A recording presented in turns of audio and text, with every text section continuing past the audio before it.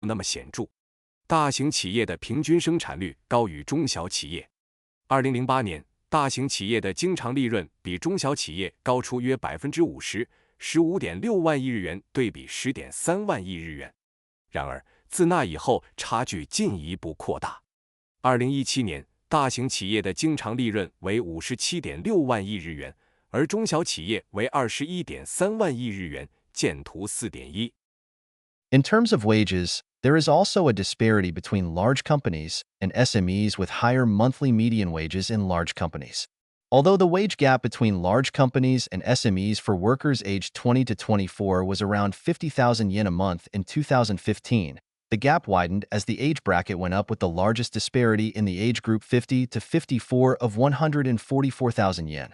461,000 yen compared to 317,000 yen, see Figure 4.2. The median monthly wages of regular workers in large companies were around 50% higher than those of regular workers in SMEs in this age bracket. 在工资方面，大公司与中小企业之间也存在差异，大公司的月工资中位数较高。2015年，20至24岁工人大公司与中小企业之间的工资差距约为5万日元，但随着年龄的增长，这一差距逐渐扩大，50至54岁年龄组的差距最大，达到14万4千日元，即46万1千日元对比31万7千日元，见图4.2。在这个年龄组中，大公司正式员工的月工资中位数比中小企业正式员工高出约50%。As for the dualism and efficiency, in terms of profitability, productivity, and so on, Japan's efficient economic sectors are mostly in manufacturing, with the automobile sector among the most efficient and competitive. Companies such as Toyota, Nissan, and Honda are internationally competitive, having invested a huge amount of capital in overseas markets. Electronics companies such as Sony, Matsushita, Panasonic, Toshiba, NEC, and Fujitsu are no longer so competitive internationally, particularly in some products such as semiconductors, televisions, and personal computers. Sanyo, which used to produce a range of electronic products, went bankrupt and was acquired by Panasonic. Similarly, Sharp, once also competitive in producing many popular electronics products, saw their business operation run into difficulties and was eventually acquired by Honghai Foxconn, a gigantic Taiwanese company specializing in electronics manufacturing services. Toshiba, famous once for its laptop computer Dynabook, recently accumulated sizable levels of debt due to the bankruptcy of its subsidiary Westinghouse, a U.S. company that built nuclear power plants. Toshiba managed to survive only by receiving capital injection from a coalition of Japanese, U.S., and South Korean companies and selling Toshiba Memory, its top-performing subsidiary that specialized in the production of memory sticks. 在效率方面，如盈利能力、生产率等，日本的高效经济部门主要集中在制造业，尤其是汽车行业表现尤为突出。丰田、日产和本田等公司具有很强的国际竞争力，已在海外市场投入了大量资金。然而，索尼、松下、Panasonic、东芝、NEC 和富士通等电子公司在国际上的竞争力有所下降，特别是在半导体、电视和个人电脑等产品上。曾经生产多种电子产品的三洋公司已破产并被松下收购。同样，夏普曾是竞争者，生产了众多受欢迎的电子产品，但其业务运营遇到了困难，最终被台湾电子制造服务巨头鸿海、富士康收购。东芝曾以其 Dynabook 笔记本电脑闻名，最近由于其在美国建造核电站的子公司喜屋电器破产，积累了大量债务。东芝只有通过接受日美韩三国公司联盟的资本注入，并出售其表现最佳的子公司东芝存储，专门生产内存条，才得以生存。In contrast to, previously, efficient and competitive economic sectors mentioned above, Japan has several inefficient economic sectors, mostly in services such as finance and retail, but also in construction and agriculture. There are several reasons why these economic sectors are inefficient, but chief among them is government protection. For example, the Ministry of Finance, MOF, implemented the so-called convoy system to protect inefficient banks and maintain financial stability. When banks, especially small and medium-sized ones, were near bankruptcy, relatively stronger, larger banks were encouraged to acquire them in order to maintain stability in the financial sector. However, the convoy system also created moral hazard and inefficiencies. In addition, many government regulations restrain competition among banks, such as regulations to limit the number and location of bank branches and ATMs, business hours, the spread between lending and borrowing interest rates, and so on.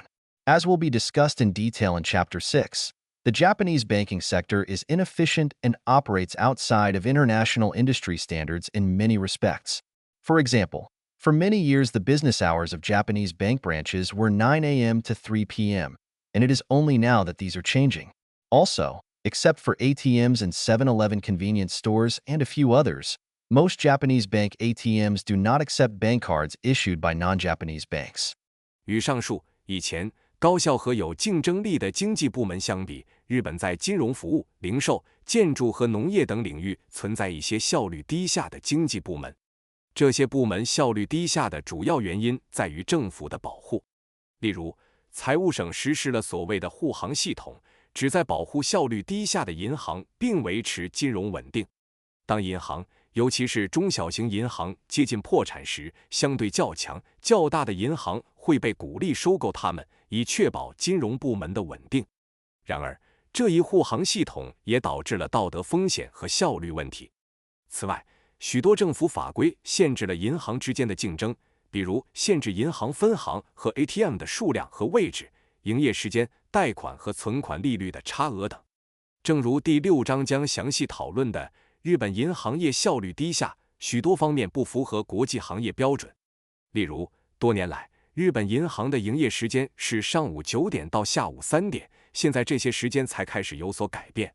此外，除了7-11便利店和少数其他银行的 ATM 外，大多数日本银行的 ATM 不接受非日本银行发行的银行卡。The very low level of inward FDI in Japan, less than 5% of GDP, is also a reason for the existence of inefficient economic sectors. See Figure 4.3 comparing inward FDI in Japan and selected countries. The lack of inward FDI, especially the merger and acquisition of Japanese companies by foreign companies, has meant that relatively little new technology and business know-how has been transferred to Japan. Mason 1999, 367. As will be discussed in Chapter 6 in detail, this has contributed to the so-called Galapagos syndrome, where inefficient sectors of the Japanese economy do not meet global standards, suffers from low productivity, and have been little affected by international market mechanisms. 日本的外国直接投资 FDI 水平非常低，不到 GDP 的5%，这也是日本存在低效经济部门的原因之一。见图 4.3， 比较日本与选定国家的外国直接投资。由于缺乏外国直接投资，尤其是外国公司对日本公司的并购，导致相对较少的新技术和商业知识被引入日本。Mason 1999 367。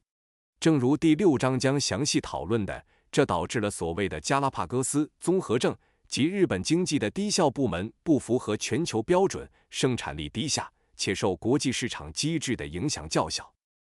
Finally, it is worth mentioning Japan's train services in the context of the dual economy. Although Japanese train services are widely considered to be efficient both inside and outside of Japan, it is only part of the story. It is true that metro and suburban train services in large cities are usually punctual, if not always so, as exaggerated by the foreign mass media. The famous Shinkansen bullet trains are certainly fast, if not the fastest in the world, but they are very expensive except for foreign tourists who can use the rail pass issued by Japan Rail. The bullet trains have performed an important role in showcasing Japan's fast and efficient train services for the outside world and are indeed a symbol of Japan's high-tech train system, but they are only part of Japan's railway system and are a good example of Japan's dual economy. Except for the bullet trains, most other trains are very slow and still quite expensive, especially Japan Rail trains in mid and long-distance services. Most Japanese trains run at speeds of less than 100 kilometers per hour, more often less than 50 kilometers per hour. However, this is little known or recognized outside Japan, or indeed even within Japan.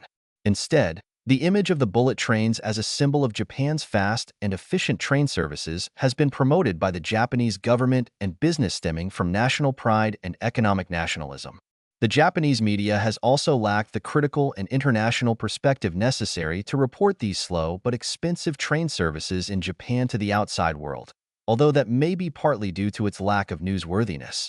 最后，值得一提的是，在讨论双重经济时，日本的铁路服务。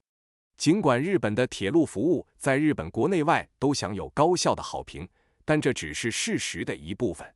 确实，大城市的地铁和市郊铁路通常都很准时，尽管外国媒体对此有些夸大。著名的子弹头列车新干线确实很快，虽然可能不是世界上最快的，但对于外国游客以外的乘客来说，它们非常昂贵，除非使用日本铁路提供的铁路通行证。新干线在向世界展示日本的快速高效铁路服务方面发挥了重要作用，是日本高科技铁路系统的象征。然而，它们只是日本铁路系统的一部分，也是日本二元经济的一个典型例子。除了新干线，大多数其他列车速度较慢，且价格昂贵，尤其是日本铁路公司提供的中长途服务。大多数日本列车的运行速度低于100公里每小时，通常低于50公里每小时。这一点在日本国内和国际上都鲜为人知。相反，出于民族自豪感和经济民族主义，日本政府和企业将新干线推广为日本快速高效铁路服务的象征。日本媒体也缺乏批判性和国际视角，未能充分向外界报道这些虽然昂贵但速度较慢的铁路服务，尽管这可能部分是因为这些新闻的价值不高。Regional economic integration in the Japanese economy. 区域经济整合与日本经济。During the 1980s, the Japanese economy, or more precisely Japanese manufacturing sectors, became internationalized to a greater extent, increasing their investment overseas, especially in East Asia, due to the appreciation of Japanese yen after the Plaza Accord in 1985 and the slight decrease in the competitiveness of their exports in terms of price. Hatch and Yamamura 1996, Nakagawa 2006, 324. In the early 1990s, it was not only large manufacturing companies, but also their subcontractors and affiliated companies, the SMEs, that advanced into East Asian markets. Hatch 2010. And in this way, large Japanese manufacturing companies created supply chains composed of their Japanese subsidiaries and affiliated companies in East Asia, often with help from the major trading company, Shosha, in the same keiretsu. It was as if those large Japanese manufacturing companies exported their domestic keiretsu to East Asia. Indeed, Japanese investment often involved using the Japanese SMEs of their subsidiaries instead of local companies. Although the economies in East Asia became more integrated throughout the 1980s and 1990s before the Asian financial crisis, the process was dominated by Japanese companies, which reminds us of the Great East Asia Co-Prosperity Zone created by imperialist Japan during the Second World War. 20世纪80年代，日本经济，尤其是日本制造业，在更大程度上实现了国际化，增加了海外投资，特别是在东亚地区。这主要是因为1985年广场协议后日元升值，以及其出口在价格上的竞争力略有下降。Hatch 与 Yamamura 1996 Nakagawa 2006 324。进入20世纪90年代初，不仅大型制造企业、其分包商和附属公司及中小企业也纷纷进入东亚市场。Hatch 2010。通过这种方式，大型日本制造企业创建了由其在日本的子公司和东亚的附属公司组成的供应链，通常在同一个企业集团内的大型贸易公司、商社的帮助下。这就像这些大型日本制造企业将国内的企业集团扩展到了东亚。实际上，日本的投资经常使用其子公司的日本中小企业，而不是当地公司。尽管东亚经济在20世纪80年代和90年代亚洲金融危机前变得更加一体化，但这一过程主要由日本公司主导，这让人联想到二战期间日本帝国主义创建的大东亚共荣圈。However, the East Asian economies were also undergoing their own structural changes at the same time. In the 1980s, South Korea, Taiwan, Hong Kong, and Singapore saw rapid industrialization, Hatch and Yamamura 1996, 27-36, to become competitive, newly industrializing economies, NIEs. During the 1990s, their economies grew even more competitive, and Japan experienced greater competition from them. However, the most significant economic phenomenon in East Asia in recent times has been the rise of China. Since the adoption of the open-door policy by Deng Xiaoping in the late 1970s, China's economy grew even more rapidly than the former NIEs. China received a large amount of foreign direct investment from Japan and other East Asian countries, such as Hong Kong. With this process, Japan began to experience so-called industrial hollowing out, Sanjo Kadoka, the relocation of manufacturing facilities from Japan to other East Asian countries with lower labor costs, especially mainland China, but later also Vietnam, Myanmar, and so on, Cowling and Tomlinson 2011. Although some East Asian economies, such as South Korea and Thailand, experienced serious economic setbacks as a result of the Asian financial crisis in the late 1990s, they did regain economic growth after the crisis, whereas Japan suffered from its own financial crisis soon after and its economy remained stagnant. 然而，东亚经济体在同一时期也在经历自身的结构性变化。20世纪80年代，韩国、台湾、香港和新加坡经历了快速的工业化。Hatch 与 Yomamura 1996、2736成为具有竞争力的新兴工业化经济体 NIS。90年代，这些经济体的竞争力进一步增强，日本也面临了来自这些经济体的更大竞争。然而，近年来东亚地区最重要的经济现象是中国的崛起。自1970年代末邓小平实施改革开放政策以来，中国经济的增长速度甚至超过了之前的 NIS。中国从日本和其他东亚国家，如香港，获得了大量的外国直接投资。通过这一过程，日本开始经历所谓的产业空洞化，即将制造设施从日本迁移到劳动力成本较低的其他东亚国家，尤其是中国大陆，后来还有越南、缅甸等国。Cowling 与 Tomlinson 2011。尽管韩国和泰国等一些东亚经济体在1990年代末的亚洲金融危机中遭受了严重的经济打击，但危机后他们确实恢复了经济增长，而日本则在不久之后遭遇了自己的金融危机，经济一直停滞不前。The Asian financial crisis was a turning point in the balance of economic power between Japan and China in East Asia. In contrast to Japan, which suffered from the Asian financial crisis indirectly, and whose proposal of the Asian Monetary Fund was soundly rejected by the US and the IMF, China improved its reputation as a reliable economic power by avoiding both the devaluation of its currency renminbi and competition with the cheaper export products of those countries negatively affected by the Asian financial crisis. Not in 1999, 209-10, Pimple 1999b, 228-32. The Chinese economy continued to grow rapidly after the Asian financial crisis and by 2010, had surpassed Japan in terms of economic size measured by the GDP and became the second largest economy in the world after the United States. With the enhanced competitiveness of the former NIEs and the economic rise of China, the East Asian economies have been further integrated, but in a very different way from the previously Japan-dominated process before the Asian financial crisis. 亚洲金融危机成为了东亚地区日本和中国经济实力平衡的一个转折点。与日本不同，日本间接受到了亚洲金融危机的影响，其提出的亚洲货币基金的建议被美国和国际货币基金组织拒绝。中国通过避免人民币贬值和与受亚洲金融危机负面影响的国家的廉价出口产品竞争，提升了其作为可靠经济大国的声誉。Noten 1999、2090、Tempo 1999b、2832。亚洲金融危机之后，中国经济持续快速增长，到2010年，按 GDP 计算的经济规模超过了日本，成为仅次于美国的世界第二大经济体。随着前新兴工业化经济体 NIS 竞争力的增强和中国经济的崛起，东亚经济进一步融合，但与亚洲金融危机前日本主导的情况大相径庭。As for the political aspect of regional economic integration, several international economic organizations were established to promote the integration of East Asian and Asia-Pacific economies. The Asia-Pacific Economic Cooperation, APEC, which was founded in 1989 against the background of regional economic integration in Europe, the Single European Act in 1987, and North America, the U.S.-Canada Free Trade Agreement in 1988, was the forerunner in the regional economic integration process in the Asia-Pacific, Beeson 2009. 40-43, Nakagawa 2006, 324-6.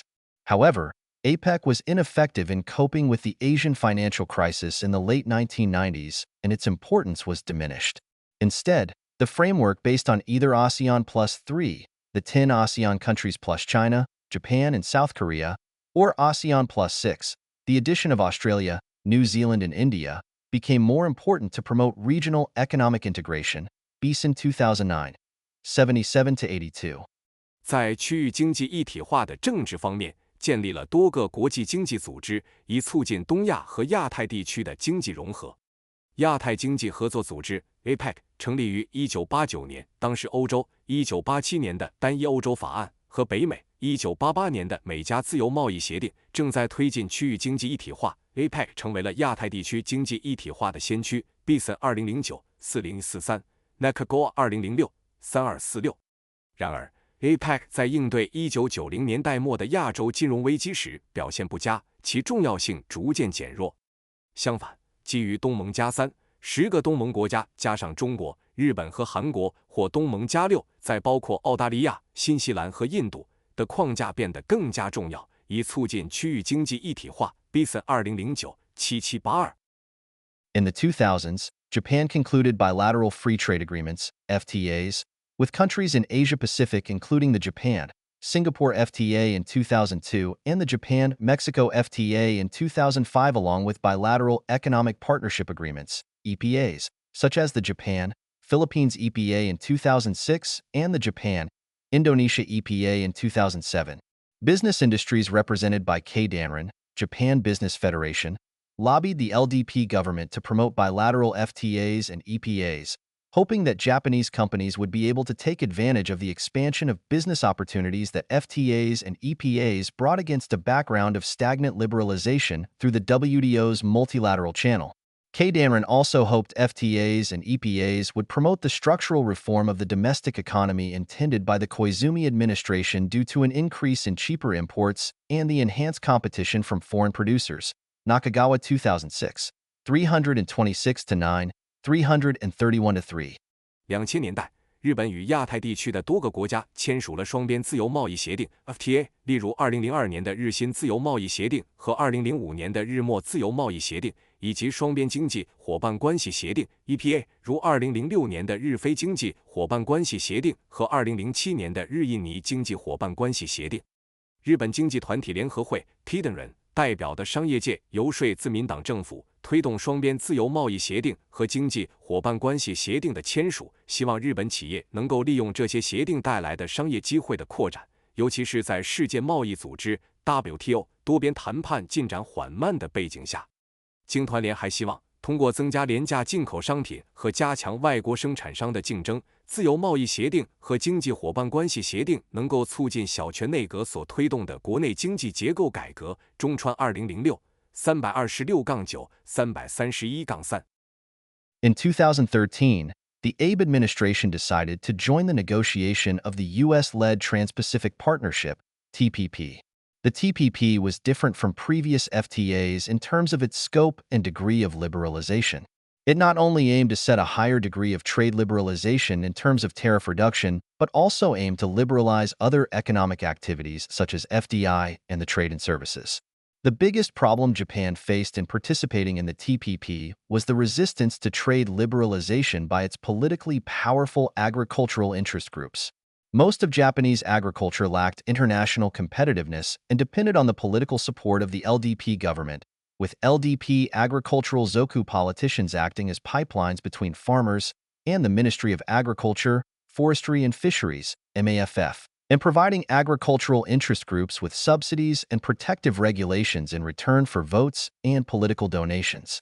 However, the Abe administration, which enhanced the policymaking power of the cabinet of the prime minister, was able to contain the resistance from agricultural interest groups not only by promising the maintenance of high tariffs for the 5 most important agricultural products, such as rice, but also by reducing the political power of the J-Zenshu, Japanese Central Union of Agricultural Cooperatives, as mentioned in Chapter 2, Ito 2015, Kujiraka 2016, 102-11, Nishikawa 2017。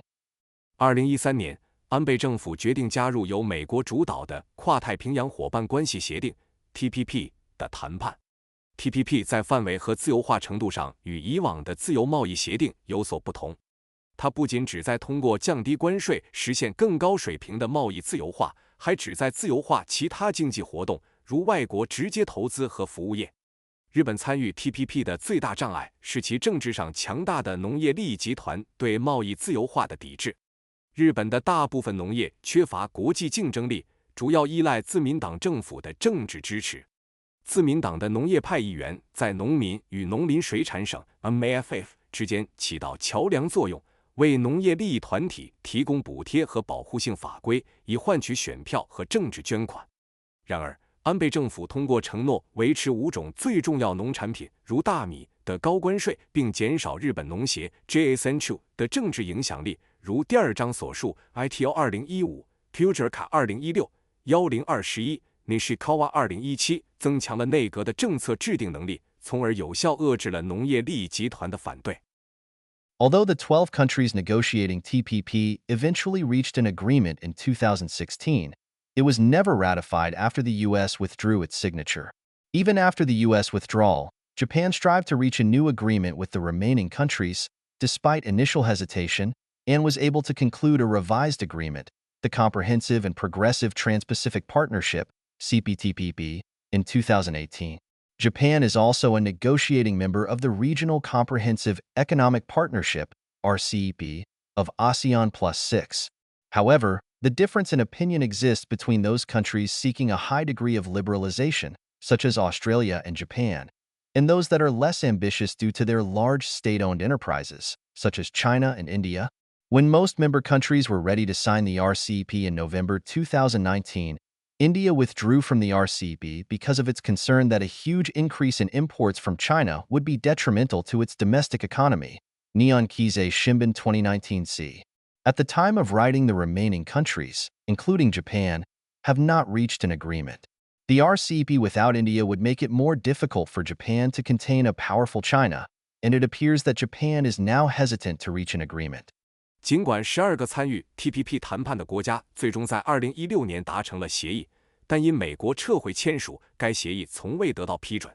即使在美国退出后，日本仍努力与剩余国家达成新的协议。尽管最初存在犹豫，但最终在2018年达成了修订后的协议，即全面与进步跨太平洋伙伴关系协定 CPTPP。日本也是东盟加6国区域全面经济伙伴关系协定 RCEP 的谈判成员。然而，各国之间存在意见分歧，一些国家寻求高度自由化，如澳大利亚和日本，而一些国家由于其大型国有企业而不太积极，如中国和印度。2019年11月，当大多数成员国准备签署 RCEP 时，印度因担忧从中国大量进口会损害其国内经济而退出了 RCEP。日本经济新闻 2019c。截至本文撰写时，包括日本在内的其他国家尚未达成协议。没有印度的 RCEP 将使日本更难遏制强大的中国。目前，日本对达成协议显得犹豫不决。5. The human and labor factors of the Japanese economy. 日本经济中的人力和劳动要素。This chapter will examine the Japanese economy in terms of the labor market, human resource management, labor market, and social policy and labor migration. It will begin with Japan's quintessential characteristics of human resource management, lifetime employment, and seniority pay and promotion. The chapter will also examine the problems related to regular employment, but also non-regular employment, such as long working hours and the phenomenon of karoshi, death due to overwork, as well as the Hataraki kata kaikaku, work-style reform, recently introduced by the LDP government. This will be followed by an analysis of labor market deregulation since the late 1990s and the increased use of non-regular workers. In relation to the changes and continuities of human resource management, the chapter will discuss cooperative industrial relations based on enterprise unionism. It will then discuss problems in the Japanese labor market such as gender discrimination and inequality, dualism, inequality between regular and non-regular workers in terms of wages, benefits, training, etc., and poor working conditions. 本章将从劳动力市场、人力资源管理、劳动市场和社会政策以及劳动移民等方面探讨日本经济。首先，将介绍日本人力资源管理的典型特征：终身雇佣和年功序列工资与晋升。此外，还将探讨与正式雇佣，包括非正式雇佣相关的问题，如长时间工作和过劳死 （corrosion） 现象，以及最近由自民党政府推出的工作方式改革 （hataraki kota kaikaku）。接下来将分析自20世纪90年代末以来的劳动力市场自由化和非正式工人的增加。本章将探讨人力资源管理的变化与延续，重点讨论基于企业工会的合作劳资关系。随后还将探讨日本劳动力市场中的问题，包括性别歧视与不平等、二元性、正式工与非正式工在工资、福利、培训等方面的差异，以及恶劣的工作条件。This chapter will also conduct an analysis of the government policy aimed at improving Japan's low fertility rate, including labor and social policies related to childcare provision and maternity leave from the 1990s, and those policies aimed at achieving a better work-life balance proposed by the current Abe administration.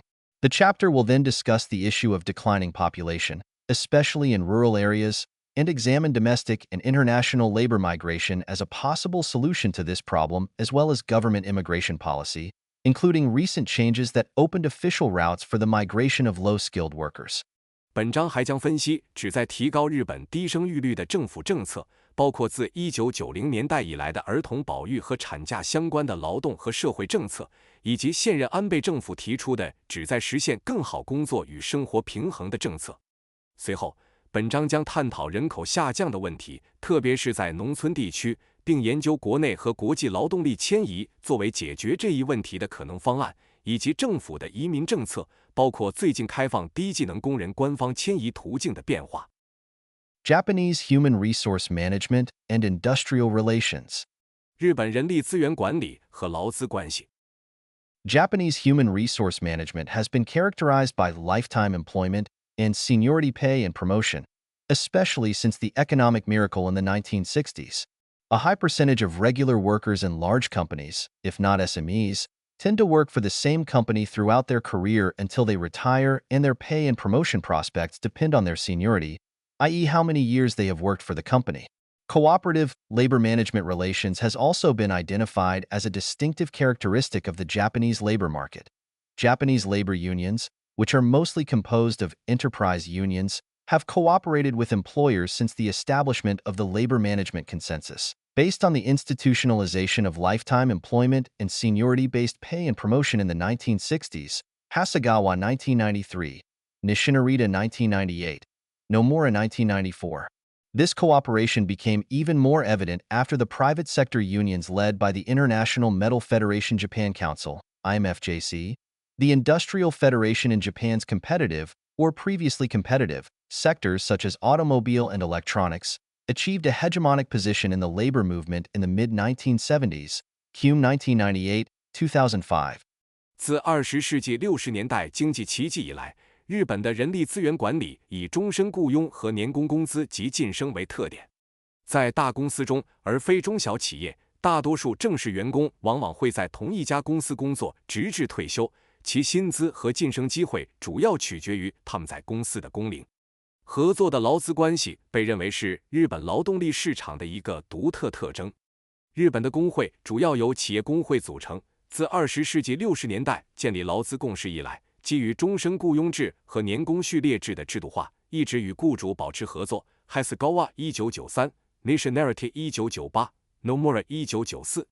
这种合作在1970年代中期变得更加明显。当时由国际金属联合会日本委员会 IMFJC 领导的私营部门工会及日本汽车和电子等竞争或曾经竞争行业的工业联合会在劳工运动中取得了主导地位。Hume 1998 2005。The origin of lifetime employment in Japan dates back to the 1920s. Japan's heavy manufacturing and chemical industry started to develop then, and companies needed to secure workers with high skills. In order to maintain those highly skilled workers and prevent them from moving to other companies, employers needed to provide an incentive for those workers to stay in their companies. Moriguchi 2014. Moriguchi and Ono 2006. 156. Lifetime employment as well as seniority-based pay and promotion provided a strong incentive for those workers to remain in the same company for a long time.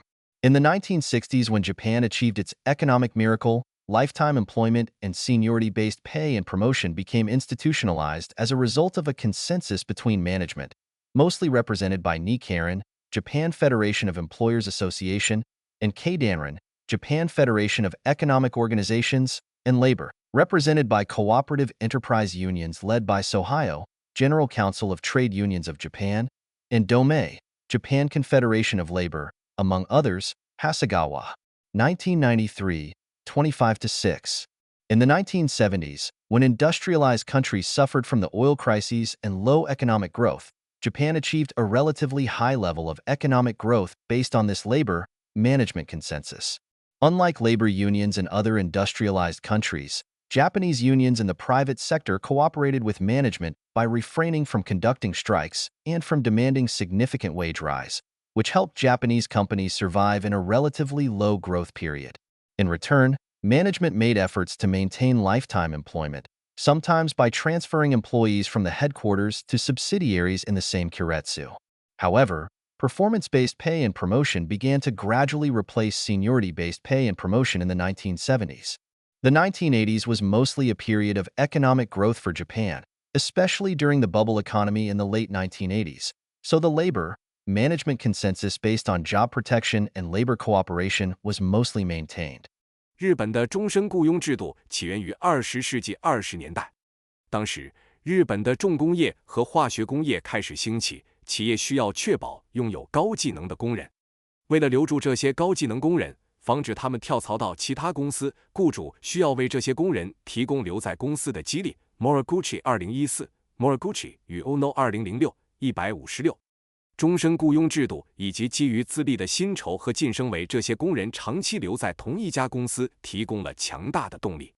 20世纪60年代，日本实现了经济奇迹，终身雇佣制和基于资历的薪酬与晋升制度因管理层主要由日经联合经团联代表与劳工由合作企业工会领导，如总评和同盟等之间的共识而制度化。长谷川1993 25-6。到了70年代，当其他工业化国家因石油危机和低经济增长而陷入困境时，日本凭借这种劳资共识实现了相对较高的经济增长。与其他工业化国家的工会不同，日本私营部门的工会通过避免罢工和要求大幅加薪来与管理层合作，这帮助日本公司在相对低增长时期得以生存。作为回报，管理层努力维持终身雇佣，有时通过将员工从总部调至同一集团的子公司。然而，从20世纪70年代开始，基于绩效的薪酬和晋升制度逐渐取代了基于资历的制度。20世纪80年代，尤其是80年代末的泡沫经济时期，日本经济大部分时间都在增长，因此基于就业保护和劳工合作的劳资共识在很大程度上得以保持。However, significant changes in human resource management can be identified since the collapse of the bubble economy in the early 1990s and a need for increased flexibility. Debraux 2006, Imai 2011, Watanabe 2012, 2014, 2015a, 2018a. To cope with low economic growth and intensified international and regional economic competition from countries such as South Korea and Taiwan, and then China, Japanese companies, especially those in its most competitive sectors such as automobile and electronics, sought more flexible and lower-cost human resource management. For example, Japanese companies narrowed the scope of lifetime employment by reducing, or in some cases even suspending, the hiring of young university graduates and dismissing or encouraging the voluntary retirement of older regular workers. Ogura 2013, 38-47. See Figure 5.1 for the number of regular and non-regular workers among young workers aged 15 to 24. The scope for regular workers to receive seniority-based pay also became more limited. Nishinarita 1998, 214. As a result, the salary of regular workers has been stagnant, especially since the 2000s, with the gap between regular and non-regular workers' wages remaining constant. See Figures 5.2 and 5.3. Although seniority-based pay and promotion still exist, the percentage of performance-based pay and promotion has been increasing, especially for those in management positions. Aoki et al. 2014. Debraux 2006, 130-31. Imai 2011. Hamaki et al. 2012. 然而，自20世纪90年代初泡沫经济崩溃以来，为了提高灵活性 ，The Broth 2006、Email 2011、Whatiname 2012、2014、2015A、2018A 人力资源管理出现了显著变化。为了应对低经济增长和来自韩国、台湾等国家以及后来中国的国际和地区经济竞争加剧，日本公司，尤其是汽车和电子等最具竞争力的行业，开始寻求更加灵活和低成本的人力资源管理方式。例如，日本公司通过减少或暂停招聘年轻大学毕业生，以及解雇或鼓励年长的正式员工提前退休，缩小了终身雇佣的范围。Ogura 2013-3847参见图 5.1 了解15至24岁年轻工人中正式和非正式工人的数量。正式工人的年资工资制度的适用范围也变得更加有限。Nationality 1998 214。因此，自2000年代以来，正式工人的工资一直停滞不前，正式工人和非正式工人之间的工资差距保持不变。参见图 5.2 和 5.3。尽管基于资历的薪酬和晋升制度仍然存在，但基于绩效的薪酬和晋升比例正在增加，尤其是在管理岗位上。AOP et al. 2014 The Broths 2006 130-31 Email 2011 Halmaki et al. 2012。One of the unique and distinctive aspects of Japanese companies' management of human resources is their recruitment of new university graduates, a process called Shishoku Ikatsu Seo, in Japanese, literally, simultaneous recruitment of new graduates. K-Danren, Japan Business Federation since its merger with Nikkeirin in 2002, has stipulated the rule for recruiting university graduates, and a large majority of Japanese companies have followed this rule, albeit with a certain level of cheating. Based on this rule, companies begin their recruitment process, job fairs, and rounds of interviews at the same time, usually before the final year of studies, begin issuing job offers at the same time, and all new university graduates begin their company life on the same day of the year, April 1st. This practice, closely related to lifetime employment, has existed for many years. However, significant changes in the domestic and international business environments, such as the economic stagnation that followed the collapse of the bubble economy in the early 1990s and intensified global and regional economic competition, prompted some corporations to question the usefulness of this practice. Most recently, the new chairman of K-Danren, who is also the current chairman of Hitachi Corporation, announced that K-Danren would not stick to this rule from 2021. However, some companies, especially SMEs, which fear the possibility of more intensified competition in the recruitment of university graduates together with many universities, have expressed concerns about the abolishment of the rule. In response, the current Abe administration has proposed to make a new rule for the period after 2021, Asahi Shimbun 2018m. From the perspective of some companies in competitive sectors, a more flexible recruitment process that would enable the greater use of skilled middle-aged workers is more useful. For those companies, the Rai-Sun Dietri for simultaneous recruitment of new university graduates has vanished. 日本公司在人力资源管理方面的一个独特和显著特点是招聘新大学毕业生。这一过程在日本被称为是 Shishoku Ikatsu Seo， 字面意思是同时招聘新毕业生。自2002年与日经联合并后，日本经济团体联合会 K-Danren 制定了招聘大学毕业生的规则。大多数日本公司都遵循这一规则，尽管存在一定程度的违规。根据这一规则，公司通常在学生最后一年学习之前，同时开始他们的招聘流程，包括招聘会和多轮面试，同时发放工作邀请。所有新毕业的大学生都在同一年的4月1日开始他们的职业生涯。这种做法与终身雇佣制度密切相关，已经存在多年。然而，由于90年代初泡沫经济崩溃后的经济停滞，以及日益激烈的全球和地区经济竞争，一些公司开始质疑这种做法的实际价值。最近，日本经济团体联合会的新任主席，同时也是日立公司的现任主席，宣布从2021年起，经团联将不再遵守这一规则。然而，一些公司，尤其是中小企业以及许多大学，担心大学毕业生招聘竞争加剧，对废除该规则表示担忧。对此，安倍政府提议为2021年以后制定新规则。朝日新闻2018年。从一些竞争性行业的公司来看，一个更加灵活的招聘流程能够更好地利用熟练的中年工人更为有用。对于这些公司同时招聘新大学毕业生的理由已经不复存在。As for employment protection, the LDP government attempted to relax existing dismissal rules several times in response to employers' demands. Most recently, the current Abe administration attempted to do so by introducing fiduciary compensation in the case of unfair dismissal instead of reinstatement. The first Abe administration between 2006 and 2007 also made a similar attempt. This attempt was unsuccessful, however, as the Abe administration feared voter backlash at the time of election. Unlike in the case of non-regular workers, a majority of workers in Japan are regular workers, and the introduction of a reform that might threaten their job security could be risky for a governing party. For now, there is no plan to introduce fiduciary compensation in the case of unfair dismissal. Instead, Japanese employers and the current Abe administration have promoted the diversification of regular employment by increasing the number of semi-regular workers, as will be discussed later. 在就业保护方面，自民党政府多次尝试根据雇主的需求放宽现有的解雇规定。最近，安倍政府试图通过在不公平解雇时引入信托赔偿而非恢复职位来实现这一目标。2006年至2007年间的第一次安倍政府也进行了类似的尝试。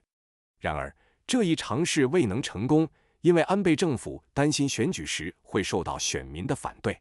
与非正规工人不同，日本大多数工人是正规工人，引入可能威胁其就业安全的改革对执政党来说风险较大。目前没有计划在不公平解雇时引入信托赔偿。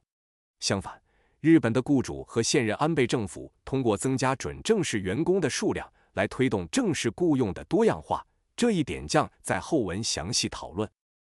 In addition, Japanese employers and the LDP government have attempted to increase the flexibility in the use of regular workers by introducing and expanding the scope of discretionary work.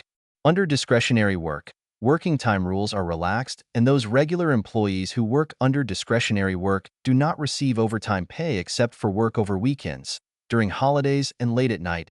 Imai 2011. Watanabe 2012, 2014. Those workers are assumed to have a certain level of autonomy and discretion in conducting their work, and so the link between working hours and pay is reduced. Discretionary work adopts performance-based pay, and annual income is predetermined based on the tasks to be carried out by the relevant worker. Workers may benefit, therefore, from shorter work time by efficiently engaging in their tasks, at least theoretically.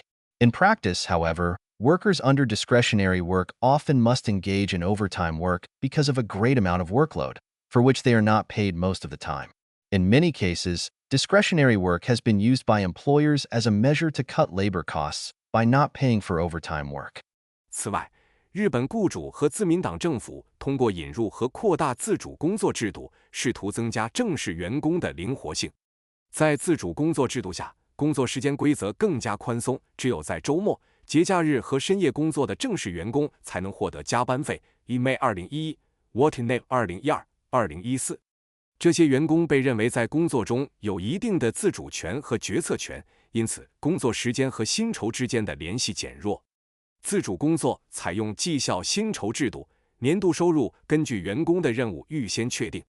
因此，理论上，工人可以通过高效完成任务，从较短的工作时间中受益。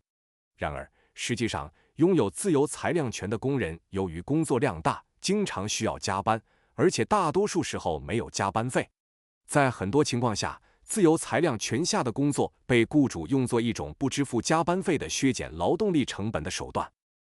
Discretionary work was introduced by the 1987 Amendment to the Labor Standards Law, and a category of professional-type discretionary work was created for professional workers such as lawyers and certified public accountants.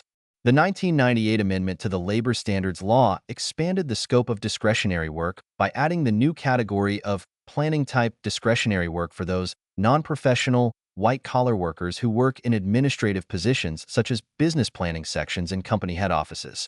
The 2003 Amendment to the Labor Standards Law further expanded the scope of discretionary work by including white-collar workers in business planning sections, even when they do not work in head offices. Watanabe 2012, 2014.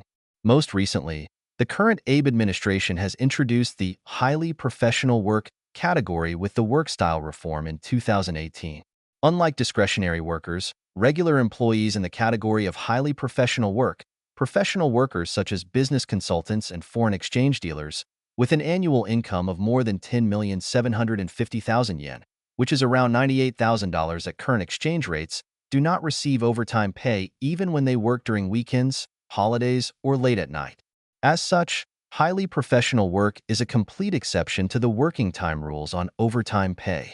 Although employers can use this categorization only for professional workers with a relatively high annual income, this is nevertheless a deregulatory measure aimed at further increasing the flexibility in the use of regular workers in terms of working time regulation by completely abolishing overtime pay.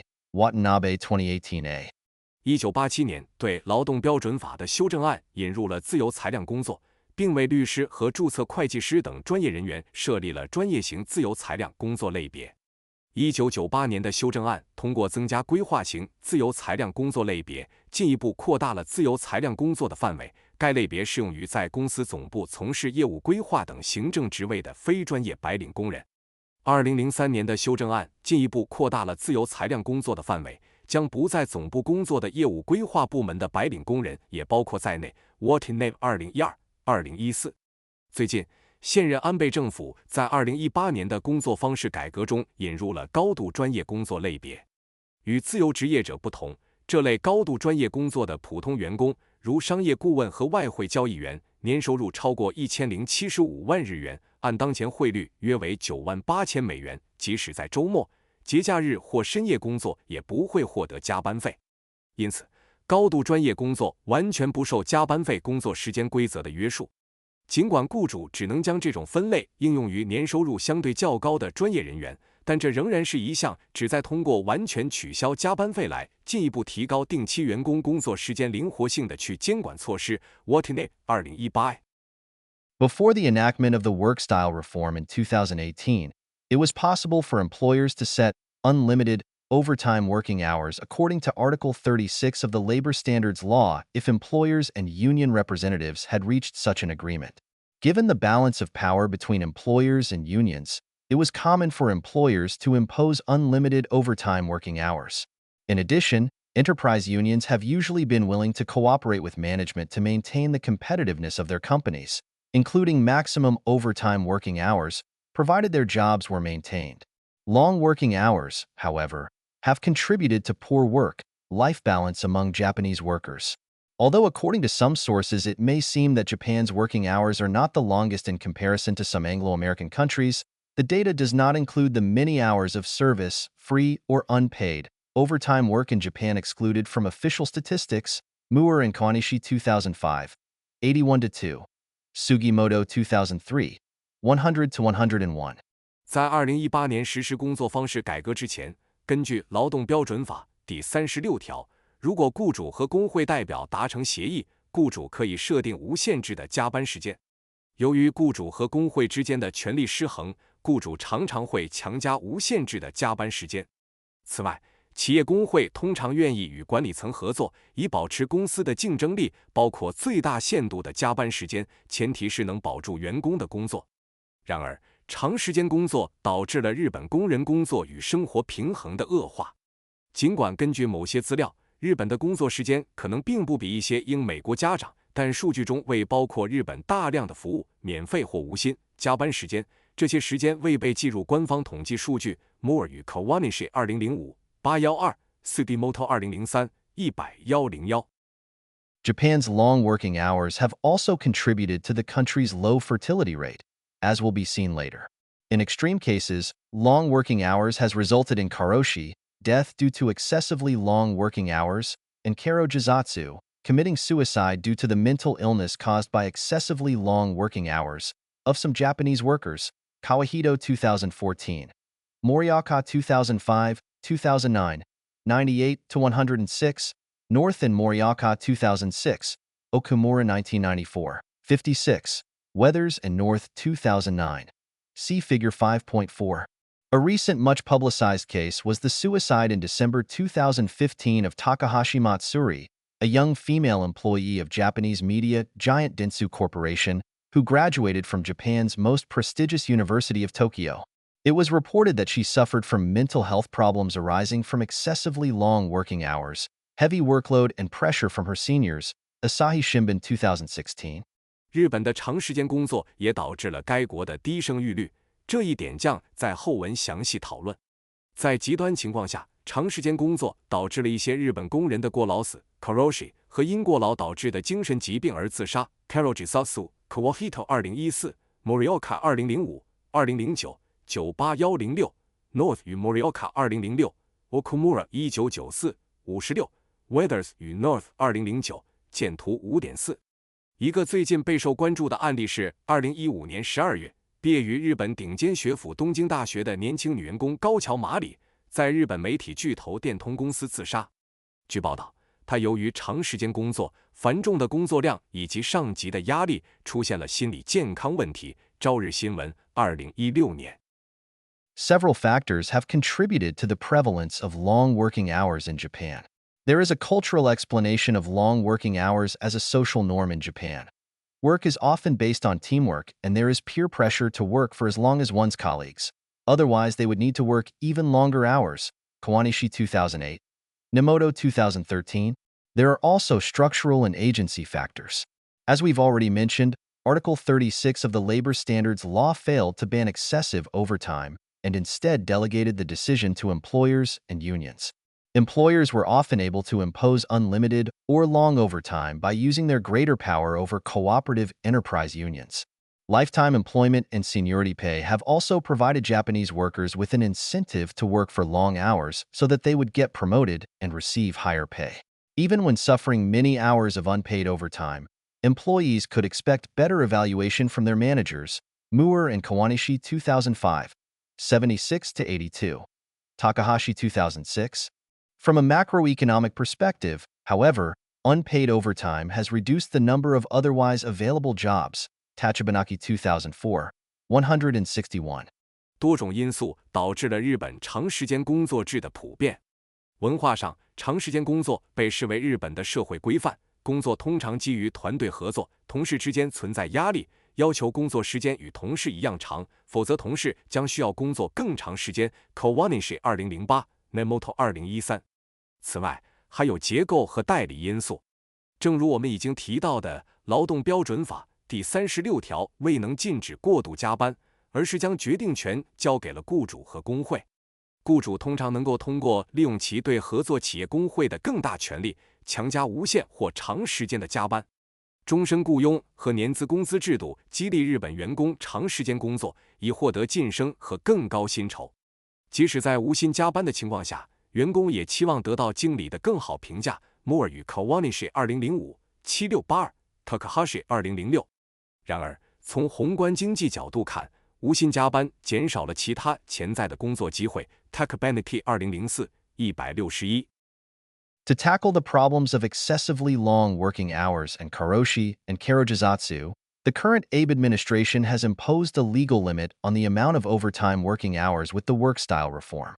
Although this is considered a worker protective measure, it can also be seen as a measure to enhance labor productivity, as well as a measure to improve work-life balance and contribute to improvement in the fertility rate. The work style reform has imposed a limit of 100 working hours of overtime each month in the busiest months, and 80 hours per month on average for any 6 months, and 720 hours overall per year. This regulation is not only difficult to understand but also allows for more than 80 hours of overtime per month, which many mental health experts consider the karoshi line, above which karoshi is more likely to happen.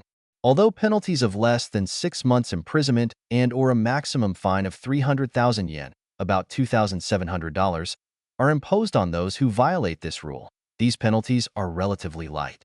In addition, there are notable exceptions to this rule. For example, researchers who engage in the development of new technologies and products, medical doctors, construction workers, and truck drivers. This lax application of the maximum legal limit on overtime working hours is a consequence of employers' greater strength in the policymaking process. As a result, it is not clear to what extent this legal limit will be effective. 为了解决过度工作时间和过劳死及过劳自杀的问题，安倍政府通过工作方式改革，对加班时间设定了法律限制。这不仅被视为保护工人的措施，还被视为提高劳动生产率、改善工作与生活平衡，并有助于提高生育率的措施。工作方式改革规定，最繁忙月份每月加班时间不得超过100小时，任何6个月的平均每月加班时间不得超过80小时，全年加班时间总计不得超过720小时。这项规定不仅难以理解，还允许每月加班超过80小时。许多心理健康专家认为这是过劳死的临界点，超过这个临界点，过劳死的风险会增加。虽然对违反规定的人处以6个月以下的监禁和或最高30万日元约2700美元的罚款，但这些处罚相对较轻。此外，这项规定还有明显的例外，例如从事新技术和产品开发的研究人员、医生、建筑工人和卡车司机。这种对加班时间法律上限的宽松执行，反映了雇主在政策制定过程中的强势地位。因此，这一法律限制的实际效果还有待观察。As discussed in Chapter 2, the LDP government has implemented significant labor market deregulation since the late 1990s, mostly in non-regular employment, Imai 2011, Miura 2012, Watanabe 2012, 2014, 2015a.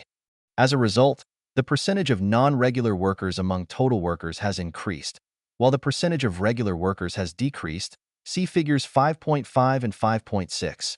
Temporary agency work, which was legalized with the enactment of the Temporary Work Agency Law in 1985, was liberalized with the 1999 amendment which banned the use of temporary agency work only in a small number of job categories and economic sectors, including manufacturing.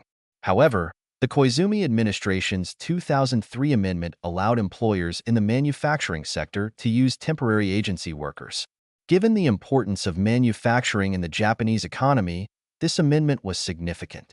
After the DPJ government had slightly increased the protection of temporary workers by banning so-called daily temporary agency work with a duration of less than 30 days, in 2012, the current Abe administration further liberalized the law in a 2015 amendment that allowed employers to use temporary agency work without any time limit as long as employers used different temporary workers every 3 years. From an employer's perspective, it does not matter who are temporary workers if they can continue to use temporary workers for the same job positions. From an employee's perspective, however, this amendment meant that they would lose a temporary work position every 3 years unless they are rehired as regular workers or fixed-term workers. 如第2章所述，自20世纪90年代末以来，自民党政府在非正规就业方面实施了重要的劳动力市场去监管化，以 May 2011、Miura 2012、Watanabe 2012、2014、2015为。因此，非正规工人的比例增加，而正规工人的比例减少，见图 5.5 和 5.6。1985年，临时工派遣法的颁布使临时工派遣合法化。1999年的修正案仅在少数职业类别和经济部门，包括制造业，禁止使用临时工派遣，从而实现了自由化。然而，2003年小泉纯一郎政府的修正案允许制造业雇主使用临时工派遣。鉴于制造业在日本经济中的重要性，这项修正案具有重大意义。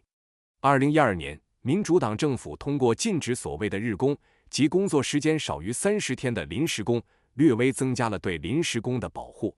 随后，现任安倍政府在2015年的修正案中进一步放宽了法律，允许雇主在每3年更换不同临时工的情况下，无时间限制地使用临时工。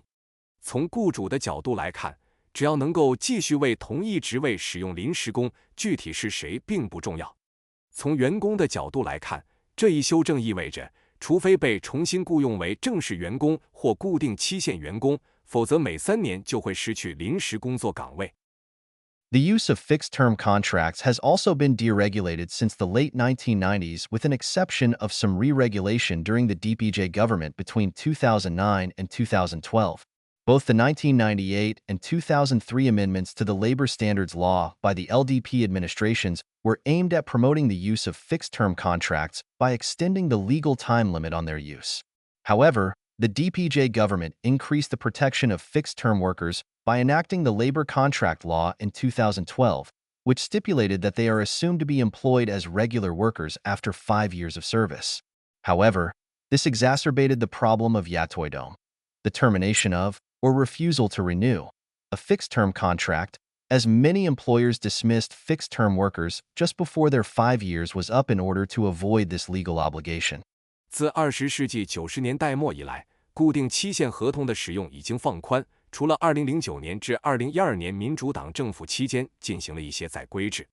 1998年和2003年，自民党政府对劳动标准法进行了修正，旨在通过延长固定期限合同的使用期限来促进其使用。然而，民主党政府在2012年通过了劳动合同法，增加了对固定期限工人的保护，规定固定期限工人在服务满5年后将被视为正式员工。然而，这加剧了雇佣终止及固定期限合同的终止或拒绝续签的问题，因为许多雇主在固定期限员工的5年合同期满前将其解雇，以避免这一法律义务。Part-time work has been re-regulated, rather than deregulated, partly because there has been no legal restriction imposed on the use of part-time work. In Japan, part-time work is more concerned with work status rather than shorter working hours. Indeed, part-time workers may work the same hours as full-time workers, but they are categorized as such only because they were hired as part-time workers. Although their working hours are typically shorter than those of regular full-time workers, it is common for them to work from 9 a.m. to 5 p.m., for example. Most part-time workers are female, and their status as part-time workers is often based on the gender discrimination in the labor market, which will be discussed in the next section. As the working conditions of part-time workers may be as poor as those of temporary workers and their salaries are among the lowest, there were several amendments to the part-time work law aimed at improving their working conditions, albeit only slightly. For example, the 2007 amendment stipulated that so-called pseudo part-time workers, who are permanent part-time workers whose working conditions are the same as those of full-time regular workers in terms of job description, responsibilities, etc., except their job status, should be treated equally as full-time regular workers, including their remuneration. However, the percentage of pseudo-part-time workers among all part-time workers is only small, estimated to be 4–5%. The 2014 amendment to the part-time work law expanded the scope of part-time workers who should be treated equally with full-time regular workers by extending the coverage of equal treatment to fixed-term, part-time workers whose working conditions are the same. 非全日制工作已被重新规范，而非取消规范。部分原因是没有对使用非全日制工作施加法律限制。在日本，非全日制工作更多关注的是工作状态，而非较短的工作时间。实际上，非全日制员工可能与全日制员工工作相同的时间，但仅因为被作为非全日制员工雇佣，所以被归类为非全日制。尽管他们的工作时间通常比正规全日制员工短，但通常从上午9点到下午5点工作的情况并不少见。大多数非全日制员工是女性，他们的非全日制身份往往源于劳动力市场的性别歧视，这将在下一节中讨论。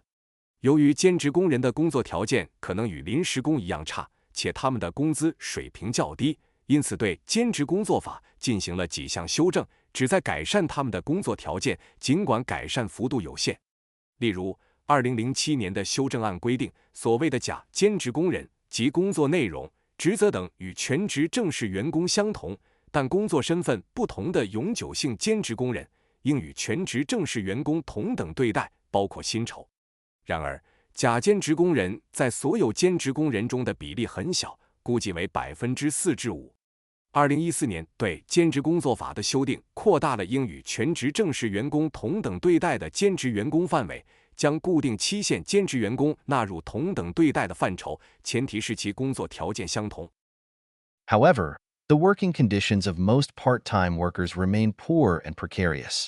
This is partly because many of these workers are middle-aged married female workers who engage in part-time work for the purpose of supplementing the family income. There has always been downward pressure on part-time workers' wages, as the government tax policy and corporate pay rules stipulate favorable treatment of low-paid, female, workers in terms of income tax exemption and deduction. For example, Married women whose annual income was less than 1.03 million yen were exempted from paying income tax, and the husbands of those spouses were able to claim income tax deduction until recently, when the LDP government raised the income ceiling for these benefits slightly higher to 1.5 million yen.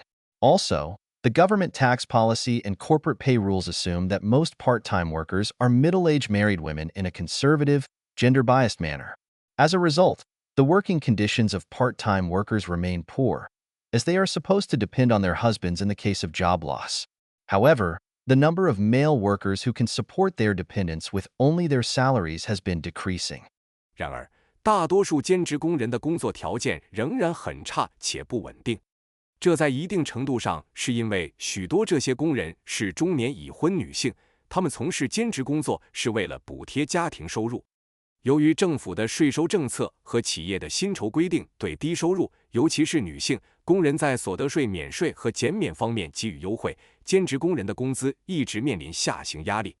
例如，年收入低于103万日元的已婚女性可以免缴所得税，而她们的丈夫可以申请所得税减免。直到最近，自民党政府将这些福利的收入上限略微提高到了150万日元。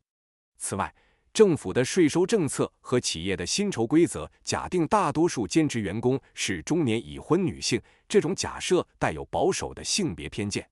因此，兼职员工的工作条件依然不佳，因为在失业时，他们被认为应该依赖丈夫。然而，仅靠工资就能养家的男性员工数量正在减少。The low salaries and precarious working conditions of an increasing number of non-regular workers in Japan, now almost 40% of the total workforce, have contributed to deflation and stagnant economic growth due to their low amount of spending. The Abe administration's work style reform, which stipulated equal treatment between regular and non-regular workers, including equal pay for equal work, is aimed at increasing the spending power of non-regular workers rather than improving their working conditions per se. In fact, there is no penalty against employers' violation of equal treatment between regular and non-regular workers, in contrast to infringement of the legal limit on overtime working hours introduced in the same work style reform. The equal treatment provision is based on administrative guidance issued by the Ministry of Health, Labor and Welfare and so is not expected to be effective. This is partly because the policy measure is mostly about economic growth rather than the protection of non-regular workers. 日本越来越多的非正式工人的低薪和不稳定的工作条件，目前几乎占总劳动力的40%。由于他们的消费水平低，导致了通货紧缩和经济增长停滞。安倍政府的工作方式改革规定了正式和非正式工人之间的平等对待，包括同工同酬。其目标是提高非正式工人的消费能力，而非直接改善他们的工作条件。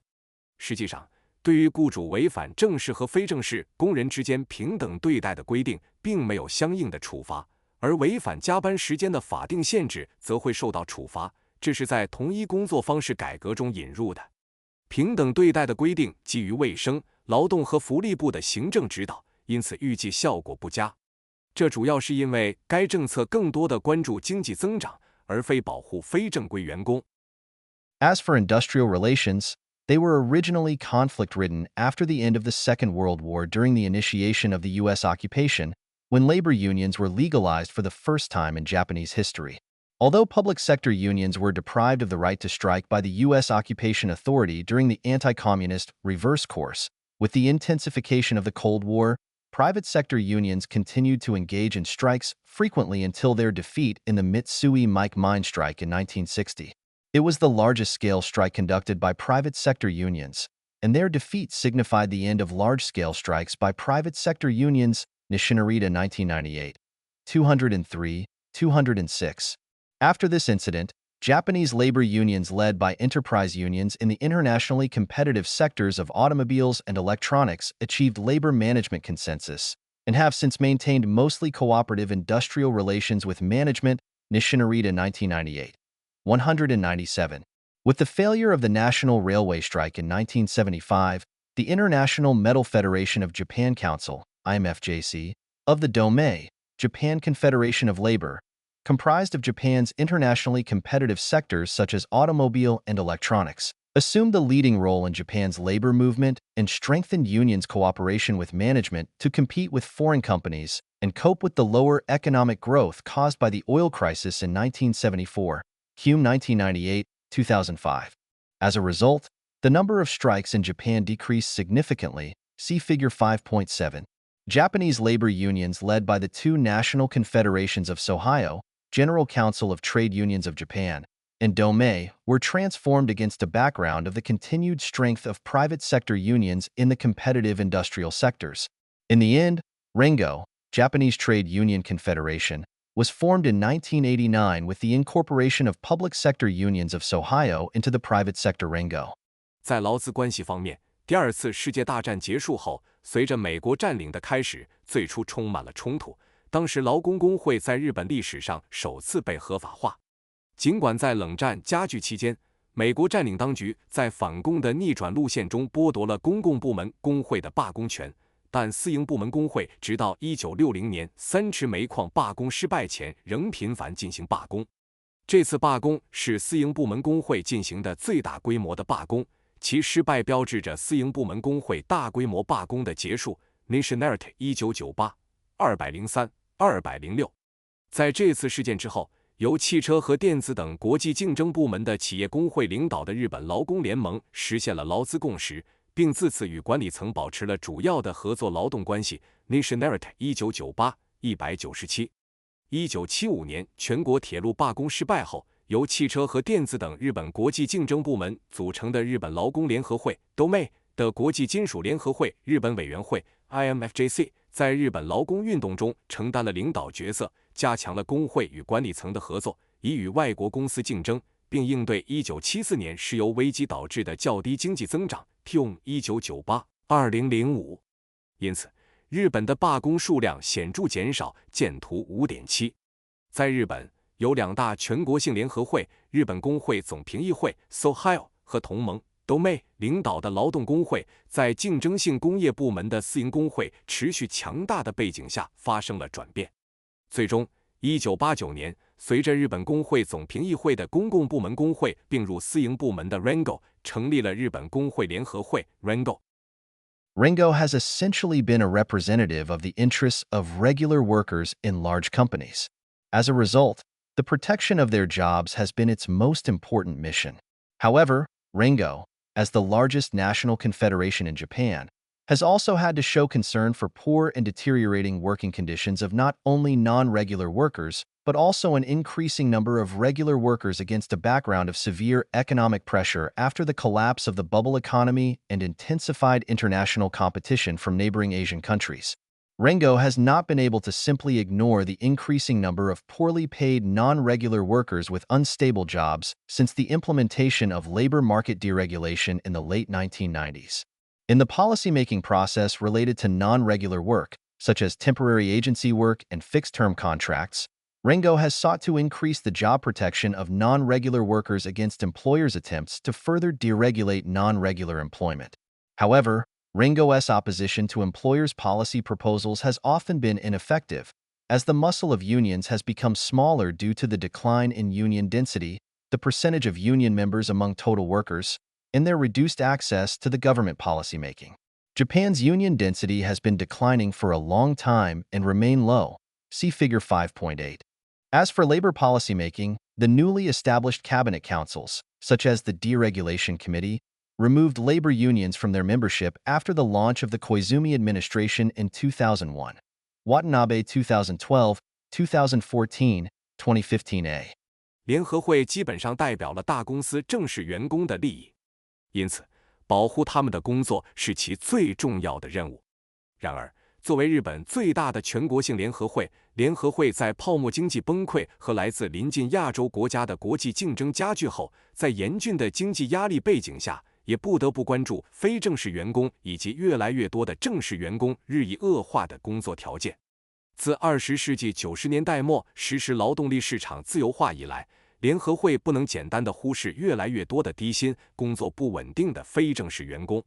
在与非正规工作相关的政策制定过程中，例如临时派遣工作和固定期限合同，联合会一直努力提高非正规工人的就业保护，以应对雇主进一步放宽非正规就业的企图。然而，由于工会密度、工会成员占总工人比例下降以及工会与政府政策制定接触机会的减少，联合会反对雇主政策提案的努力往往收效甚微。日本的工会密度长期下降，目前仍处于较低水平，见图 5.8。在劳动政策制定方面，新成立的内阁委员会，如规制改革委员会，在小泉纯一郎内阁于2001年上台后，将劳动工会从其成员中移除。Watanabe 2012、2014、2015。In contrast to mainstream unions such as enterprise unions, regional or local unions such as community and general unions, which any individual workers can join irrespective of their company affiliation, remain eager to improve the working conditions of individual workers. Those individually affiliated unions have empowered hitherto unorganized regular workers in SMEs and non-regular workers in precarious positions by organizing and assisting them in labor disputes with employers. Watanabe 2015b, 2018b. Some of these unions have formed a coalition with social movement NGOs, called social movement unionism, and actively engaged in political actions by holding meetings with the DPJ and Communist Party politicians in the Diet and making policy requests to bureaucrats and ministries, such as the MHLW. However, individually affiliated unions have struggled to retain members, as their members tend to leave unions once their labor disputes with employers are resolved. As a result, the human and financial resources of those unions remain too small to revitalize the labor movement significantly. 与企业工会等主流工会不同，社区和一般工会等地区或地方工会允许任何个人工人加入，不论其公司隶属关系。这些工会仍然热衷于改善个人工人的工作条件。这些个人隶属的工会通过组织和协助工人与雇主进行劳资纠纷，使中小企业中的以前未组织的正式工人和处于不稳定地位的非正式工人获得了力量。Watanabe 2015b、2018b。一些工会与社会运动非政府组织结成了联盟，被称为社会运动工会主义。这些工会积极与民主党和共产党议员在国会进行会面，并向厚生劳动省等政府部门的官员提出政策建议。然而，个别工会在保持成员方面遇到了困难，因为成员通常在与雇主的劳动争议解决后就会离开工会，因此这些工会的人力和财力资源仍然不足，无法显著推动劳工运动的振兴。Gender discrimination in the Japanese labor market. 日本劳动市场中的性别歧视问题。Significant gender discrimination exists in the Japanese labor market. While gender discrimination in the labor market exists in all countries, and the Japanese situation may be improving to some extent in some areas, gender discrimination in the Japanese labor market is more serious than in many other industrialized countries. This section will first identify some indicators of gender discrimination, such as gender wage gaps, the percentage of women in managerial positions, women's labor market participation, and women's career course.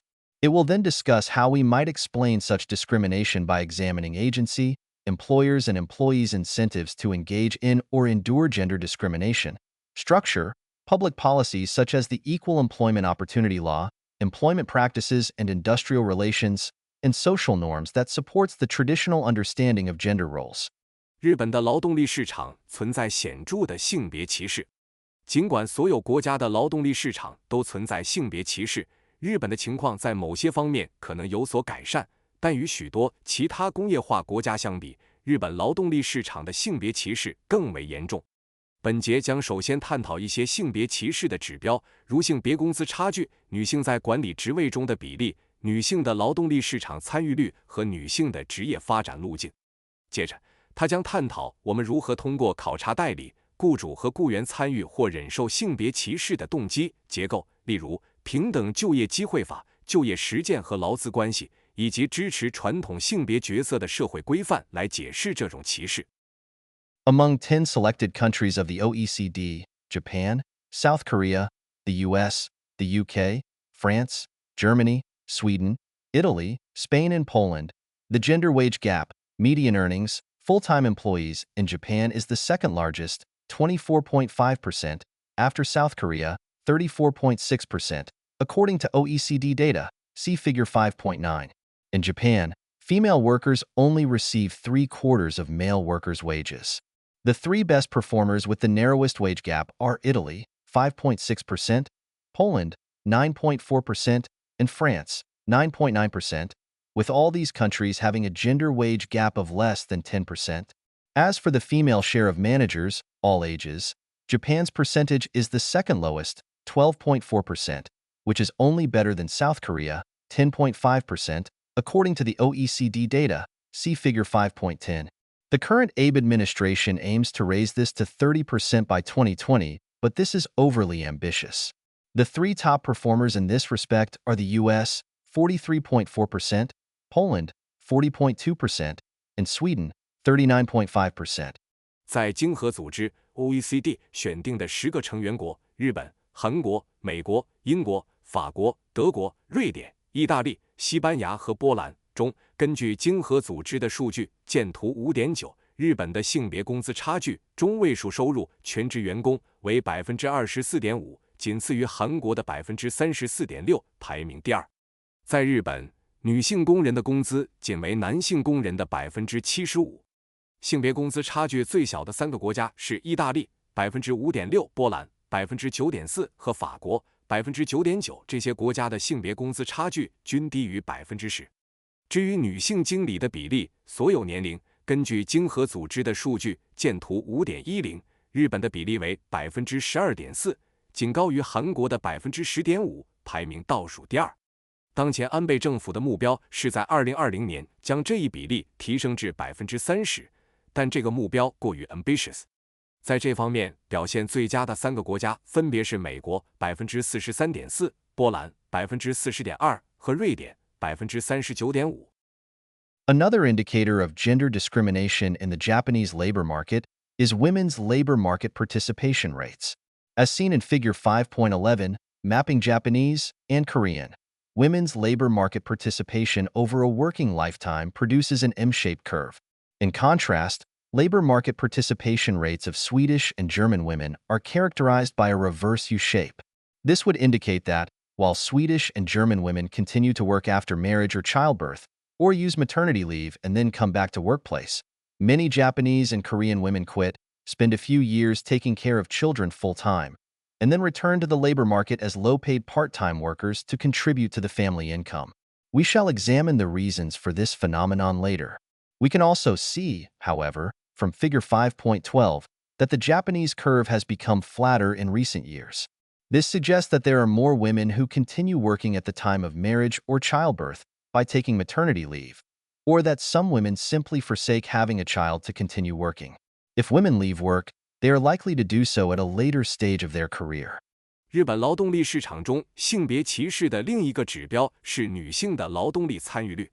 如图 5.11 所示，日本和韩国女性在其职业生涯中的劳动力参与率呈现出 M 型曲线。相比之下，瑞典和德国女性的劳动力参与率则呈现出导 U 型。这表明，虽然瑞典和德国女性在结婚或生育后继续工作，或休完产假后返回工作岗位，但许多日本和韩国女性会辞职，全职照顾孩子几年，然后作为低薪兼职工人重返劳动力市场，为家庭收入做出贡献。我们将在后面探讨这一现象的原因。从图 5.12 中我们也可以看到，近年来日本的曲线变得更加平坦。这表明越来越多的女性在结婚或生育时选择继续工作，通过休产假，或者有些女性为了工作而选择不生育。如果女性选择离开工作岗位，她们通常是在职业生涯的较晚阶段才离开。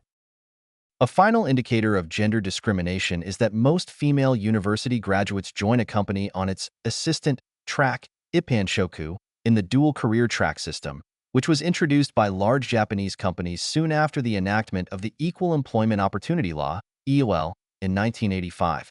Whereas, most male university graduates enter on the management track, Sogoshoku, in which they can expect promotion. Although the dual career track system may look gender discriminatory, Japanese employers claim that it is not so because women workers are offered a choice between the management and assistant tracks when they first enter the company. However, given the long working hours of workers on the management track, Japanese women, more interested in a good work-life balance than career progression, choose the assistant track, whether voluntarily or involuntarily, Lamb 1992, 1993, 212-15.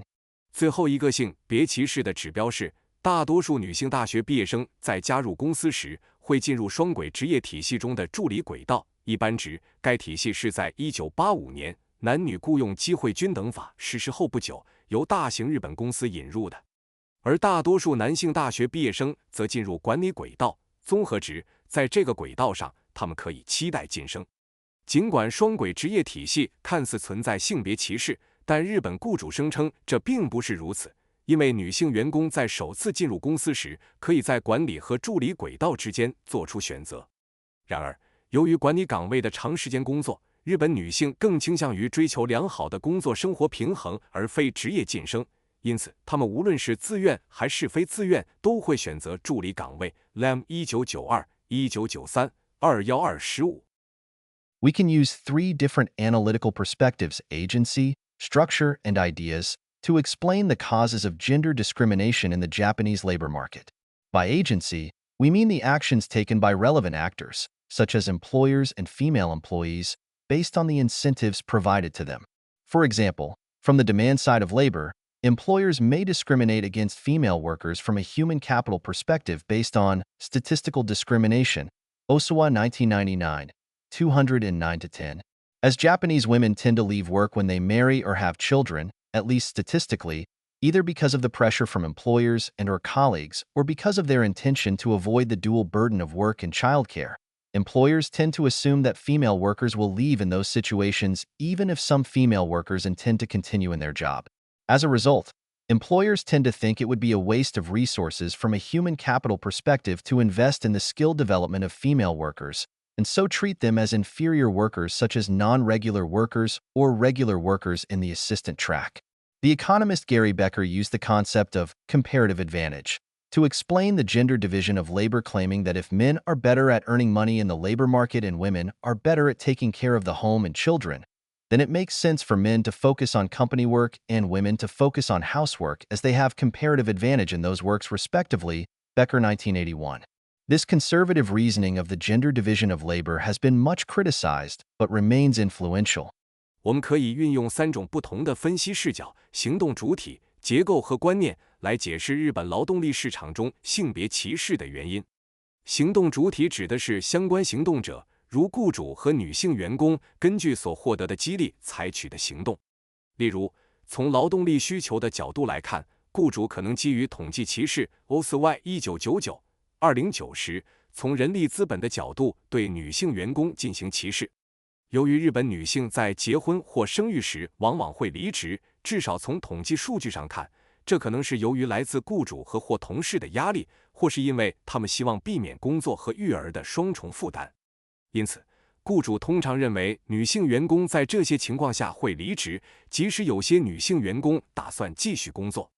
从人力资本的角度来看，雇主认为投资女性员工的技能发展是一种资源浪费，因此将他们视为低级员工，如非正式员工或助理岗位的正式员工。经济学家加里·贝克尔利用比较优势的概念来解释性别劳动分工，认为如果男性在劳动力市场上更擅长赚钱，而女性在照顾家庭和孩子方面更有优势，那么男性应专注于公司工作，女性则应专注于家务，因为他们在这些领域分别具有比较优势。贝克尔1981。尽管这一保守的性别劳动分工理论受到了许多批评，但它仍然具有重要影响。Another agency perspective emphasizes the importance for employers to maintain a flexible and low-cost workforce in case of economic downturns or to survive in a time of intensified international competition, Watanabe 2012, 2014, 2015a. In this economic context, ensuring gender-equal opportunities that may prolong women's career continuity and increase the number of female employees with job security would not only increase labor costs, but also reduce employment flexibility by losing low-cost peripheral workers.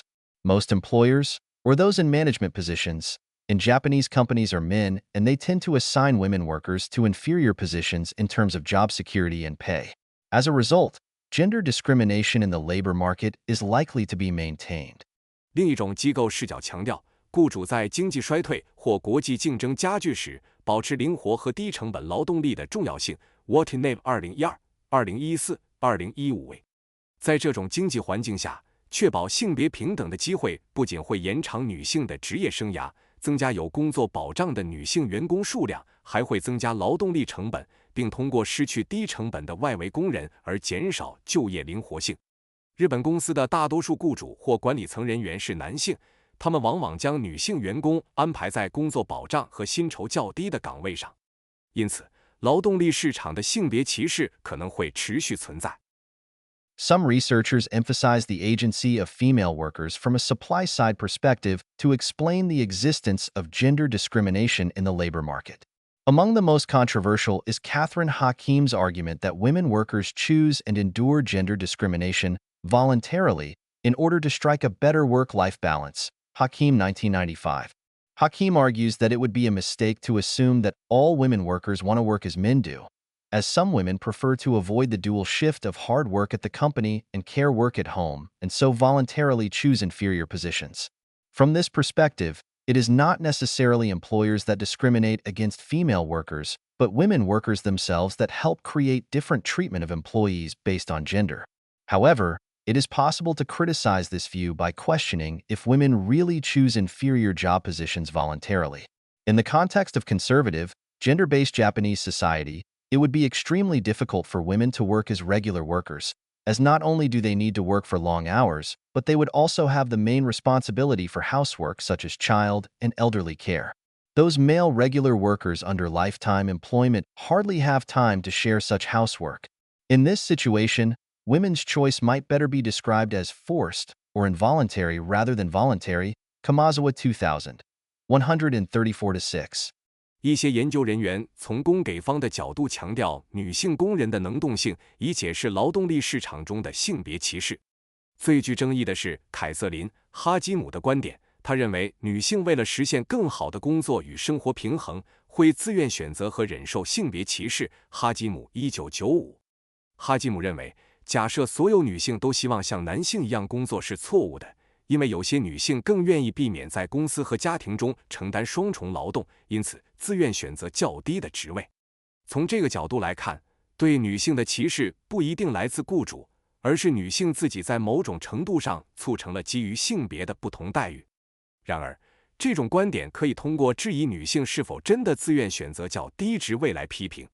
在保守的、性别角色分明的日本社会中，女性很难成为正式员工，因为她们不仅需要长时间工作，还主要承担家务，如照顾孩子和老人。而那些终身雇佣的男性正式员工几乎没有时间分担这些家务。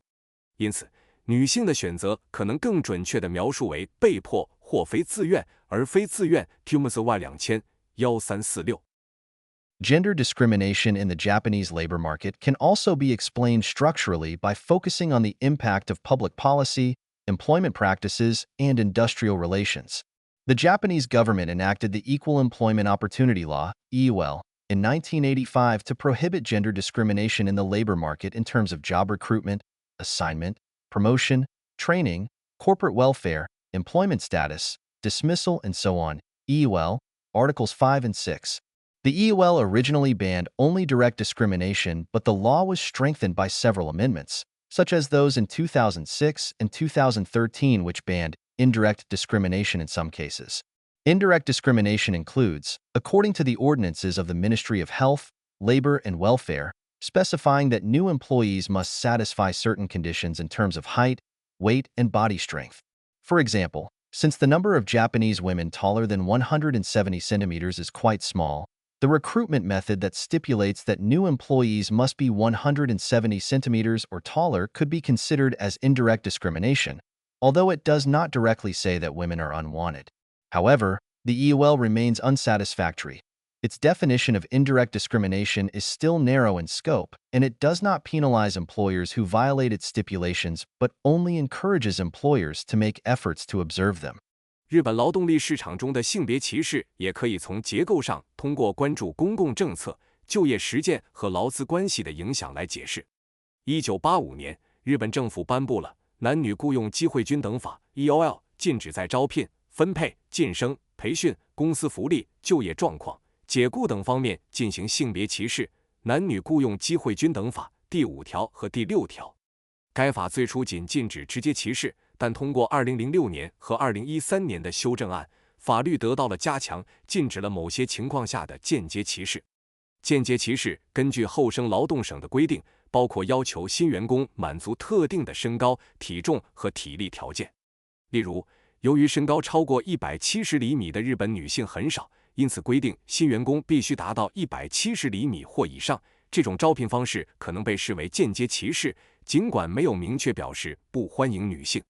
然而，男女雇佣机会均等法仍存在不足，其对间接歧视的定义范围较窄，对违反规定的雇主没有处罚措施，仅鼓励雇主遵守相关规定。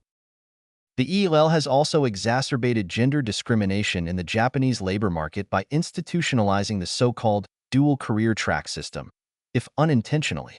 After the ELL was enacted in 1985, some employers, especially those in large companies, introduced 2 career tracks, the management track, Sogo Shoku, and the assistant track, Ippan Shoku. Employees on the management track can expect career promotion to managerial positions with an annual increase in their salaries and benefits. Those employees on the assistant track, however, remain in subordinate positions, often engaged in routine mundane tasks, and cannot expect promotion or any significant increase in their salaries and other benefits. In most cases, almost 100% of male employees join the company on the management track, and almost all female employees enter on the assistant track. Lamb 1992, 128-33, 1993, 212-15. For example, in the case of one of the largest Japanese multinational trading companies where the author used to work, only 1 out of more than 150 or 200 female university graduates entered the management track each year.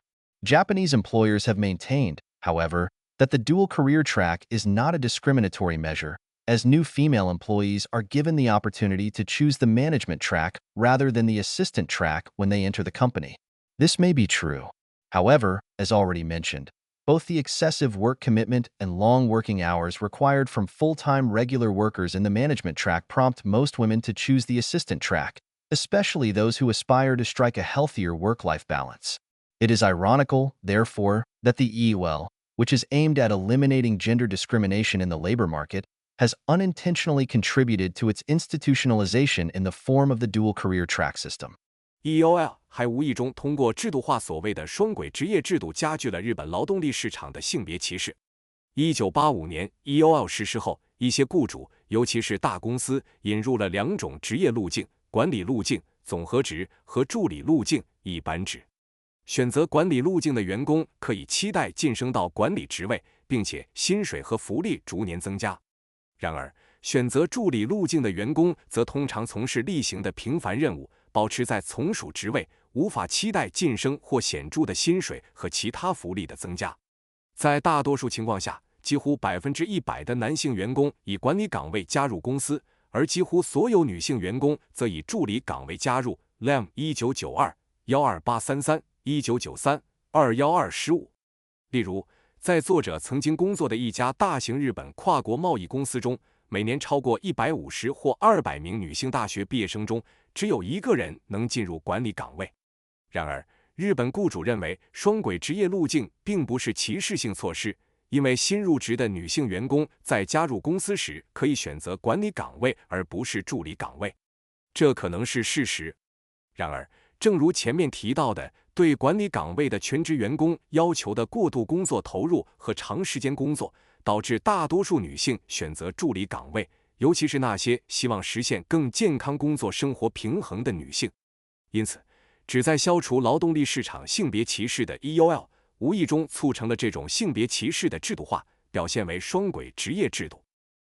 Japan's tax and social security system and corporate welfare provision have also affected women's position in the labor market negatively. Hausman and Osawa 2003, 199. Osawa 2009, 171-3. They have provided female workers with an incentive to remain in low-paid jobs that prevent them from being promoted. As seen in Chapter 2, Japanese income tax law stipulates that income tax becomes payable when annual income reaches 1.5 million yen, around $13,600 at current exchange rates, and that if a worker earns less than the tax threshold and is married, the worker's spouse is also entitled to a deduction in their income tax. There are similar rules in the case of the payment of pension premiums and national health insurance tax, with a ceiling of 1.3 million yen, with exemption for female workers as the spouse of their working husband. In the case of corporate welfare such as family allowance, male workers are entitled to these benefits only when the annual income of their spouse is less than 1.03 million yen. These policies and welfare system have provided Japanese female workers with an incentive to remain as low-paid workers, most typically middle-aged part-time workers, and have put them in an inferior position in the labor market, just as the dual career track system has done. 日本的税收和社会保障体系以及企业福利的提供，对女性在劳动力市场中的地位产生了负面影响。Hausman 与 OSY 2003-199 OSY 2009-1713。这些制度激励女性工人留在低薪岗位，阻碍了她们的晋升。正如第2章所述，日本所得税法规定，年收入达到150万日元，按当前汇率约为13600美元时，需缴纳所得税。如果工人收入低于税收门槛且已婚，其配偶也可以在所得税中获得减免。在养老金保费和国民健康保险税的缴纳方面也有类似的规定，上限为150万日元。300万日元对女性工人有豁免，作为其工作丈夫的配偶。在企业福利方面，如家庭津贴，男性工人只有在其配偶年收入低于103万日元时才能享受这些福利。这些政策和福利制度促使日本女性工人倾向于成为低薪工人，尤其是中年兼职工人，并使他们在劳动力市场上处于不利地位，正如双轨职业制度所导致的那样。In addition, Japan's employment practice based on lifetime employment and seniority-based pay and promotion has contributed to the gender discrimination in the labor market. In order to maintain a job and benefit from a pay and promotion system based on seniority, male Japanese workers under lifetime employment have been committed to working for very long hours and do not have the time left for childcare. This has made it very difficult for married female workers burdened with heavy childcare duties to do anything other than take a job on the assistant track when they work full-time, or undertake non-regular employment such as part-time work, which provides for a better work-life balance. This feature of Japanese employment has contributed to the institutionalization of women workers' lower position in the labor market, as well as the underutilization of the female workforce in Japan. 此外，日本的终身雇佣和自立工资及晋升制度加剧了劳动力市场的性别歧视。为了维持工作并从自立工资和晋升体系中获益，终身雇佣的日本男性员工不得不长时间工作，几乎没有时间照顾孩子。这使得承担繁重育儿责任的已婚女性很难兼顾工作，通常只能选择担任助理岗位。如果他们全职工作或从事非正规就业，如兼职工作，以实现更好的工作与生活平衡。这一日本就业的特点导致了女性工人在劳动力市场中的地位较低，并且日本女性劳动力的潜力没有得到充分的发挥。Japan's industrial relations have also contributed to gender discrimination and female workers' inferior positions in the labor market. The main actors in Japan's industrial relations are employers and members of enterprise unions. The basic unit of Japanese unions is the enterprise union in contrast to continental Europe, where the basic unit is the industry-wide trade union. As the existence of enterprise unions depends on the survival of their companies, enterprise unions have a strong incentive to cooperate with management so that their companies can remain competitive and survive, and the jobs of their union members as regular workers are protected. As enterprise unions share the employer's perspective, equal employment opportunities for female workers are seen as negatively affecting companies' cost performance and competitiveness. In addition, enterprise unions have been dominated by male workers and women's working conditions have not been a priority. While national confederations such as Rengo have sought to represent the interests of all workers based on the concept of labor solidarity at least more than enterprise unions, it often remains a mere lip service to female union members. Instead, Rengo has focused on the protection of the vested interests of male regular workers in large companies as the core members of their unions. This attitude of Japanese labor unions has hardly contributed to the improvement of women's working conditions in the labor market. 日本的工业关系体系也加剧了性别歧视，导致女性在劳动力市场中处于不利地位。在日本，工业关系的主要参与者是雇主和企业工会的成员。与欧洲大陆不同，日本工会的基本单位是企业工会，而欧洲大陆则是行业工会。由于企业工会的存续依赖于其所在公司的生存，因此他们有强烈的动机与管理层合作，以确保公司保持竞争力并生存下去，从而保护工会成员作为正式员工的工作。由于企业工会与雇主观点一致，女性员工的平等就业机会被视为会损害企业的成本绩效和竞争力。此外，企业工会长期由男性员工主导，女性员工的工作条件并未得到重视。尽管像联合这样的全国性联合会至少在一定程度上基于劳动团结的原则来代表所有工人的利益，但对女性工会成员而言，这往往只是空谈。相反，联合更关注保护大公司中男性正式员工的既得利益，这些员工是其工会的核心成员。日本劳动工会的这种态度对改善女性在劳动力市场的就业条件几乎没有起到积极作用。Finally, Japan's social and cultural norms have contributed to gender discrimination in the labor market. Rosenbluth 2007, 5-7. In Japan, it remains a well-entrenched conservative view that women are the primary care providers in the domestic family sphere and are not supposed to engage in employment as full-time workers. Interestingly, a large percentage of Japanese women themselves still share this gender-based conservative social norm. According to a public opinion survey conducted by the Gender Equality Bureau of Cabinet Office in 2014, 46.5% of Japanese men and 43.2% of Japanese women agreed with the statement, husbands should work outside, and wives should stay at home to take care of children. Although the percentage of women who disagreed was higher, 51.6%, more than 40% of Japanese women shared this view, while the percentage of men who agreed and disagreed was the same at 46.5%. Japanese society remains based on the male breadwinner model, where men are typically supposed to work in the labor market as principal workers and women are typically supposed to be either full-time housewives or, if in employment, part-time workers who provide a supplementary income to the family budget. 最后，日本的社会和文化规范导致了劳动力市场中的性别歧视。Rosenbluth 2007 5-7。在日本，仍有一种根深蒂固的保守观念，认为女性应主要负责家庭照顾，不应作为全职员工工作。有趣的是，许多日本女性自己也认同这种基于性别的保守社会规范。根据内阁府性别平等局2014年的一项民意调查，46.5%的日本男性和43.2%的日本女性同意丈夫应外出工作，妻子应留在家中照顾孩子的观点。尽管不同意这一观点的女性比例更高，51%。6%，超过40%的日本女性持有这种观点，而同意和不同意的男性比例均为46.5%。日本社会依然遵循男性为主要经济支柱的模式，男性通常被期望成为劳动力市场的主力，而女性则通常被期望成为全职家庭主妇，或在就业时作为家庭收入的补充，担任兼职工作。Gender discrimination in the Japanese labor market can therefore be explained from the perspectives of agency, employers and employees' incentives, structure, public policy, employment practices and industrial relations, and social norms based on conservative, gender-based ideas. In international comparison, the factors identified from a structural or social norm perspective may be a little more distinctive or peculiar to the Japanese situation than those identified from an agency perspective.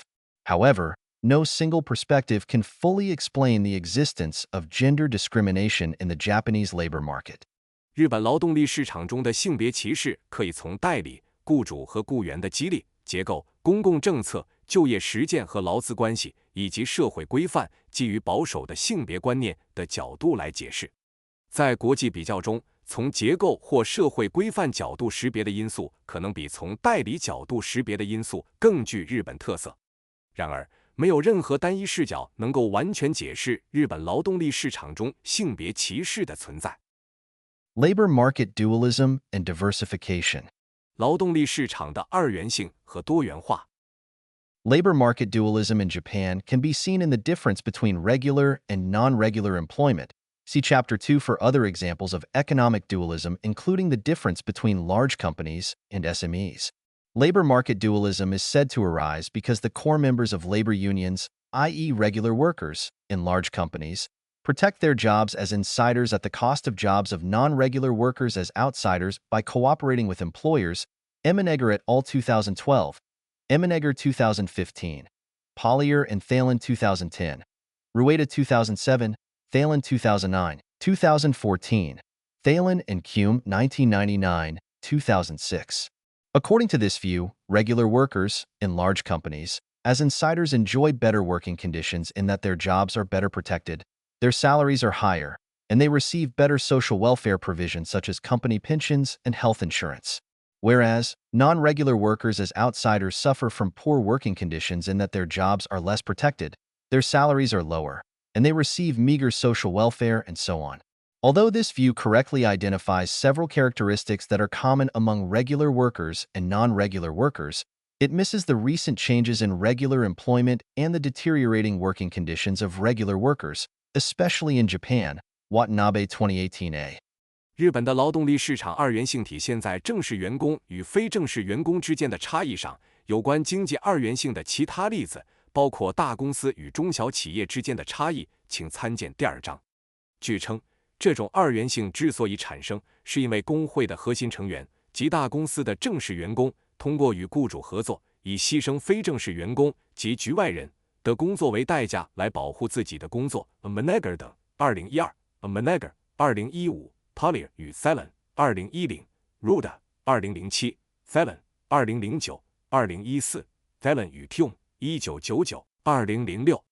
根据这种观点，正规员工在大公司中作为内部人员享有更优的工作条件，包括工作更稳定、薪资更高以及享有更完善的社会福利，如公司养老金和健康保险。而非正规员工作为外部人员则面临较差的工作条件，包括工作不稳定、薪资较低以及社会福利较少等问题。尽管这种观点正确地指出了正规员工和非正规员工之间的一些共同特征，但它忽略了正规就业的近期变化以及正规员工工作条件的恶化，特别是在日本。Watanabe 2018。As mentioned above, the LDP government has implemented significant labor market deregulation since the late 1990s, mostly in non-regular employment such as temporary agency work and fixed-term contracts. Watanabe 2012, 2014, 2015a. However, the deregulation of non-regular employment has deteriorated the working conditions of regular workers by making it easier for employers to use non-regular workers instead of regular workers not only in the service sectors but also in the manufacturing sectors. EMI 2011, 163. An increasing number of non-regular workers who engage in jobs previously performed by regular workers has threatened jobs of regular workers by enabling employers to replace them with cheaper non-regular workers in the case of their reluctance to work in poorer conditions.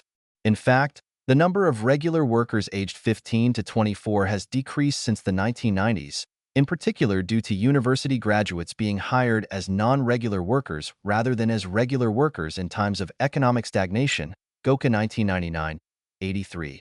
Go-To 2011, 9-12. See Figure 5.1. As a result, working conditions of regular workers have deteriorated, as we have seen in the workload, cf. Karoshi and Karo Jizatsu, and in the stagnant wages since the mid-1990s, with little increase in the gap between regular and non-regular workers' wages, which is contrary to the dualism perspective that assumes protected work conditions for regular workers. See Figures 5.2 and 5.3. Despite the official stance of Rengo and some industrial federations of opposition to the greater use of non-regular workers by employers, enterprise unions in competitive sectors have not opposed it. They consider non-regular workers as a necessary buffer for coping with economic fluctuations and maintaining business competitiveness, and have been reluctant to organize an increasing number of non-regular workers. As a result, union density has declined further. Muir and Kawanishi 2005, 127. In this situation, national organizations such as Rengo and industrial federations in the service sectors, where there are many non-regular workers, have begun to encourage enterprise unions to organize non-regular workers and attempt to reduce an insider-outsider gap. However, the progress has to date been slow. 如上所述，自20世纪90年代末以来，自民党政府在非正规就业领域实施了重要的劳动力市场去监管化措施，包括临时工和固定期限合同 （Working Name 2012、2014、2015为。然而，非正规就业的去监管化导致了正规工人的工作条件恶化，因为雇主更容易用非正规工人替代正规工人。这种情况不仅发生在服务业，也出现在制造业。EMA 2011-163，越来越多的非正规工人从事以前由正规工人完成的工作，这威胁到了正规工人的岗位，使雇主能够在他们不愿意接受较差工作条件时，用成本更低的非正规工人替代他们。实际上，自1990年代以来，15至24岁定期工人的数量已经减少，主要是因为大学毕业生在经济停滞时期被作为非定期工人而非定期工人雇佣。GOK 1999-83 GOTO 2011-92参见图 5.1。 因此，定期工人的工作条件恶化表现在工作量增加，如果劳死和过劳自杀，以及自1990年代中期以来工资停滞。定期工人与非定期工人之间的工资差距几乎没有变化，这与假设定期工人享有保护性工作条件的二元论观点相悖，参见图 5.2 和 5.3。 尽管联合和一些行业联合会官方反对雇主更多的使用非正式工人，但竞争性行业中的企业工会并未反对。他们认为非正式工人是应对经济波动和保持企业竞争力的必要缓冲，因此不愿组织越来越多的非正式工人。结果，工会密度进一步下降。Moore 与 Kawanishi 2005-127。在这种情况下，联合和服务业中拥有大量非正式工人的行业联合会开始鼓励企业工会组织非正式工人，以减少内部和外部的差距。然而，迄今为止进展较为缓慢。As we have seen, in addition to non-regular employment, the LDP government also implemented deregulation of regular employment with the 1998 and 2003 amendments to the Labor Standards Law, and most recently with the enactment of the Work Style Reform in 2018, which completely exempted a certain category of workers, highly professional, from working time regulations. These deregulation initiatives, the expansion of discretionary work, and now the introduction of highly professional work, has contributed to excessively long working hours of those workers without enough autonomy in the management of their work and exacerbated their working conditions. The real situation in Japan is more complex than the picture of good working conditions for regular workers presented by the labor market dualism perspective. 正如我们所见，除了非正规就业外，自民党政府还通过1998年和2003年对劳动标准法的修订，以及最近2018年实施的工作方式改革，对正规就业进行了 deregulation。工作方式改革完全豁免了一定类别的工人高度专业的工作时间规定。这些 deregulation 措施扩大自由裁量工作和现在引入高度专业工作，导致了那些在工作管理中没有足够自主权的工人的工作时间过长，进一步恶化了他们的工作条件。日本的实际情况比从劳动力市场二元性视角所描绘的正规员工良好工作环境更为复杂。The LDP government has also discussed the idea of relaxing rules on dismissal of regular workers. According to Article 16 of the Labor Standards Law, employers cannot dismiss employees without socially acceptable reasons. This means that employers must satisfy at least one of the four conditions stipulated by legal precedents, which are related to employees' incapacity, their failure to obey company rules, business difficulties and employee redundancy, and other reasons that necessitate employers to dismiss employees. Most recently, the current Abe administration proposed the idea of fiduciary compensation in the case of unfair dismissal. The Regulatory Reform Council and the newly established Industrial Competitiveness Council were eager to relax the dismissal rule so that workers in inefficient and declining industrial sectors could move to new or efficient industrial sectors and contribute to economic growth, which remains the current Abe administration's top priority. For this purpose, the Industrial Competitiveness Council proposed the introduction of fiduciary compensation in the case of unfair dismissal, first in the newly established Strategic Special Economic Zones, Senyaku Taku, and then nationwide, Asahi Shimbun 2015. Industrial Competitiveness Council 2013A, 2013B. Nishitani 2014. 18-21, Watanabe 2018a. Although the current Abe administration quietly withdrew the proposal to relax the dismissal rule in order to prioritize other measures to deregulate regular employment, such as the introduction of highly professional work, employer associations may strengthen their demand for more flexible regular employment in the future, depending on the economic situation. 自民党政府还讨论了放宽对正式员工解雇规则的提议。根据《劳动标准法》第16条，雇主在没有社会认可的理由时不得解雇员工。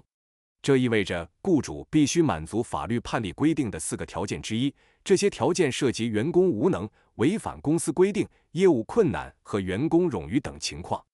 最近，安倍政府提出了在不公平解雇情况下提供信托补偿的建议。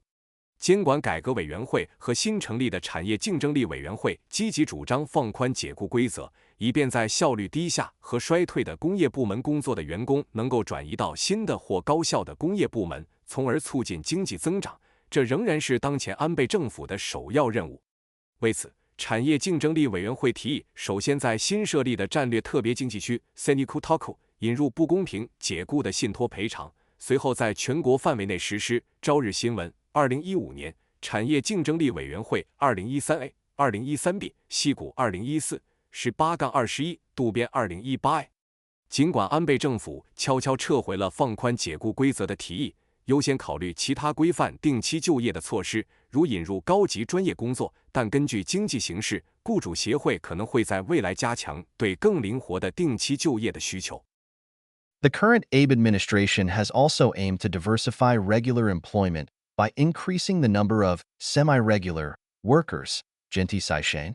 Semi-regular workers are different from core regular workers under lifetime employment arrangements in that they can choose a job location and are not assigned to any other location against their will. Their job responsibilities are also limited, unlike core regular workers whose job responsibilities are unlimited. Semi-regular workers are regular workers in status, but their wages are lower than those of core regular workers, although higher than those of non-regular workers. Employment protection of semi-regular workers is not as secure as it is for core regular workers either. Moriyaka 2015. 141-4. In this sense, the increased use of semi-regular work may be considered as the diversification of regular employment and the labor market, rather than dualization. Although some companies have already been using semi-regular workers to both improve work-life balance and increase the employment of female workers, the current Abe administration has attempted to promote the use of semi-regular workers as part of its economic growth strategy through more flexible regular employment. See Industrial Competitiveness Council 2013C for Prime Minister Abe's intention to promote semi-regular work and eliminate the dual labor market. Critics of this measure argue, however, that the greater use of semi-regular workers is nothing more than a way to continue using female regular workers more cheaply and facilitate easier dismissal, as the jobs of semi-regular workers are not protected as much as those of regular workers under lifetime employment arrangements. 当前的安倍政府还通过增加准正式员工 Jinti Saishen 的数量来多样化正式就业。与终身雇佣制下的核心正式员工不同，准正式员工可以选择工作地点，不会被强制分配到其他地点。他们的工作职责也有限制，而核心正式员工的工作职责则没有限制。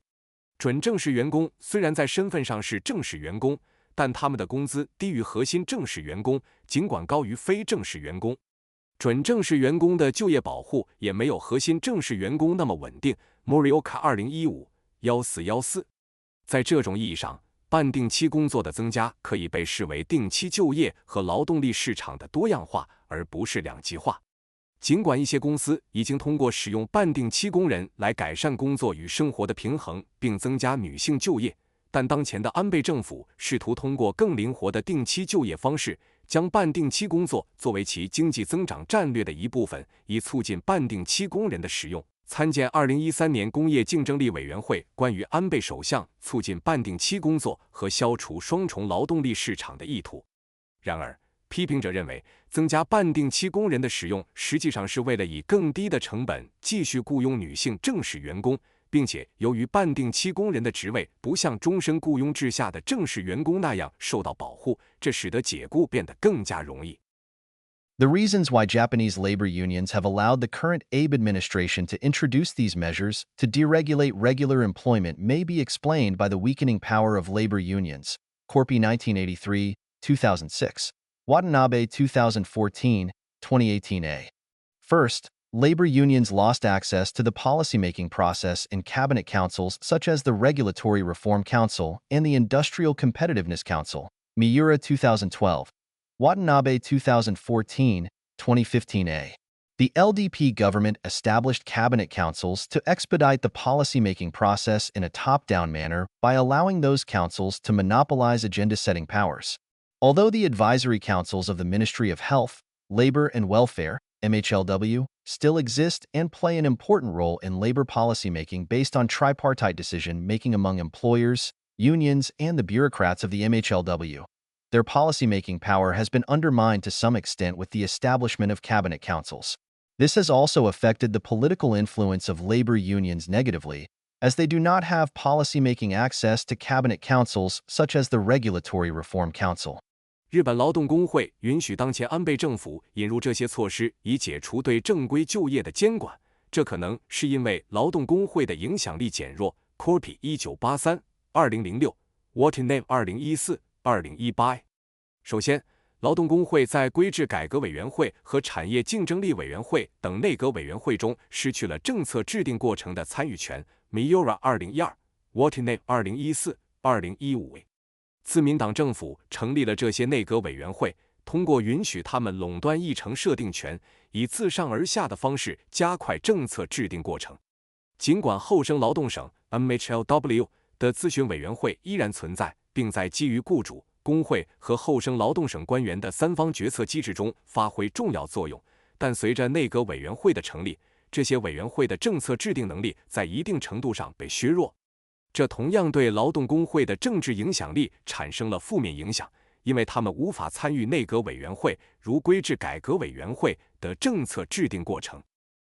In addition to unions' reduced access to government policymaking, declining union density has weakened their power to resist deregulation of regular employment by reducing their human and financial resources. Union density in Japan has been declining, especially since the government's implementation of labor market deregulation in the late 1990s. See Figure 5.8.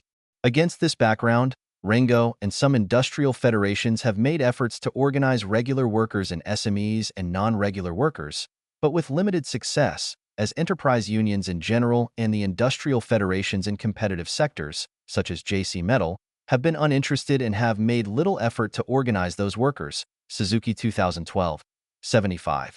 As we have seen, these unions have been more interested in maintaining cooperative industrial relations with employers so as not to weaken the productivity and competitiveness of their companies rather than fighting against employers by conducting strikes based on class solidarity.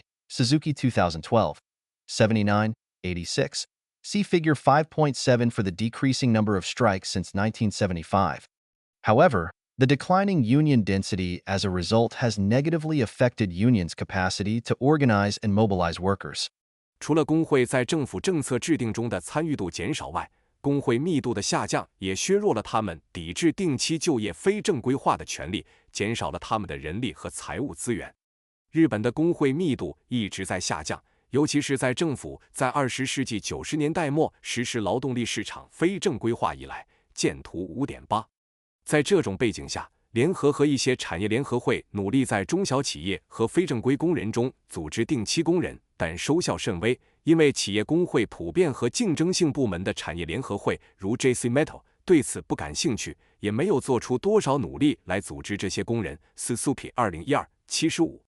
如我们所见，这些工会更倾向于与雇主保持合作的劳资关系，以避免削弱其公司的生产力和竞争力，而不是通过基于阶级团结的罢工来对抗雇主。Suzuki 2012 79、86。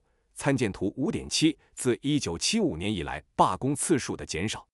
然而，工会密度的下降已经对工会组织和动员工人的能力产生了负面影响。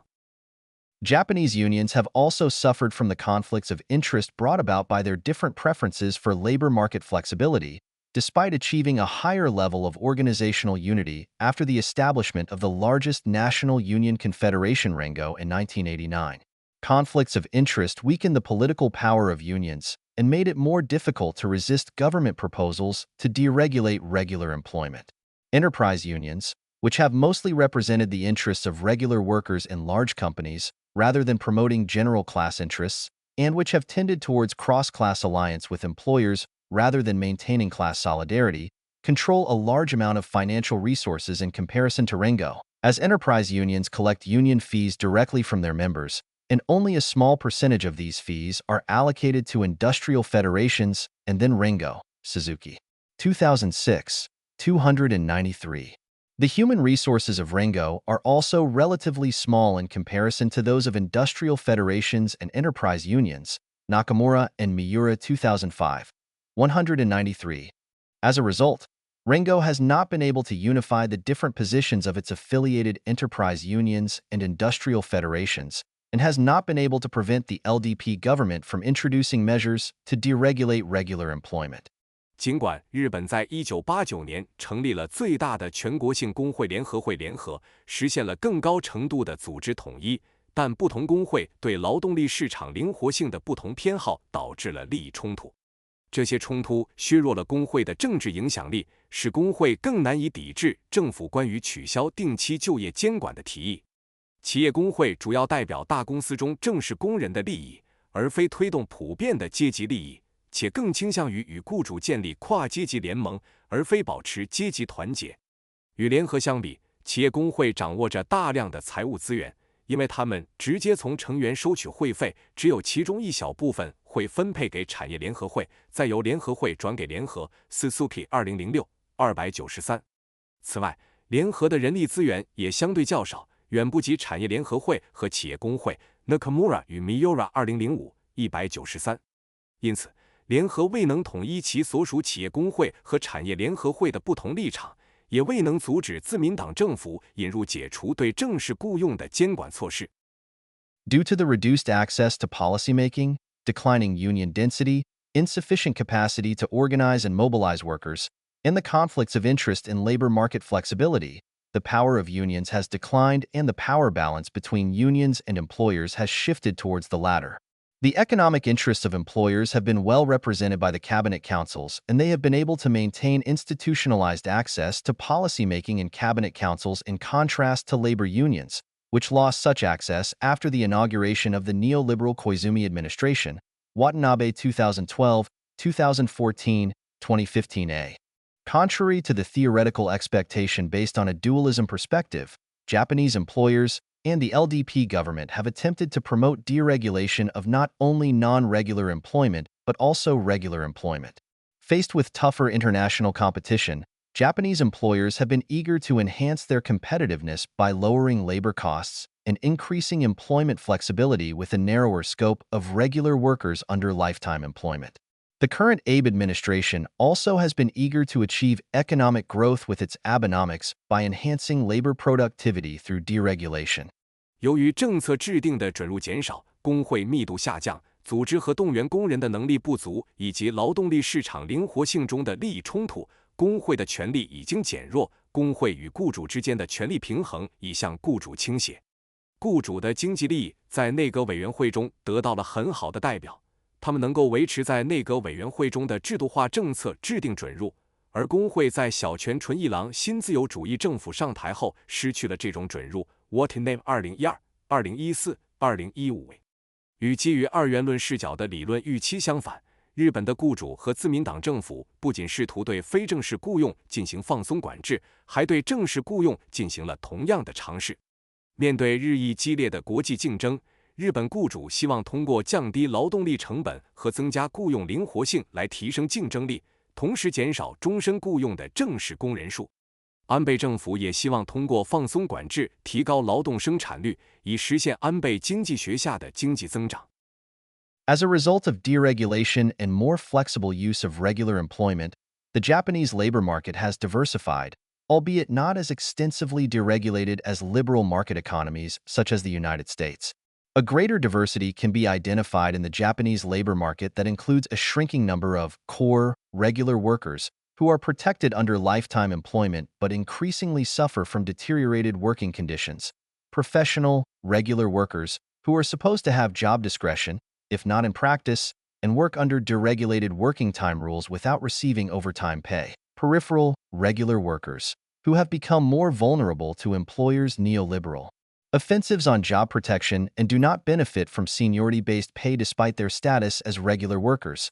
Semi-regular workers mentioned above, and non-regular workers, whose working conditions remain precarious. Watanabe 2018a, 580, 592. Although dualism between regular and non-regular employment still exists, the Japanese labor market has become more diverse rather than remain dualistic. Not only has the scope of regular workers under lifetime employment been shrinking, but also an increasing number of regular workers have suffered from poorer working conditions in more flexible regular employment. 由于放松管制和更灵活地使用正规就业，日本的劳动力市场已经变得更加多样化，尽管其程度没有像美国等自由市场经济那样广泛。在日本的劳动力市场中，可以观察到更大的多样性，包括数量逐渐减少的核心正式员工，他们虽然受到终身雇佣制的保护，但工作条件却在恶化。专业正式员工理论上应享有工作自主权，但实际上在没有加班费的情况下遵循放松管制的工作时间规则。边缘正式员工，他们对雇主的新自由主义政策越来越脆弱，尽管是正式员工，但没有享受基于资历的薪酬。上述提到的半正式员工以及工作条件仍然不稳定的非正式员工 Watanabe 2018 580 592。尽管正式和非正式就业之间的二元性依然存在，日本的劳动力市场已经变得更加多样化，而不再仅仅是二元的。不仅终身雇佣制下的正式员工数量在减少，而且越来越多的正式员工在更加灵活的就业形式中面临着更差的工作条件。Poor working conditions and union response. 工作条件恶劣及工会的应对。Labor market deregulation since the later 1990s has contributed to poorer working conditions of Japanese workers. The working conditions of non-regular workers and regular workers in SMEs are generally poor in terms of job security, pay, social insurance such as pension, and fringe benefits such as family allowance. As a result of 2015 legislation, temporary agency workers may lose their job every 3 years unless they are rehired as regular workers or fixed-term workers, which, given employers' general inclination to maintain low labor costs, is not guaranteed. 自20世纪90年代后期以来，日本劳动力市场的去监管化导致了工人工作条件的恶化。非正式工人的工作条件以及中小企业中的正式工人，通常在工作保障、薪酬、社会保险如养老金和福利如家庭津贴方面较差。根据2015年的立法，派遣工人每3年可能会失去工作，除非他们被重新雇佣为正式工人或定期合同工，但鉴于雇主普遍倾向于保持低劳动力成本，这并不能保证。A similar situation of work precarity exists for fixed-term workers. For them, renewals of a fixed-term contract are a matter of survival. Non-renewal or termination of a fixed-term contract, yatoido, without good reason has become a controversial issue in Japan, with employees suing their companies for unreasonable yatoido. As we have seen, the DPJ government between 2009 and 2012 increased the protection of fixed-term workers by enacting the labor contract law, which requires employers to have objective reasons for terminating a fixed-term contract and prohibits unreasonable discriminatory treatment between fixed-term workers and regular workers. Perhaps the most controversial provision, Article 18, stipulates that an employer is deemed to have given consent to an employee's request to convert his or her work from a fixed-term contract to a regular full-time contract once the employee has been in the job for 5 years and makes such a request. This has given rise to yatoidom by employers who were eager to avoid hiring these workers as regular workers to contain labor costs. Given the imbalance of power between employers and fixed-term workers and employers' keenness to avoid the law, a large number of fixed-term workers have been fired ahead of completing their 5 years. This demonstrates the difficulty of ensuring the protection of non-regular workers, even by a government that is sympathetic to their precarious working conditions. 类似的就业不稳定状况也存在于定期合同工中。对他们而言，定期合同的续签是生存的关键。没有正当理由的定期合同短期终止，不续签已成为日本的一个争议问题，员工因不合理的短期终止而起诉公司。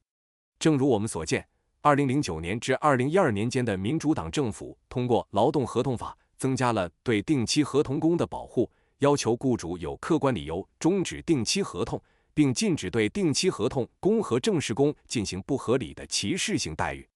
最具争议的规定第18条指出，一旦雇员在职位上工作满5年并提出请求，雇主将被视为同意将该雇员的固定期限合同转换为定期全职合同。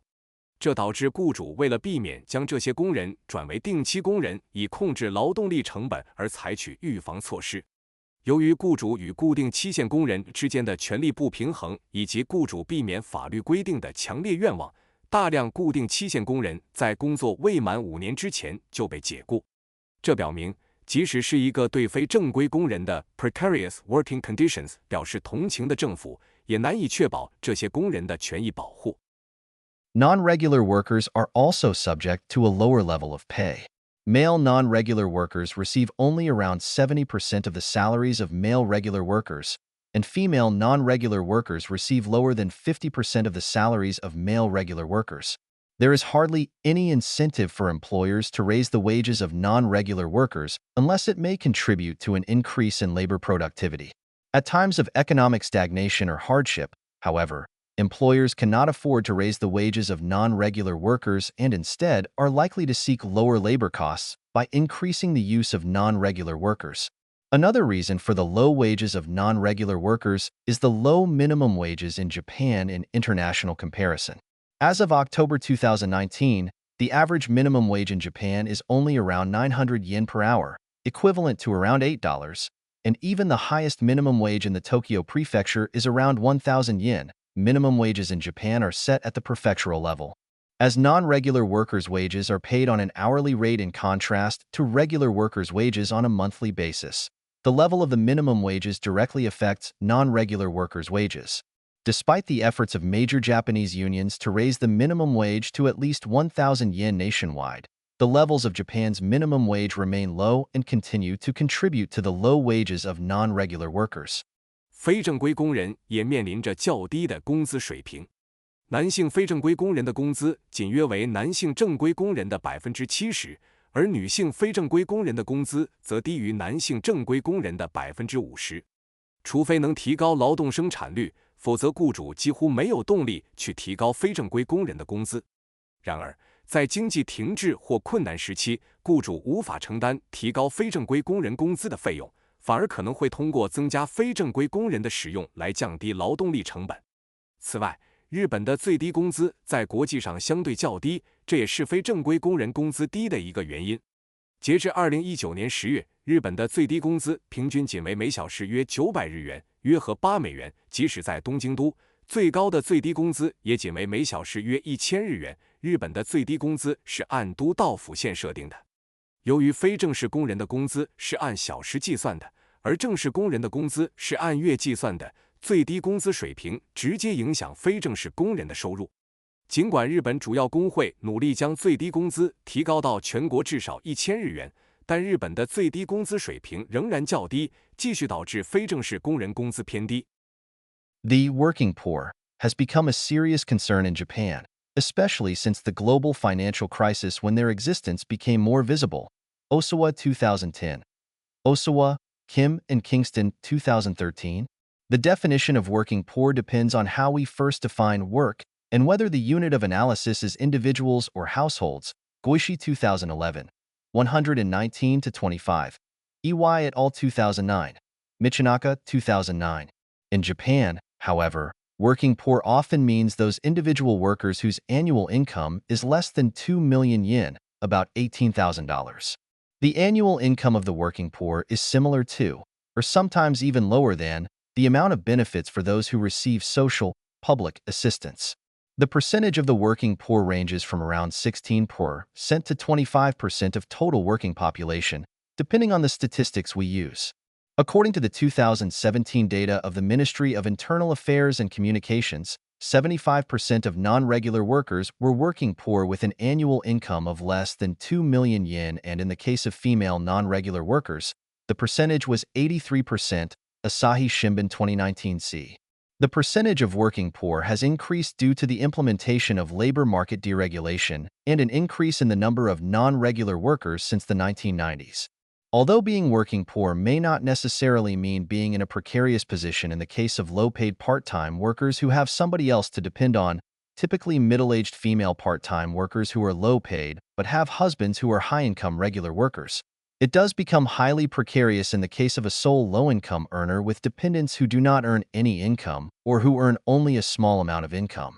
Although being a different metric from the working poor, Japan's relative poverty rate, the percentage of those who are below the poverty line defined as the annual income of 50% of the national median income, is among the highest in OECD countries, as we saw in Chapter 3, despite the myth of Japan as a middle-class society.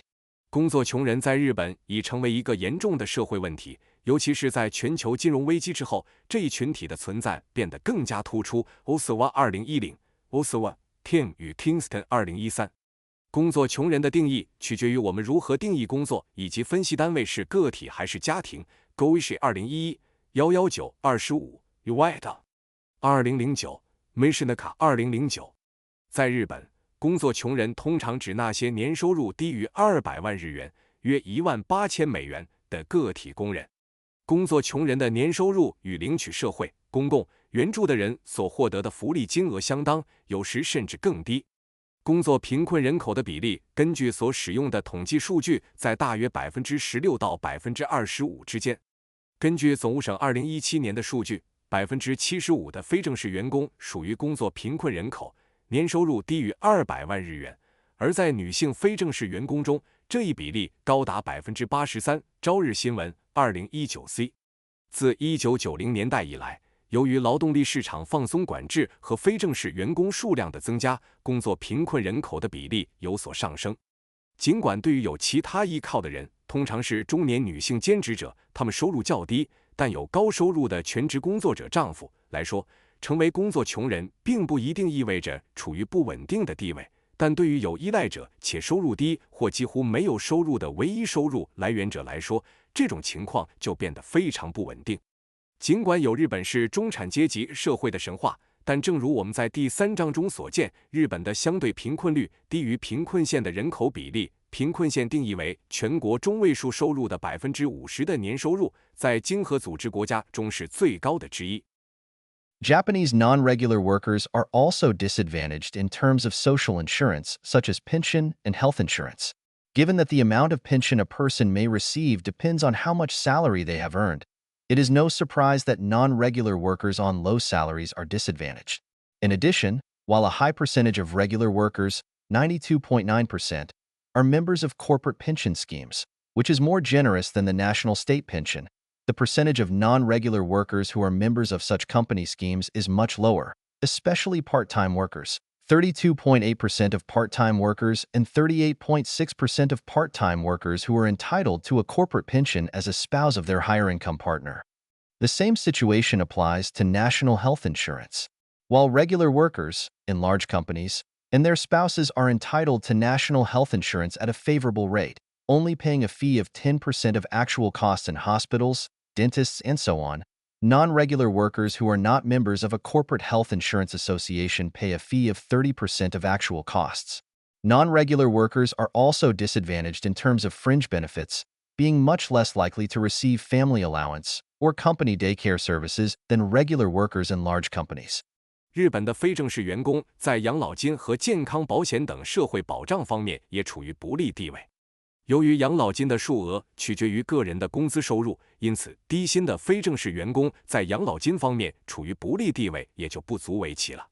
此外，尽管正式员工中有高达 92.9% 的人加入了企业养老金计划，这一计划比国家养老金更为优厚，但非正式员工中加入此类企业计划的比例要低得多，尤其是兼职员工，只有 32.8% 的兼职员工和 38.6% 的兼职员工因配偶收入较高而有资格享受企业养老金。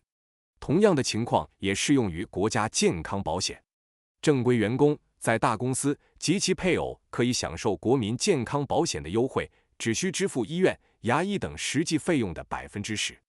而非正规员工如果不是公司健康保险协会的成员，则需支付实际费用的30%。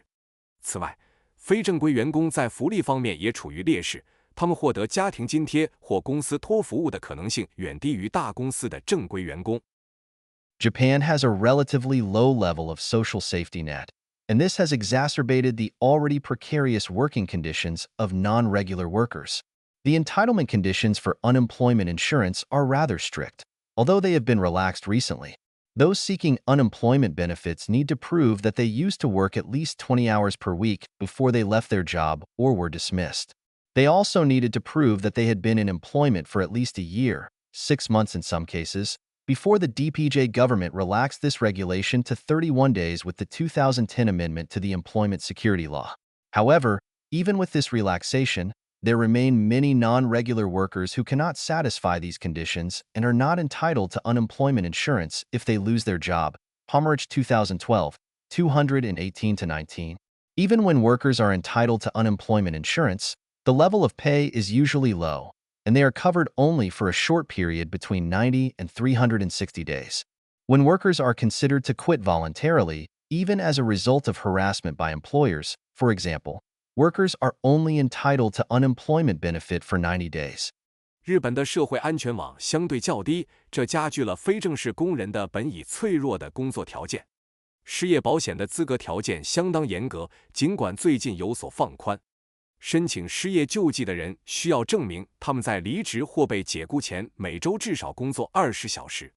此外，他们还需要证明在离职前至少工作了1年，某些情况下为6个月。直到2010年，民主党政府修改就业保险法，将这一期限缩短至31天。然而，即使有了这种放宽，仍然有许多非正规工人无法满足这些条件。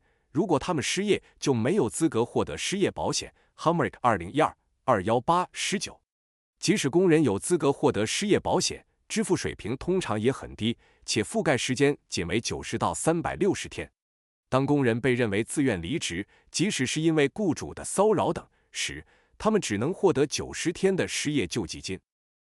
One of the significant problems with Japan's welfare system is that there is no safety net once unemployment insurance has run out unless benefit seekers are entitled to social, public assistance.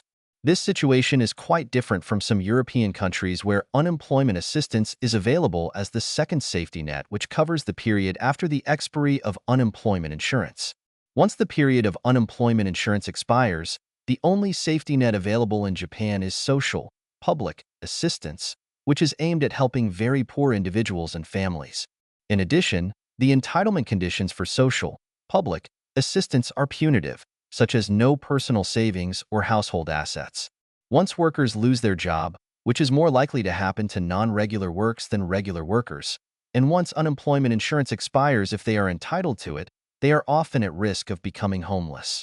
日本福利制度的一个主要问题是，一旦失业保险到期，除非受益人符合社会、公共援助的条件，否则就没有其他保障。这与一些欧洲国家不同，这些国家在失业保险到期后还提供失业援助作为第二道保障。一旦失业保险期满，在日本唯一可用的保障就是社会、公共援助，这项援助旨在帮助极度贫困的个人和家庭。此外，获得社会、公共援助的条件非常苛刻，例如要求没有个人储蓄或家庭资产。一旦工人失业，这种情况对非正式员工比正式员工更常见。一旦失业保险到期，如果他们有资格领取的话，他们往往面临无家可归的风险。Low fertility rate. 低生育率。Japan's fertility rate remains low at around 1.4 children per woman. A fertility rate of around 2.1 is considered necessary for a country to maintain its population, and Japan's fertility rate is far below this. With a fertility rate of 1.4, Japan has a declining population. With fewer children being born and a smaller working-age labor force supporting an increasing non-productive aging population, it will become more difficult for the country to sustain its social welfare system, such as its national state pension, and its economic power may decline. Despite the Japanese government implementing measures to help increase the fertility rate, Japan's fertility rate remains low. This section will examine why these measures have proved so difficult, but first it aims to identify the relationship or possible correlation between the female labor force participation rate and the fertility rate, and also the relationship between work-life balance and the fertility rate from an international comparative perspective. 日本的生育率一直保持在每名女性约 1.4 个孩子。为了维持人口，一个国家的生育率需要达到约 2.1。然而，日本的生育率远低于这一水平。由于生育率仅为 1.4， 日本的人口正在减少。随着新生儿数量的减少和工作年龄人口的减少，支持日益增长的老龄化非劳动人口将变得更加困难，这将使国家更难以维持其社会保障系统，例如国家养老金，其经济实力也可能下降。尽管日本政府已经采取了措施来帮助提高生育率，但日本的生育率仍然很低。本节将探讨为何这些措施被证明如此困难，但首先旨在分析女性劳动力参与率与生育率之间的关系或可能的相关性，以及工作与生活平衡与生育率之间的关系，从国际比较的角度进行考察。When we look at the relationship between women's labor force participation, women aged 15 and older, and fertility, it seems that there is no clear relationship or correlation. See Figure 5.13 for the fertility rates of selected countries and Figure 5.14 for women's labor force participation rates, which are the percentages of working women among the total women's population. Both negative and positive correlations can be identified, given the time constraint on working women who also want to raise children, on the one hand, and working women's greater capacity to spend money on childcare, on the other hand. If we look at some countries with higher fertility rates such as Sweden and the US and some other countries with lower fertility rates such as Italy and Japan, we can see a positive correlation between women's labor force participation rate and the fertility rate, meaning the higher the percentage of working women, the higher the fertility rate.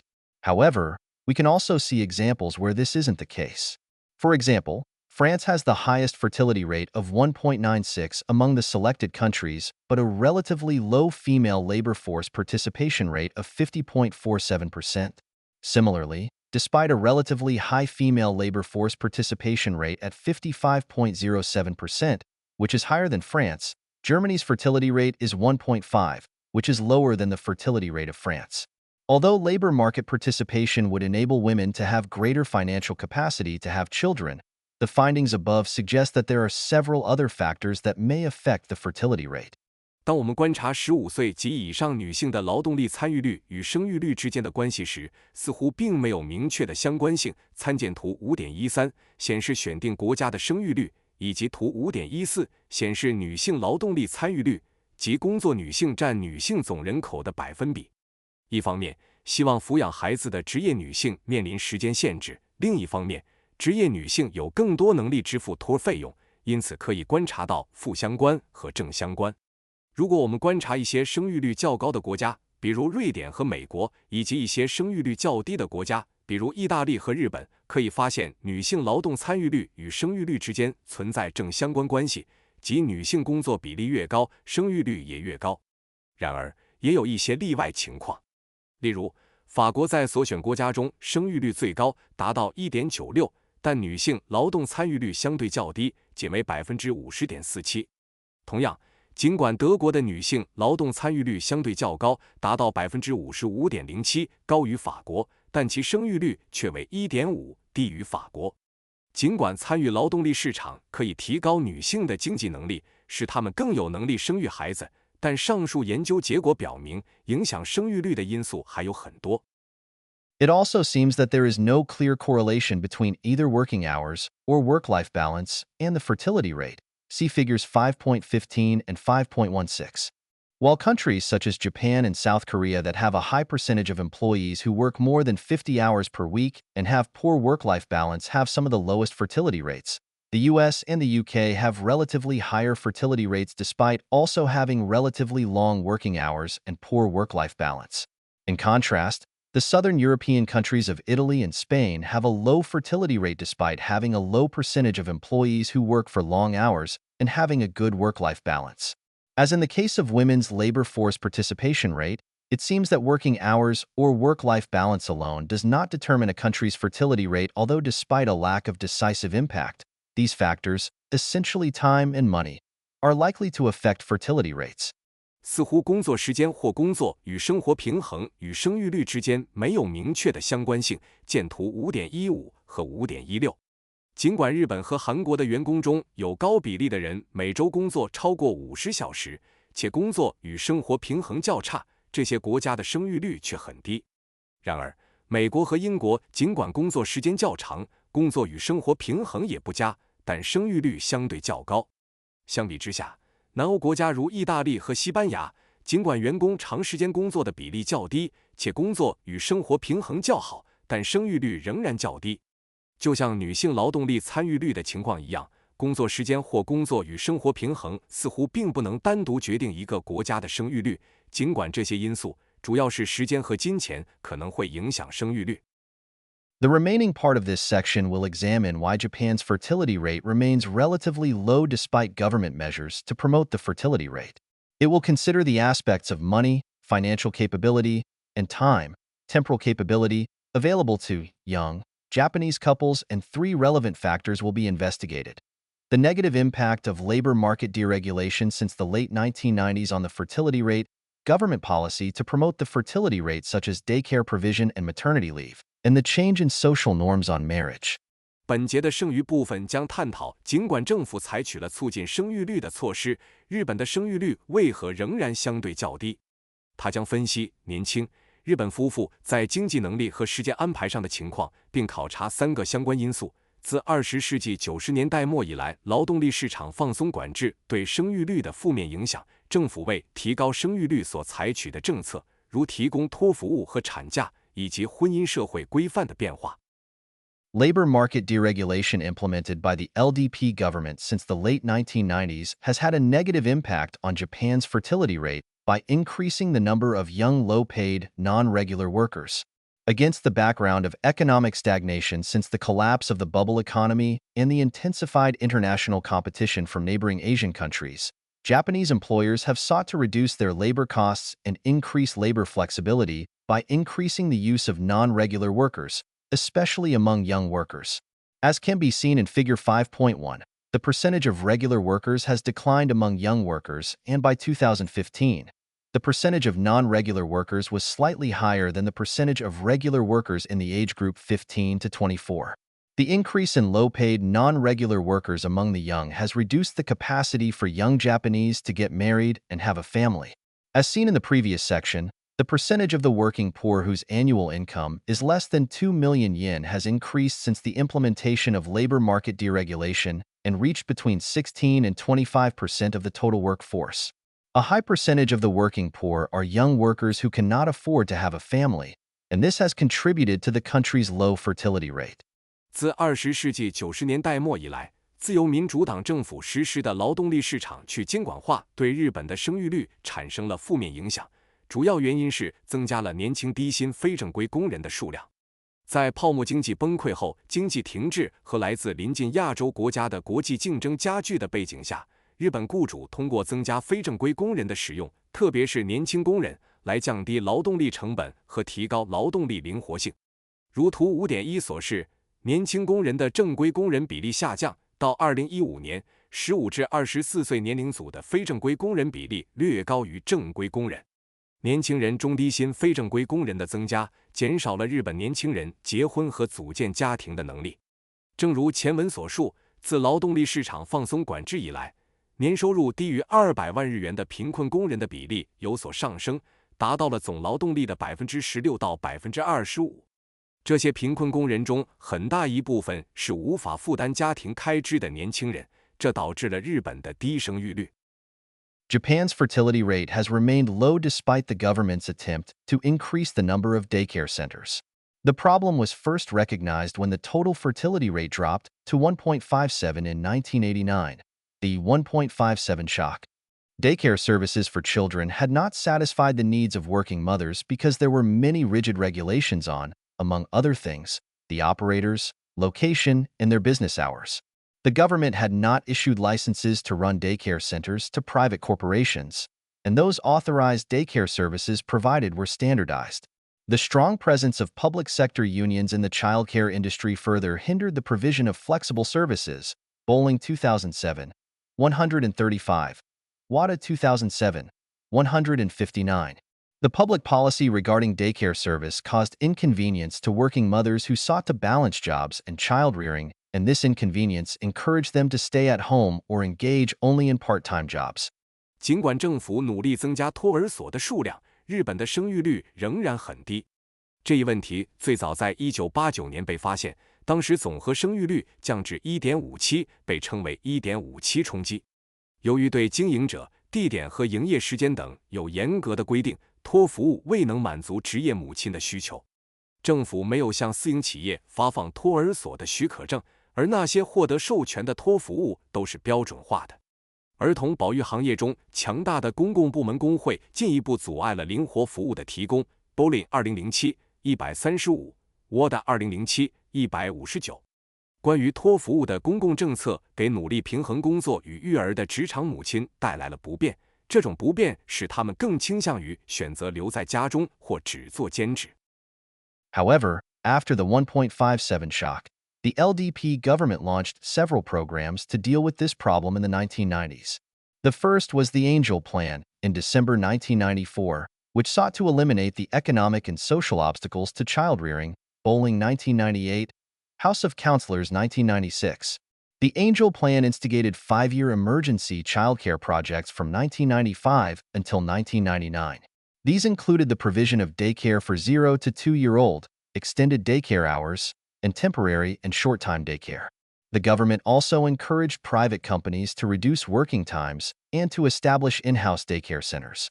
In addition, the government sought to improve housing conditions, reduce competition in education, and increase education loans, as well as introduce lower daycare service fees for dual-work families to help reduce the cost of raising children. 然而，在 1.57 冲击之后，自民党政府在1990年代推出了一系列计划来应对这一问题。1994年12月，首个天使计划启动，旨在消除育儿的经济和社会障碍。Bolin 1998，参议院1996。该计划从1995年至1999年实施了为期5年的紧急儿童保育项目，包括为0至2岁儿童提供日托服务、延长日托时间，以及提供临时和短期日托。此外，政府还鼓励私营企业减少工作时间，并设立内部日托中心。此外，政府还致力于改善住房条件，减轻教育竞争，增加教育贷款，并为双职工家庭降低托服务费用，以帮助减轻育儿负担。However, the success rate of many projects under the Angel Plan was not high, partly because local government, which undertook the projects assigned by the Ministry of Health and Welfare, MHW, lacked the human and financial resources. The MHW was forced to give up accomplishing the original goals set by the Angel Plan and lowered the targets by as much as 50% in 1998. These unsatisfactory results, however, also owed much to the slow pace of deregulation in daycare services undertaken by the MHW. Many licensed daycare centers could not satisfy the needs of working mothers in terms of service hours and the age of children who can receive daycare, and unlicensed centers had to accommodate many children in excess of their capacities. In Tokyo, there were about 10,000 waiting children, Taiki-jido, children on waiting lists for daycare centers, aged 0 to 2 years old in 1996. 然而，许多天使计划项目的成功率并不高，部分原因是负责执行卫生福利部 MHW 分配项目的当地政府缺乏人力和财力资源，因此，卫生福利部不得不放弃实现天使计划最初设定的目标，并在1998年将目标降低了 50%。这些不尽如人意的结果，很大程度上也归因于卫生福利部在托服务方面的去监管化进展缓慢。许多持牌托中心在服务时间和可接受托的儿童年龄方面无法满足职业母亲的需求，而非持牌中心则不得不超负荷接纳许多儿童。1996年，东京大约有1万名0至2岁的等待儿童 Taiki-jido， 这些儿童在等待进入托儿所。In 1997, the LDP government amended the child welfare law in order to facilitate the participation of private corporations in daycare business and consulting service for child rearing. In July 1999, the government provided 200 billion yen in temporary special subsidies to local governments as an extraordinary measure, applied only to projects to be initiated by the end of 1999, to address the problem of children waiting for admission to daycare centers, Kosaisho 1999A. Projects covered by the subsidies included the construction of daycare facilities near train stations, ekimihoikuin, implementation of daycare services in kindergartens, short-time daycare for children after illness, the training of at-home daycare service providers, and daycare services in public facilities, Kosaisho 1999B. 1997年，自民党政府修订了儿童福利法，旨在促进私营企业在托服务和育儿咨询中的参与。1999年7月，政府作为一项特别措施，仅限于1999年底前启动的项目，向地方政府提供了2000亿日元的临时特别补贴，以解决儿童等待入托的问题。后生省1999补贴项目包括在火车站附近建设托儿所，在幼儿园提供托服务，儿童病后短期托，培训家庭托服务提供者，以及在公共设施中提供托服务。Kosaisho 1999B. After the unsuccessful implementation of the Angel Plan, the government devised the new Angel Plan in December 1999 with the participation of almost all ministries compared to the participation of only the 4 ministries of Health and Welfare, Labor, Education, and Construction in the case of the previous plan. In the new Angel Plan, operative between 2000 and 2004, the solution to the problem of waiting children was again a priority, and the expansion of capacity of daycare centers was emphasized. A number of initiatives were established, including improved daycare for infants, 0 to 2-year-old, mid-year admission to daycare centers, extended hours, weekend provision, experimental, emergency and temporary services for single-parent families, short stay, and twilight stay services, provision of child care at home with the cooperation of the National Babysitters Association, and the establishment of family support centers run by the Ministry of Labor, Tokyo 2000, 14-17. 在天使计划未能成功实施后，政府于1999年12月推出了新天使计划，这次几乎所有部委都参与了进来，而之前的计划只有厚生劳动省、文部科学省、劳动省和建设省4个部委参与。在2000年至2004年实施的新天使计划中，解决等待入托儿童的问题再次成为优先事项，扩大托儿所的容量被列为重要目标。实施了一系列措施，包括为0至2岁的婴幼儿提供更优质的日托服务，年终招收日托中心，延长服务时间，试验性的提供周末服务，为单亲家庭提供紧急和临时服务，如短期住宿和黄昏住宿服务，与国家保姆协会合作提供家庭护理服务，以及由劳动省运营的家庭支持中心 Touch 有2014-17。Except in the provision of daycare centers, the Japanese government provided a low level of child welfare services and depended on families and businesses for the provision of those services. Compared with many other industrialized countries, Japan's level of child allowance, jidoteet, was low. When first introduced in 1971, the amount was only a few thousand yen per month and not available to the first 2 children. It was also means tested and was not available to those families beyond a certain income ceiling. In terms of the ratio of child allowance to total social welfare expenditure, Japan's was much lower than those of the Nordic countries, Osawa 1993, 199, Osawa 1996, 46-8. The Japanese government instead depended on companies for the provision of financial support for families with children in the form of family allowances, kazoku-teet, which included an allowance for the spouse, higasha-teet, and an allowance for the support of children and grandparents, fu-teet. However, as already noted, if wives received an annual salary above 1.03 million yen, family allowances were not provided. 除了提供日托中心外，日本政府在儿童福利服务方面的投入较少，主要依赖家庭和企业来提供这些服务。与其他许多工业化国家相比，日本的儿童津贴、儿童首档水平较低。1971年首次引入时，每月金额只有几千日元，并且不适用于前2个孩子。此外，这项津贴还设有经济状况调查，不适用于收入超过一定上限的家庭。在儿童津贴占总社会福利支出的比例方面，日本远低于北欧国家 OSY 1993 199 OSY 1996 468。日本政府依赖公司为有子女的家庭提供财政支持，形式为家庭津贴、家族首档，其中包括配偶津贴、配偶者首当和抚养子女及祖父母的津贴抚养首当。然而，如前所述，如果妻子的年薪超过103万日元，则不提供家庭津贴。Although child allowance is a major tool of state financial support to families with children in many OECD countries, the role played by child allowance in Japan has been much less significant. Osawa 1993. 199. Child allowance was principally for low-income households in Japan, and child-rearing allowance, Jido Futit, which was higher than child allowance, was only available for single-mother families. Child allowance of 5,000 yen per month was paid for each of the first 2 children, and for the third and later children, 10,000 yen per month was paid. An income ceiling was set at 2,840,000 yen for a 4-person household from June 1999. The expansion of child allowance was discussed as a measure to reduce economic burden on families with children before entering elementary schools, and had been expected to be a solution to the problem of fewer children. The participation of Komeito Party, which had demanded the expansion of child allowance, in the coalition government from October 1999 helped the reluctant LDP deal with this issue. As a result, special child allowance was paid to families with children who were 3 years or older and before their entrance to elementary school, and paid until the end of the year when the child became 6 years old.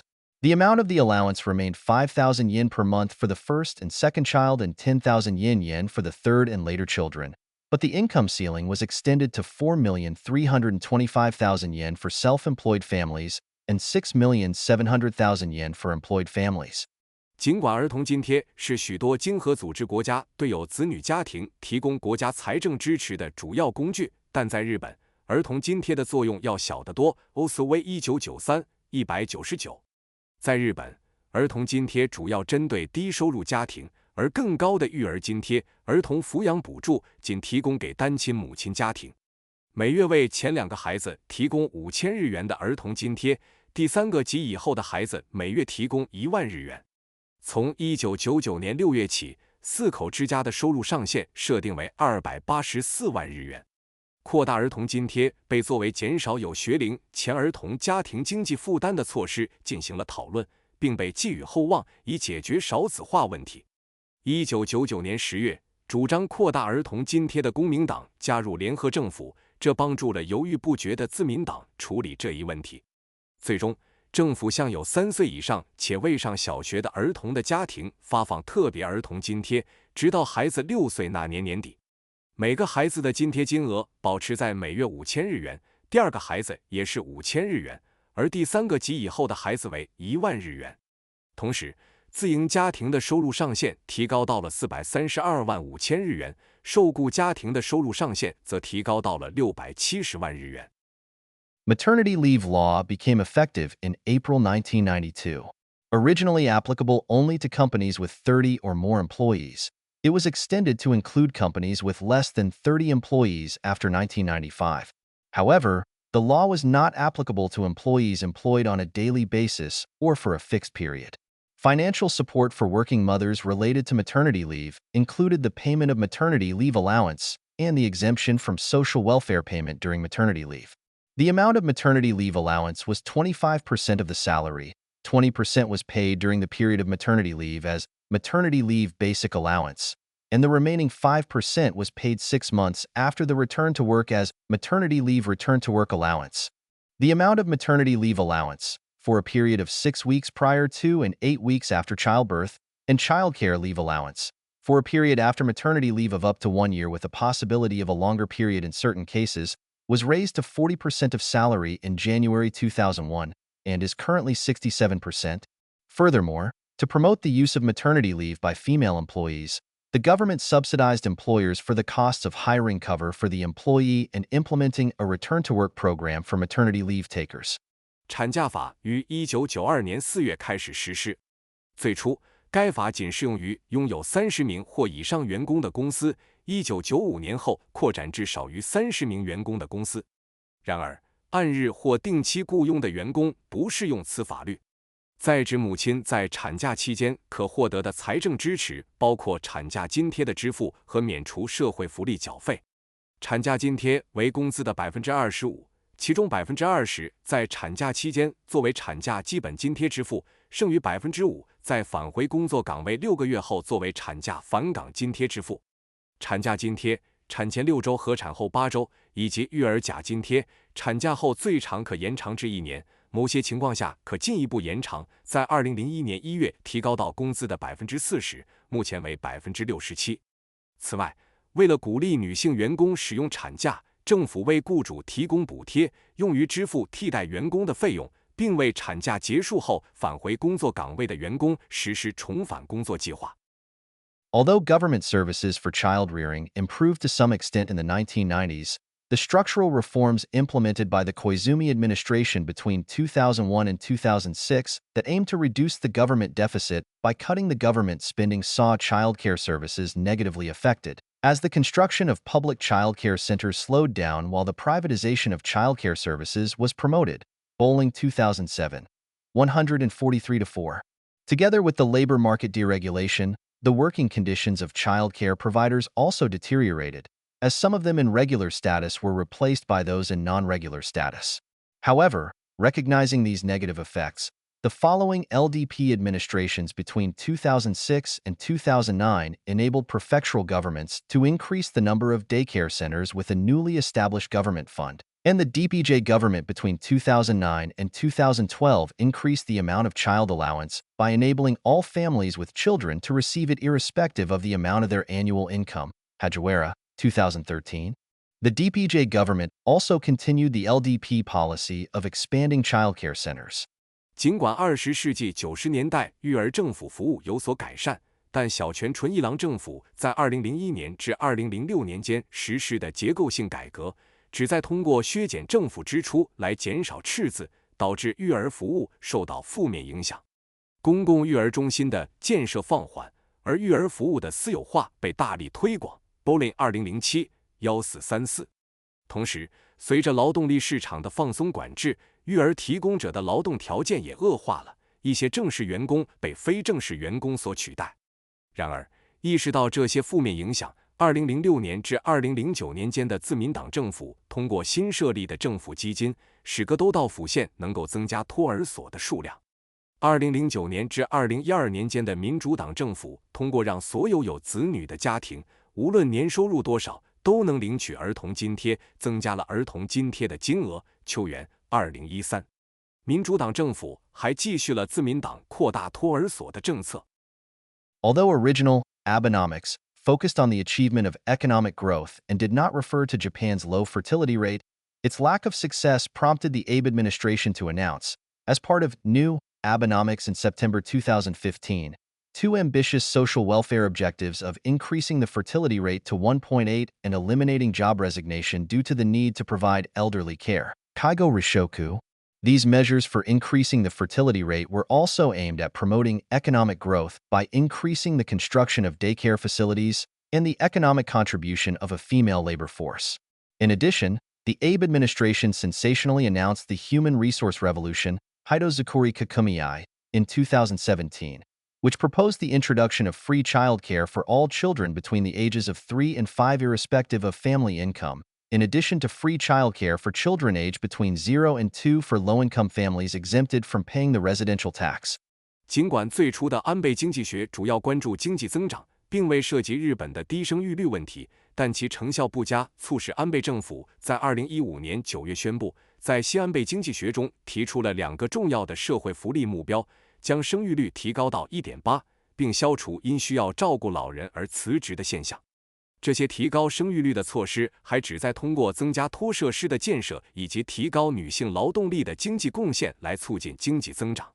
此外，安倍政府在2017年宣布了人力资源革命 Hitozukuri Kakumiai， 提议为所有3至5岁的儿童提供免费托服务，不论家庭收入如何。此外，对于免征居民税的低收入家庭，0至2岁的儿童已经享受免费托服务。However, recent government attempts to increase the fertility rate with new Abenomics and the Human Resource Revolution are problematic. Firstly, and most importantly, the Abe administration has not taken any serious measures to improve the working conditions of childcare providers. Secondly, The current situation of insufficient number of childcare providers will be further exacerbated with the increasing number of children now able to access free childcare. Working conditions of childcare providers remain poor in terms of both pay and quality of work despite the great demand for their services. Currently, the monthly income of childcare providers is about 100,000 yen lower than the average of those in all industrial sectors. As a result, childcare is not a popular job in Japan. So, despite an increasing number of childcare centers and the greater availability of free childcare, the problem of undercapacity will not be easily solved until the poor working conditions of childcare providers is tackled.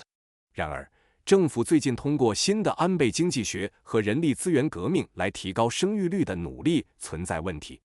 首先，也是最重要的一点，安倍政府没有采取任何实质性措施来改善儿童保育工作者的工作条件。其次，随着能够享受免费儿童保育的儿童数量增加，目前儿童保育工作者数量不足的问题将更加严重。尽管对儿童保育服务的需求很大，但儿童保育工作者的薪酬和工作质量仍然较低。目前，儿童保育工作者的月收入比所有行业平均水平低约10万日元。因此，儿童保育在日本并不是一个受欢迎的职业。因此，尽管托儿所数量不断增加，免费托服务也越来越普及，但在改善托服务提供者的工作条件之前，托服务不足的问题难以得到解决。In addition to the shortcomings in public policy, Japan's employment practices, which as we documented earlier in the chapter force men to work for long hours and discriminate against women, have also contributed to the country's low fertility rate. See also Bowling 2007. While the recent changes in labor laws, such as those to be implemented through the work style reform from 2019 may change these employment practices to some extent, they are unlikely to be fundamental and contribute to the improvement of the fertility rate to a significant extent.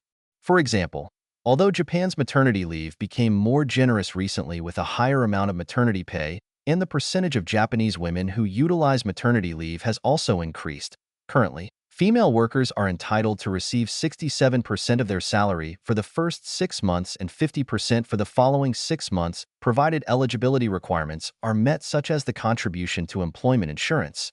It has not contributed to a rise in the fertility rate to a significant extent. Many women still suffer from harassment when they request maternity leave, so-called matahara, maternity harassment, and some women quit their jobs instead of utilizing maternity leave. There are pressures coming from employers who want to contain labor costs and from work colleagues who want to avoid a greater workload if the employer does not provide replacement cover. Matahara has only made it more difficult for Japanese women to strike a good work-life balance, and some have even given up having a child, which can only negatively affect the country's fertility rate. 除了公共政策的不足，日本的就业实践，如我们之前在本章中所述，迫使男性长时间工作，并对女性存在歧视，这也导致了该国的低生育率。参见 Bolin 2007。尽管最近的劳动法改革，如2019年开始实施的工作方式改革，可能在一定程度上改变这些就业实践，但这些改革不太可能从根本上解决问题，也不太可能显著提高生育率。例如，尽管日本的产假政策最近变得更加慷慨，产假工资也有所提高，利用产假的日本女性比例也有所增加。目前，女职工在满足一定条件，如参加就业保险的情况下，前6个月可获得工资的 67%， 接下来的6个月可获得 50%， 但这并没有显著提高生育率。许多女性在申请产假时仍然遭受所谓的 matahara 产假骚扰，一些女性选择离职而不是休产假。雇主希望控制劳动力成本，同时也担心如果雇主不提供替代人员，会增加自己的工作量。这些压力使得日本女性更难实现工作与生活的平衡。一些女性甚至因此放弃了生育，这无疑会对国家的生育率产生负面影响。Changes in social norms concerning marriage, especially among the younger generation, might also have affected Japan's fertility rate negatively. There is no longer the same pressure on younger people to get married. For some women, it is much more attractive to remain as a parasite single, parasito shinguru, and to continue to comfortably live unmarried with their parents well into their late 20s and 30s. Yamada 2007. 109-17, 2009. 47 to 60. When Japanese women have a child, they can expect the dual shift of work at a company and childcare at home, with little help from their husbands who stay at work for long hours. By remaining as parasite singles, they can continue working without any childcare duty, save money, or buy expensive brand goods should they wish, as they have no rent to pay. 关于婚姻的社会规范的变化，特别是在年轻一代中，可能对日本的生育率产生了负面影响。年轻人不再面临同样的结婚压力。对于一些女性来说，作为寄生单身 parasite shinguru 并继续舒适的与父母未婚生活到20多岁和30多岁晚期 ，Yamada 2007 10917 2009 4760更具吸引力。当日本女性有了孩子时，她们需要在公司工作和在家照顾孩子，承担双重负担，而她们的丈夫则长时间工作，很少提供帮助。通过保持寄生单身的状态，他们可以继续工作，无需承担育儿责任，可以节省开支或在需要时购买昂贵的品牌商品，因为他们不需要支付房租。Declining population, revitalization of regional economies, and labor migration. 人口减少、地区经济振兴及劳动力迁移。In addition to an aging population and low fertility rates, Japan has experienced a decline in population, which has brought about the problem of labor shortage. While labor shortage has contributed to the improvement of working conditions of non-regular workers, e.g. wage hikes in economic sectors such as construction and elderly care, it has also contributed to the economic stagnation of rural and regional areas, such that rural revitalization has become an urgent policy issue, involving national and local government, politicians, private business, NGOs, and local residents such as farmers. In 2009, the Ministry of Internal Affairs and Communication, MIC, initiated the program Chikyo Koshi Kairyo Kutai, Regional Revitalization Cooperation Army, to support urban to rural migration, which provided migrants with a local government job with an annual salary of about 2 million yen, but only with limited success. Indeed, most rural areas have not overcome the problems of population decline and economic stagnation. Asahi Shimbun 2019d. In the worst cases, some rural communities have simply vanished. 除了人口老龄化和低生育率，日本还面临人口减少的问题，这导致了劳动力短缺。劳动力短缺虽然改善了非正规工人的工作条件，例如建筑和老年人护理等行业的工资上涨，但也导致了农村和地方经济的停滞，使得农村振兴成为了一个紧迫的政策问题，涉及国家和地方政府、政治家、私营企业、非政府组织和当地居民，如农民。2009年，总务省启动了地域振兴合作队计划，旨在支持城市居民向农村迁移。该计划为移民提供了一份由地方政府提供的年薪约为200万日元的工作，但效果并不理想。实际上，大多数农村地区仍未解决人口减少和经济停滞的问题。朝日新闻2019年，在最严重的情况下，一些农村社区已经完全消失。International migration to rural and regional areas has contributed to their revitalization to some extent by providing a workforce to industries in those areas, such as agriculture, food processing, construction, and elderly care, which need labor input to maintain their economic activities. Against the background of regional economic integration in East Asia, due to the expansion of regional supply chains, Japan entered into economic partnership agreements, EPAs, with the Philippines, Indonesia, and Vietnam in 2006, 2007, and 2008 respectively, and received labor migrants from these countries in the elderly care sector. This sector, which is characterized by low pay and poor working conditions, has suffered from severe labor shortage, whether in urban centers or rural areas. Labor migrants from these countries are expected to fill the gap between labor demand and supply in this sector to some extent, although the problem of low pay and poor working conditions remains. In addition, the xenophobic attitude of some Japanese people may also have contributed to the difficulty of migrant workers integrating in Japanese society and workplaces. 国际移民对农村和地区的振兴起到了一定的作用，通过为这些地区的行业提供劳动力，如农业、食品加工、建筑和老年人护理，这些行业需要劳动力来维持其经济活动。在东亚地区经济一体化的背景下，由于区域供应链的扩展，日本分别于2006年、2007年和2008年与菲律宾、印度尼西亚和越南签署了经济伙伴关系协定 （EPS）， 并从这些国家接收了在老年人护理行业的劳动力。这个以低薪和恶劣工作条件为特征的行业，无论是在城市还是农村，都面临着严重的劳动力短缺问题。来自这些国家的劳工移民预计将在一定程度上填补该行业劳动力供需之间的差距，尽管低薪和恶劣的工作条件问题依然存在。此外，一些日本人的排外态度也可能导致移民工人在日本社会和工作场所的融入困难。The Technical Intern Training Program, which provides employment opportunities for foreign nationals, has also provided de facto labor migrants to help plug the gap between labor demand and supply. However, their working conditions remain very poor and precarious. Watanabe 2018b. This is partly because of the institutional arrangements of migration in their home countries, typically East Asian countries such as China, the Philippines, and Vietnam, and the host country. The typical migration process includes finding a migrant recruiting agent or broker in the home country, borrowing money to pay the agent the pre-departure costs, obtaining a passport and an entry visa, and so on, and a period of basic training to prepare for work in the host country. This process can take from 6 to 12 months. Brokers in Japan, Kanri Dantai, literally supervising organizations, which are monitored and supervised by quasi-government agencies, allocate technical interns to user companies or individual users such as farmers. With weak regulations on the protection of technical interns and inadequate supervision of brokers and employers, many technical interns have suffered from severe abuse and exploitation by user companies and individual users, including the threat of dismissal and deporting, passport confiscation, and refusal to pay for work already done. Japan Times 2017. Technical interns also owe a large debt to an immigration agency or broker in their home country, and are in effect forced to continue working to repay the debt despite poor working conditions. 技术实习生培训计划不仅为外籍人士提供了就业机会，还实际上为填补劳动力供需缺口提供了劳动力。然而，这些实习生的工作条件仍然非常差且不稳定。Watanabe 2018b， 这在很大程度上是由于其母国通常是东亚国家，如中国、菲律宾和越南和东道国的移民制度安排。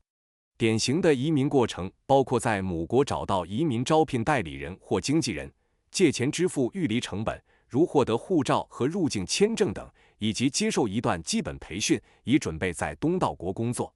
这个过程可能需要6到12个月。在日本，由准政府机构监管的经纪人称为 Kanri Dantai， 即监督团体，将技术实习生分配给用户公司或个人用户，如农民。由于对技术实习生的保护法规较弱，以及对经纪人和雇主的监管不足，许多技术实习生遭受了用户公司和个人用户的严重虐待和剥削，包括威胁解雇和驱逐、扣押护照以及拒绝支付已完成的工作。日本时报2017年。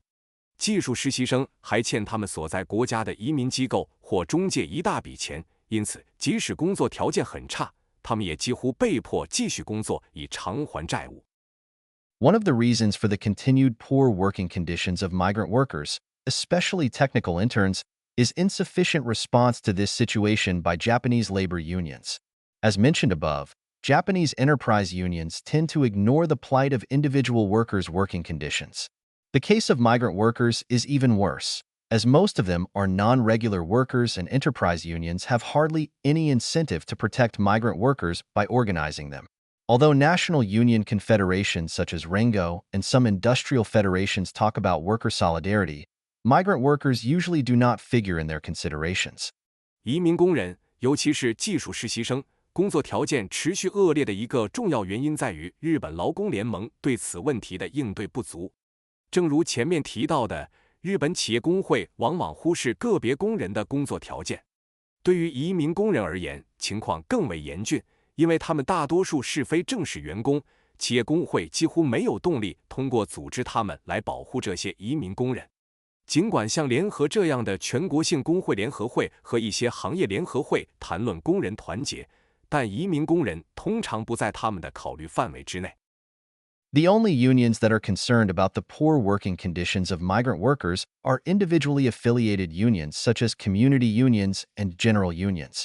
Among the most well-known are Zintoitsu Workers Union, All United Workers Union, and the Kanagawa City Union, Kremers 2014, Urano and Stewart 2007, Watanabe 2018b.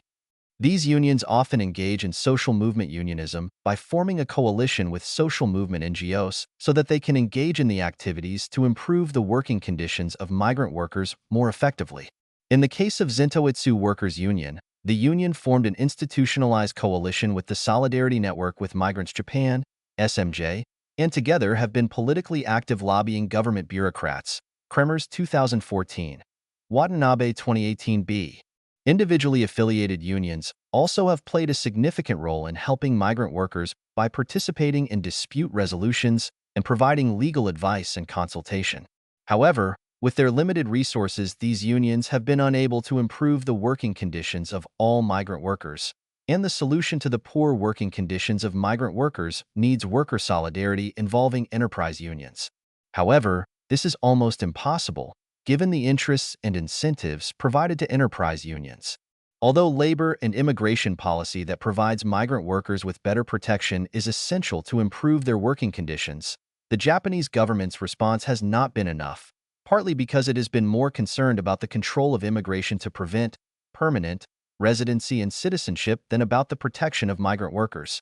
唯一关注移民工人恶劣工作条件的工会是个别隶属的工会，例如社区工会和一般工会。其中最著名的是全劳协工人联合会、全联合工人联合会和神奈川市工会 Kremers 2014、Urano 与 Stewart 2007、Watanabe 2018b。这些工会经常通过与社会运动 NGO 结成联盟，以更有效地开展改善移民工人工作条件的活动。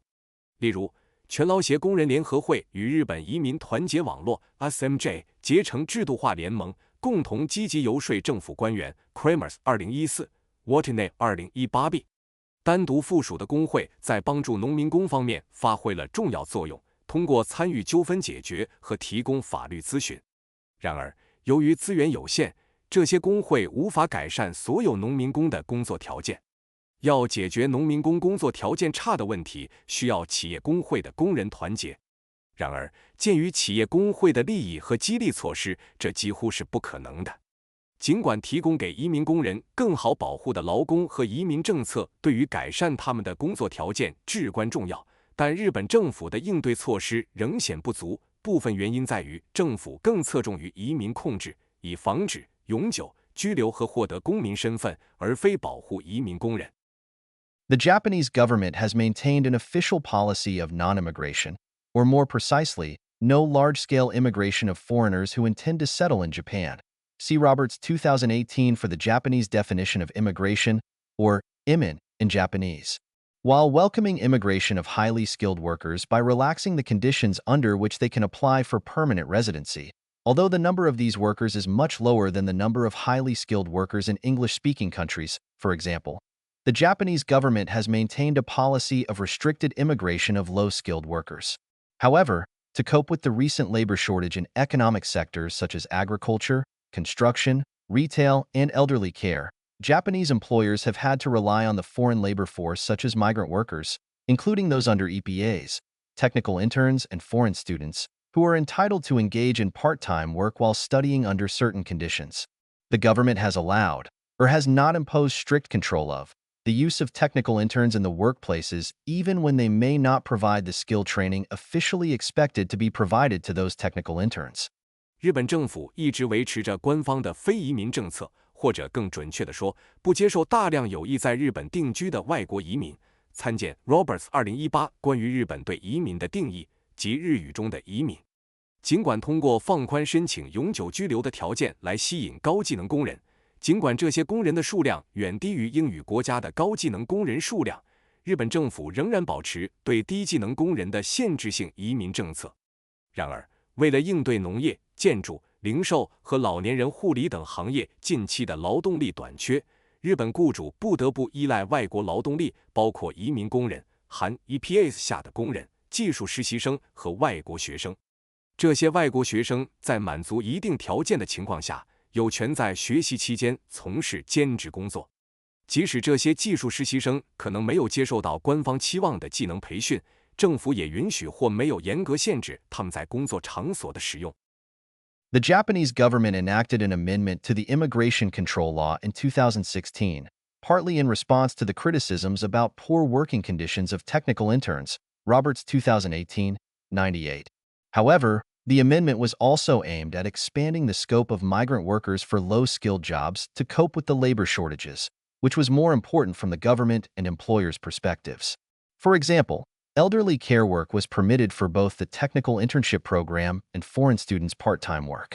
Before the 2016 amendment, elderly care work could be provided only by those migrant workers who were authorized under Japan's EPA with the Philippines, Indonesia, and Vietnam, Onuki 2009. The duration of stay as technical interns was also extended from 3 to 5 years, Roberts 2018-98. 2016年，日本政府为了应对技术实习生工作条件差的批评，部分修改了移民控制法 Roberts 2018-98。然而，这项修正案的主要目的是扩大低技能工作的移民工人范围，以应对劳动力短缺，这在政府和雇主看来更为重要。例如，老年人护理工作被纳入了技术实习计划和外国学生的兼职工作。在2016年修正案之前，老年人护理工作只能由根据日本与菲律宾、印度尼西亚和越南的 EPA 授权的移民工人提供 Onuki 2009。技术实习生的停留期限也从3年延长至5年 Roberts 2018-98。The enactment of the technical intern law in 2016, implemented in 2017, sought to ensure proper implementation of technical internship and increase their protection, and it established the Organization for Technical Intern Training, OTIT. The 2016 law also stipulated the protection of technical interns by prohibiting brokers, supervisors of technical internship, Jishikanrisha, from forcing interns to engage in an internship program against their will by resorting to violence, intimidation, and other measures, forcing interns into a contract that stipulates a penalty in case of breach of contract, or into a contract that enables brokers to administer their savings, by prohibiting brokers and employers from confiscating a passport, and by entitling interns to report violations by employers to ministers, and by prohibiting employers from treating interns unfairly for that reason. 2016年颁布的技术实习生法2017年实施，旨在确保技术实习的正确执行，加强对实习生的保护，并成立了技术实习生培训组织 OTIT。2016年的法律还规定，保护技术实习生，禁止经纪人、技术实习监督员通过暴力、恐吓或其他手段强迫实习生违背意愿参加实习项目，禁止强迫实习生签订包含违约金条款的合同或允许经纪人管理其储蓄的合同，禁止经纪人和雇主扣押实习生的护照，并赋予实习生向部长报告雇主违规行为的权利，禁止雇主因此对实习生进行不公平对待。The 2016 Technical Intern Law also stipulates the penalties for violation by brokers and employers, ranging from imprisonment between 1 and 10 years, and fines between 200,000 yen and 3 million yen depending on the nature of the offense. Despite the enactment of the legislation, there have been many reports, a little more than 7,000 in 2017 and a further increase in 2018, of technical interns who have fled their workplace because of employers' abuse and poor working conditions. From interviews conducted with around 2,800 technical interns who fled their workplace conducted by the Ministry of Justice in 2017, we know that the monthly salaries of many were less than 100,000 yen despite the fact that they needed to pay more than 1 million yen to brokers in their home countries, Asahi Shimbun 2018c. 2016年技术实习生法还规定了对违反规定的经纪人和雇主的处罚，包括1至10年的监禁，以及根据违法行为的性质，罚款从20万日元到300万日元不等。尽管该法律已经实施，但据报道，由于雇主的虐待和恶劣的工作条件，2017年有超过7000名技术实习生逃离了工作场所，2018年这一数字进一步增加。根据法务省2017年对约2800名逃离工作场所的技术实习生的采访，我们了解到，尽管他们需要向所在国家的经纪人支付超过100万日元，但许多人的月薪却不足10万日元。朝日新闻2018c。The Immigration Control Law was further amended in December 2018 and implemented in April 2019, officially accepting low-skilled workers in some industrial sectors that suffer from labor shortage, as well as low labor productivity, such as agriculture, construction, and elderly care. Asahi Shimbun 2018a. Labor shortage in these sectors has been severe, and the Abe administration has faced strong demands from the employers in these sectors to reform the country's immigration control system so that they would be able to use a larger number of migrant workers. As discussed in Chapter 2, the administration has introduced a new immigration visa category called designated or specified skills, Tokudai Jino, which are further divided into two categories. In the first category, those migrant workers who have certain work skills and Japanese language proficiency are allowed to live in Japan for 5 years maximum, although they are not allowed to bring their family members with them. This category is also aimed at technical interns who have resided in Japan for at least 3 years, enabling them to acquire a visa without taking a language exam. The government predicts many technical interns will change their immigration status to this visa category, Asahi Shimbun 2018d, and in this way, the government can also address criticism of the working conditions and human rights violation of technical interns. The second category of the designated skill visa is aimed at more experienced or mature workers who are judged to have higher skills. Those who apply for a visa in this category need to take both skills and language exams, and once passing, they are allowed to bring in family members and are able to renew a visa so that they may eventually qualify for permanent residency. 移民控制法于2018年12月进行了进一步修订，并于2019年4月开始实施，正式接受在一些面临劳动力短缺以及低劳动生产率的行业，如农业、建筑和老年人护理中的低技能工人。朝日新闻2018。这些行业的劳动力短缺问题非常严重，安倍政府面临着来自这些行业雇主的强烈要求，希望改革国家的移民控制系统，以便能够使用更多的移民工人。正如第2章所讨论的，政府引入了一种新的移民签证类别，称为指定技能 Tokudai Jino， 并进一步分为2类。在第1类中，那些具备一定工作技能和日语能力的外籍工人可以被允许在日本居住最多5年，但不允许携带家属。这一类别还适用于已在日本居住至少3年的技术实习生，使他们无需参加语言考试即可获得签证。政府预计许多技术实习生将改变其移民身份，转为这一签证类别。朝日新闻2018d，从而解决技术实习生工作条件和人权问题的批评。第2类指定技能签证则面向更有经验或成熟的工人，这些工人被认为具有更高的技能。申请此类签证的人需要参加技能和语言测试，通过后可以携带家属，并且可以续签，最终有资格申请永久居留。The 2018 amendment to the Immigration Control Law stipulates that employers should ensure proper working conditions, such as the payment of salaries equivalent to those for Japanese workers, for the workers in both categories of designated skill visa. Workers in both categories are also entitled to change their jobs as long as they are in the same industrial sectors. The government estimates a maximum of 350,000 migrant workers will work in the visa category of designated skills. However, to respond to criticism from those Japanese who are against the expansion of low-skilled migration, the government can suspend it in those industrial sectors that are judged no longer to suffer from labor shortage. 2018年对移民控制法的修订规定，雇主必须确保指定技能签证2类工人的工作条件，包括支付与日本工人相当的工资。2类工人只要不离开所在行业，就有权更换工作。政府预计最多将有35万名移民工人获得指定技能签证。然而，为了回应反对扩大低技能移民的日本人的批评，政府可以在那些不再面临劳动力短缺的行业暂停该计划。Critics of the 2018 amendment have questioned what limits exist on the scope for expanding the industrial sectors where migrant workers in the designated skills visa can be employed.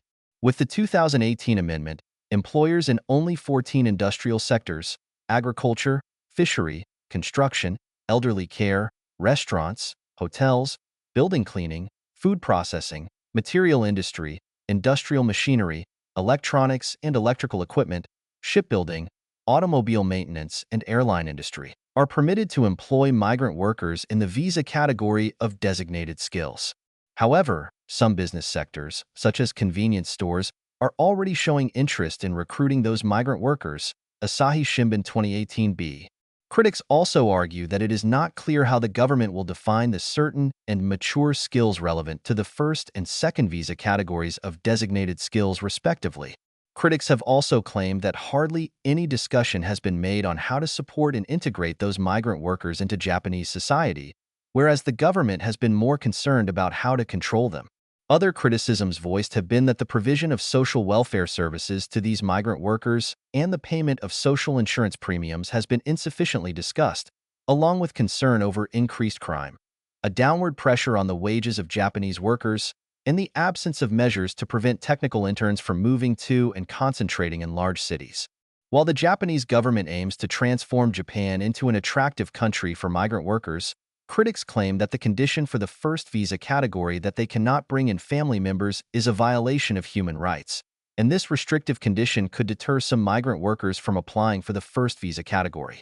Also, given the government's official position of no, large-scale, permanent, immigration and the criticism from conservative politicians that the creation of the second visa category may result in large-scale immigration based on permanent residency, the criteria for the second visa category might have been set too high for migrant workers to apply, Asahi Shimbun 2018b. 2018年修正案的批评者质疑，对于指定技能签证的外国工人可以就业的工业部门的扩展范围究竟存在哪些限制？根据2018年修正案，只有14个工业部门的雇主被允许雇用指定技能类别的外国工人，这些部门包括农业、渔业、建筑业、老年护理、餐饮业、酒店业、建筑清洁、食品加工、材料工业、工业机械、电子和电气设备、船舶建造、汽车维修和航空业。然而，一些商业部门如便利店已经表现出招聘这些外国工人的兴趣。朝日新闻 2018b。批评者还指出，政府如何定义指定技能第一和第二签证类别所需的特定和成熟技能尚不明确。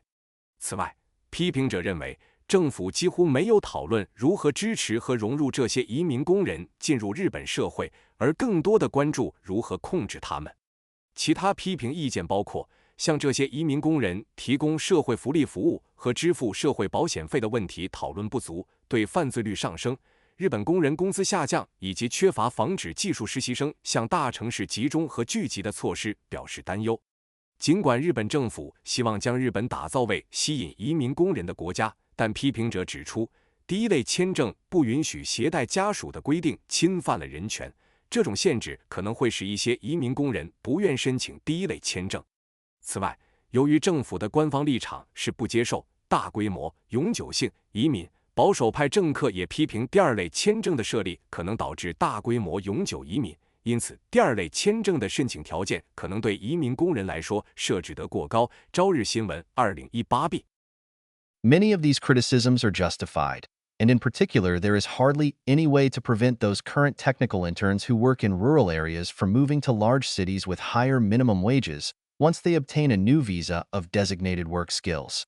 This is likely to exacerbate the already poor economic situations in many rural and regional areas suffering from declining population and labor shortage. Unlike the technical internship program, which prohibits technical interns from moving to another area for a new job or training program, foreign workers in the designated skills visa are allowed to change jobs and move to a new area as long as they are in the same industrial sector. 许多批评意见是合理的，特别是目前在农村地区工作的技术实习生，在获得指定技能工作签证后，几乎无法阻止他们搬到最低工资更高的大城市。这可能会加剧许多因人口减少和劳动力短缺而经济状况已经很差的农村和地区的困境。与技术实习计划不同，该计划禁止技术实习生为新工作或培训计划迁移到其他地区，而指定技能签证的外国工人只要在同一工业部门内就可以更换工作和迁移到新地区。Despite opposition from conservative supporters, the current Abe administration has decided to officially accept low-skilled migrant workers in response to the demands from employers who need them to cope with labor shortages. As the main reason for this decision by Prime Minister Abe was to address the concerns of his business supporters and to win election to the House of Councillors in 2019, It is expected that the poor working conditions of migrant workers will not be sufficiently addressed, and their protection will remain the government's secondary concern at best. Prime Minister Abe regards labor shortages as a factor to hinder economic growth, which he needs to rectify to remain in power. 尽管遭到保守支持者的反对，现任安倍政府已决定正式接受低技能移民工人，以应对雇主因劳动力短缺而提出的需求。安倍首相做出这一决定的主要原因是解决其企业支持者的关切，并赢得2019年参议院选举。因此，预计政府不会充分解决移民工人的恶劣工作条件，对他们的保护最多只是政府的次要关注。安倍首相认为劳动力短缺是阻碍经济增长的因素，他需要解决这一问题以保持权力。6. A distinctive Japanese economic feature, Galapagos syndrome. 日本经济的一个独特特征，加拉帕戈斯综合症。This chapter will critically examine the distinctive features of the Japanese economy, in particular what has been termed the Galapagos syndrome and the reasons for it, which include the legacy of the developmental state and the outcome of interest group politics. The chapter will identify, among other things, anti-competitive business practices within industries and government regulations that protect Japanese companies from foreign rivals and deter competition at the cost of consumers. The chapter aims to identify the myths and realities of the Japanese economy. 本章将批判性地探讨日本经济的独特特点，特别是所谓的加拉帕戈斯现象及其成因，包括发展型国家的历史遗产和利益集团政治的影响。本章还将指出，除其他内容外，行业内的反竞争商业行为以及保护日本公司免受外国竞争对手影响，以牺牲消费者利益为代价的政府法规。本章旨在揭示日本经济的神话与现实。Galapagos syndrome, Japan's failure to meet the global standard. Galapagos 综合征，日本未能达到全球标准。In Japan, there are some unusual, often inefficient, business practices and services that do not meet the global standard. Together, these practices have been termed Galapagos syndrome, as an analogy to the Galapagos Islands, which underwent its own evolutionary changes in isolation from the mainland. The term was first used to refer to non-smart Japanese mobile phones, which were widely adopted in Japan, but unsuccessful elsewhere.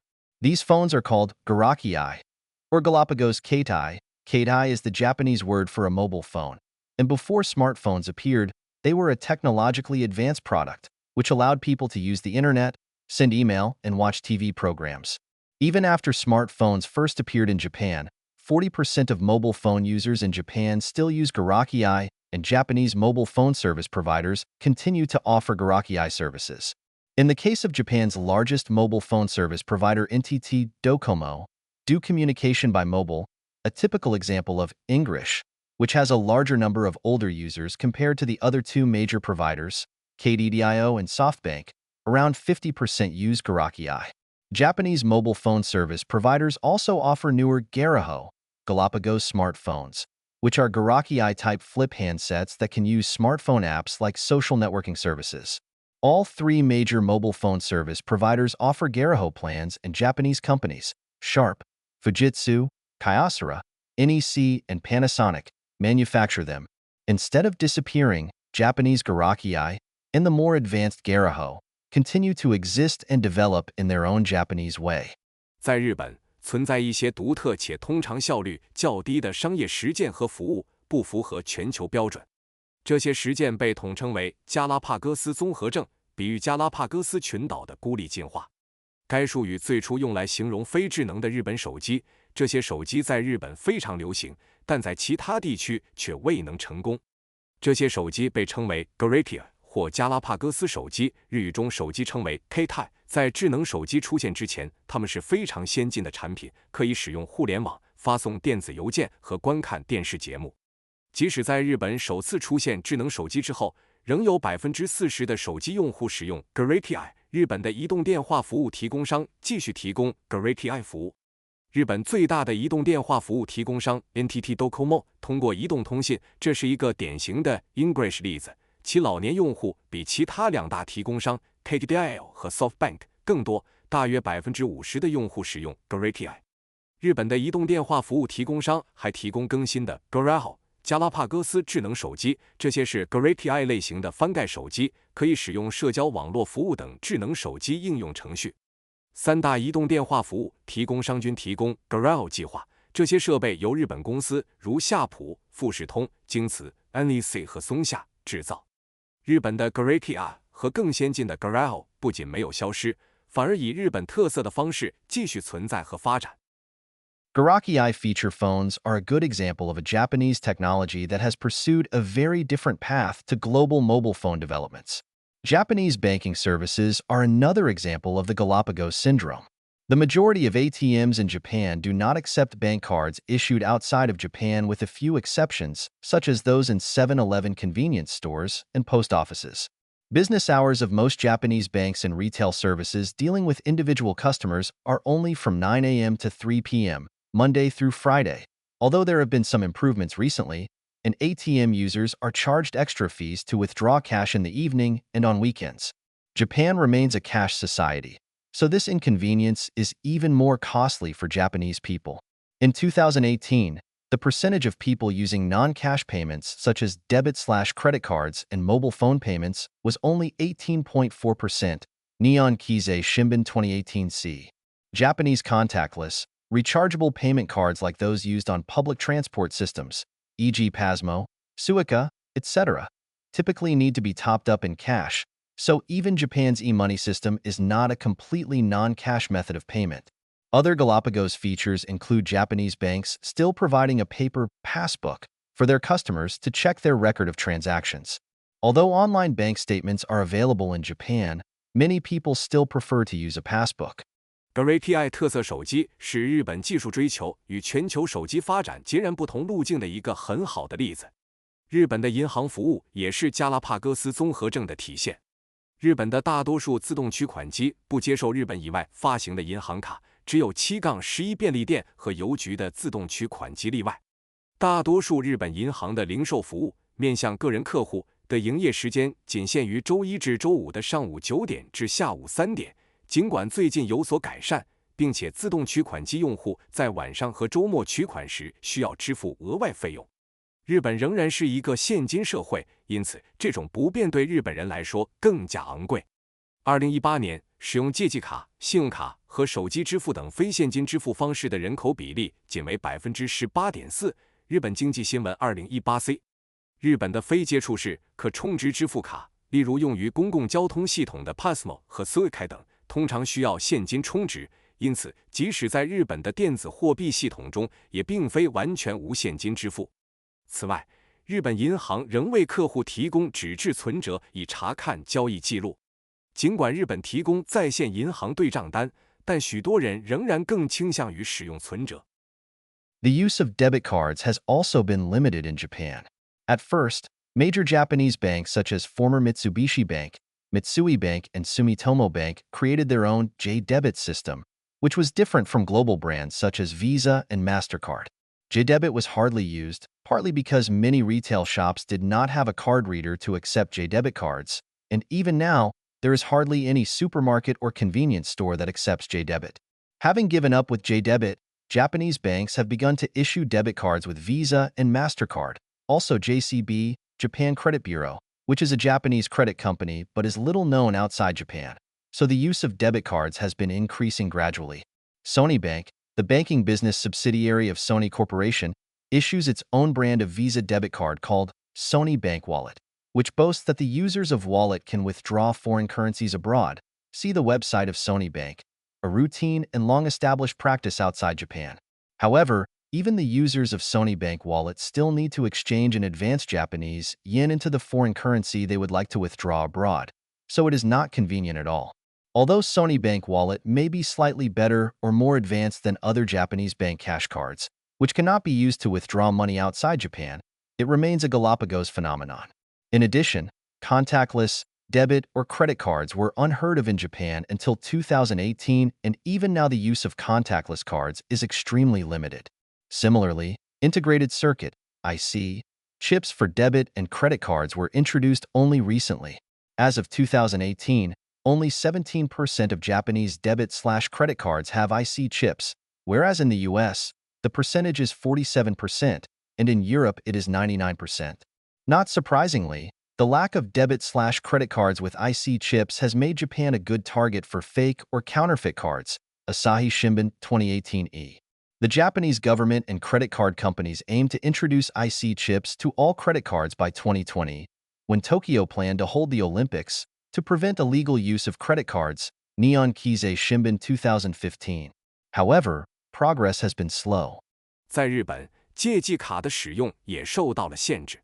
起初，日本的主要银行如前三菱银行、三井银行和住友银行创建了他们自己的 J-Debit 系统，这与 Visa 和万事达卡等全球品牌不同。由于许多零售店没有可以接受 J-Debit 卡的读卡器 ，J-Debit 的使用率一直很低。即使现在，也几乎没有超市或便利店接受 J-Debit。放弃 J-Debit 后，日本银行开始发行带有 Visa 和万事达卡，还有 JCB 及日本信用局，这是一家日本的信用卡公司，但在日本以外的地方鲜为人知的借记卡，因此借记卡的使用逐渐增加。Sony Corporation 的子公司 Sony Bank 发行了一款名为 Sony Bank Wallet 的 Visa 借记卡，该卡宣传用户可以在国外提取外币，详情请参阅 Sony Bank 的网站，这在国外是一种常见的做法。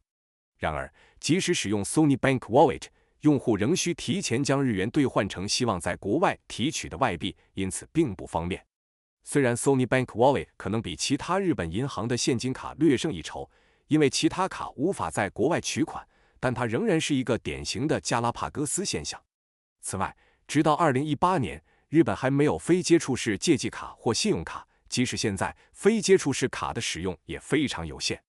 同样，借记卡和信用卡的集成电路 IC 芯片也是最近才引入的。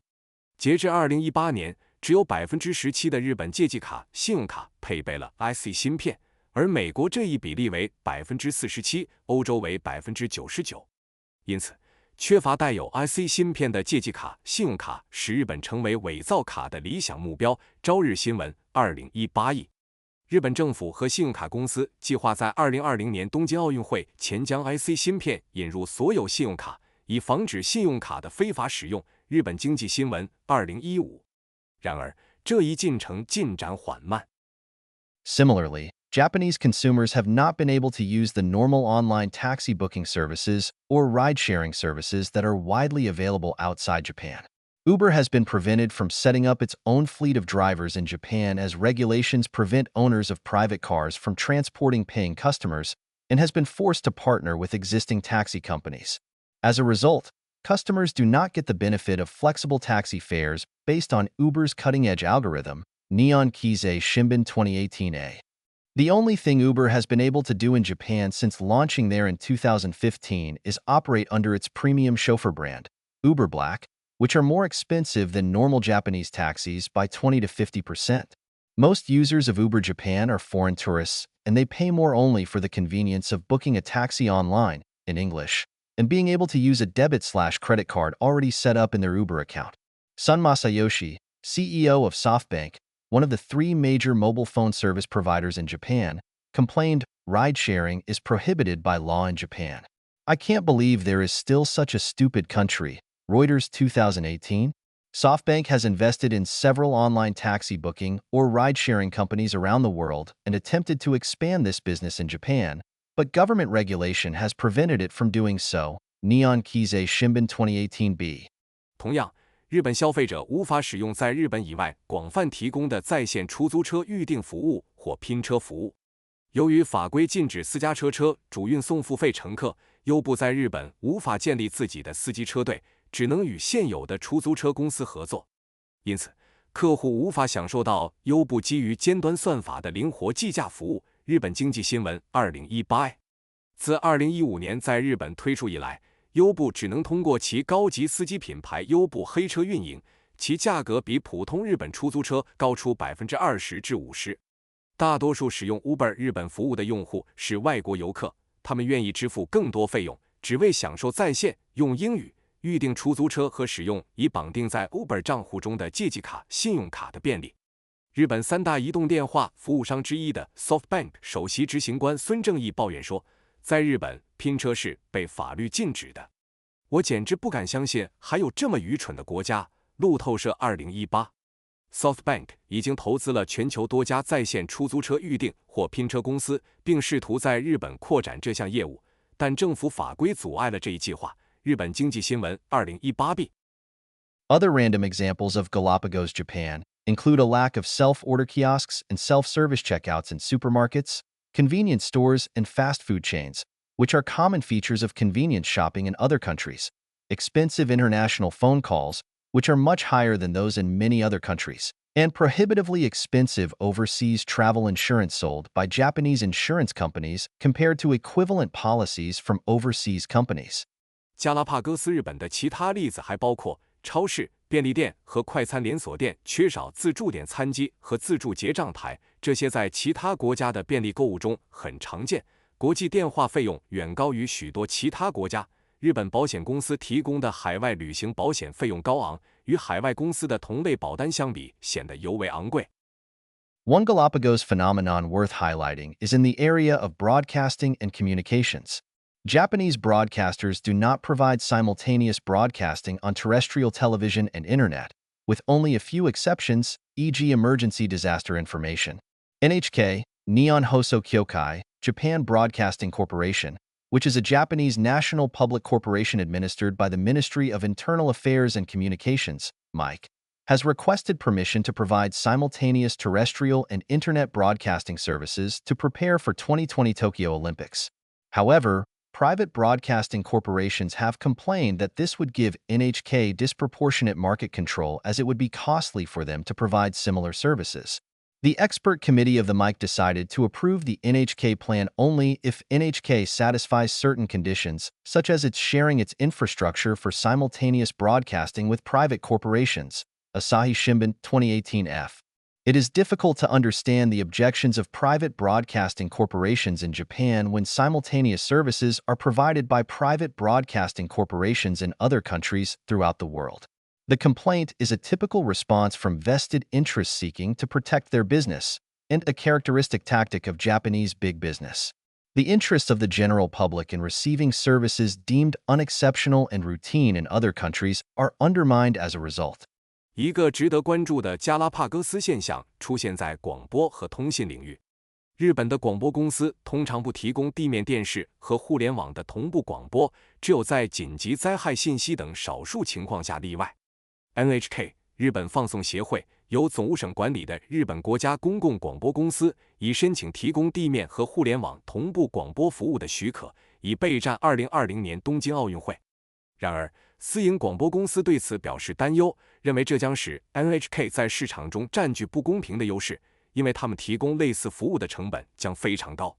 MIC 的专家委员会决定，只有在 NHK 满足某些条件，如与私营公司共享基础设施以进行同步广播的情况下，才会批准 NHK 的计划。朝日新闻 2018f。当其他国家的私营广播公司都在提供同步服务时，日本私营广播公司的反对意见显得难以理解。这种抱怨是既得利益者试图保护自身业务的典型反应，也是日本大企业的常见策略。因此，公众在接受其他国家认为是常规和普通的服务方面的利益受到了损害。A lack of digitalization and economic inefficiency. 数字化不足和经济效率低下。While the Japanese economy has been competitive and efficient in manufacturing sectors such as automobiles and electronics, although electronics less than it was, other sectors, particularly finance, insurance, and telecommunications, have suffered from economic inefficiency and low labor productivity. See Figure 3.4 for international comparisons of productivity. One of the chief reasons for this has been the lack of digitalization in the Japanese economy. 尽管日本经济在汽车和电子等制造业领域仍然具有竞争力和效率，尽管电子行业已不如从前，但在金融、保险和电信等其他行业，由于经济效率低下和劳动力生产率低，表现较差。参见图 3.4 了解生产率的国际比较。造成这一现象的主要原因之一是日本经济的数字化程度不足。As already mentioned, the use of debit cards and credit cards in smartphone payment is not popular in Japan. Although their use is increasing, especially since the increase in consumption tax from 8 to 10% in October 2019 and government measures to rebate those customers that used cashless payment. Instead, most transactions are conducted by cash payment, and Japan remains a cash society.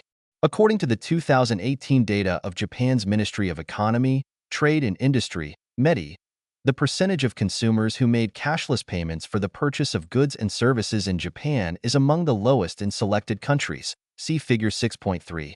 And as mentioned above, the Japanese percentage also includes smart cards, which often need top-up by cash. To use online top-up, users usually need to apply by sending an application in writing.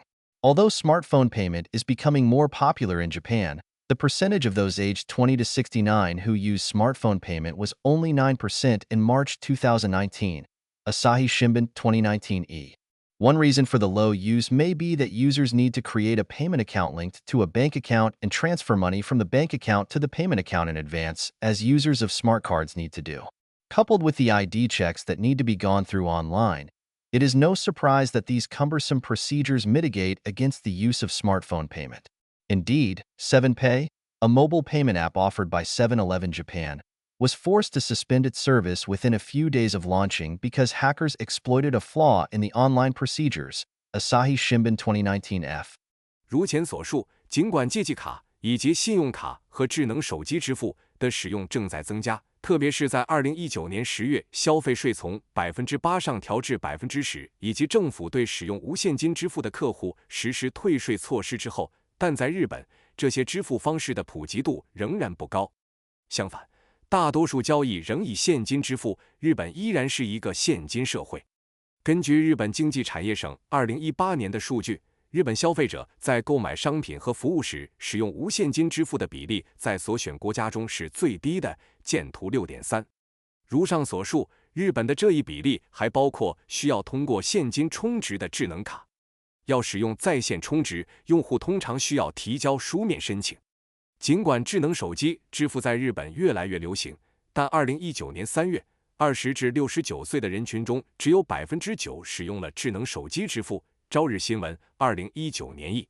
低使用率的一个原因可能是用户需要创建一个与银行账户关联的支付账户，并提前从银行账户转账到支付账户，就像智能卡用户一样。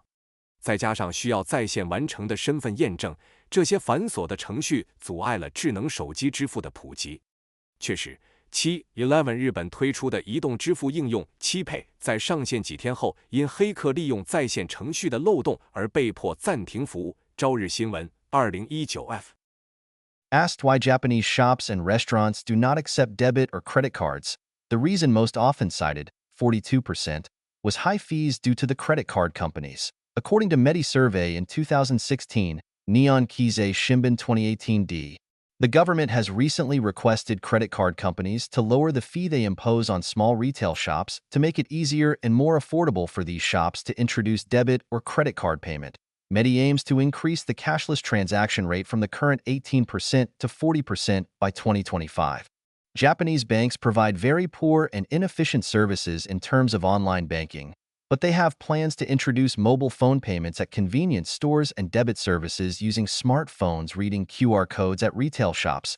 Nihon Keizai Shimbun 2018c. It remains to be seen, however, if and to what extent Japanese banks will be able to provide better online banking services. Getting rid of their reliance on paper application documents is a necessary first step. Otherwise, their services will remain poor and inefficient.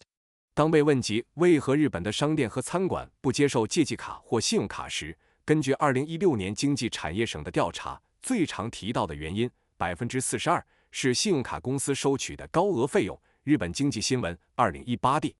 政府最近要求信用卡公司降低对小型零售店的收费，以便这些商店能够更容易且更经济地引入借记卡或信用卡支付。经济产业省的目标是将无现金交易率从目前的 18% 提高到2025年的 40%。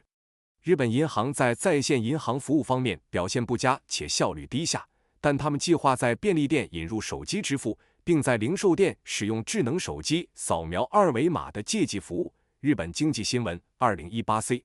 然而，日本银行能否提供更好的网上银行服务还有待观察。摆脱对纸质申请文件的依赖是必要的第一步，否则他们的服务将依然低效且不尽如人意。The prevalence of paper-based transactions and a lack of online transactions are not limited to banking transactions, however. Most of the administrative services provided by national and local governments to Japanese citizens and foreign tourists are still paper-based and not digitalized.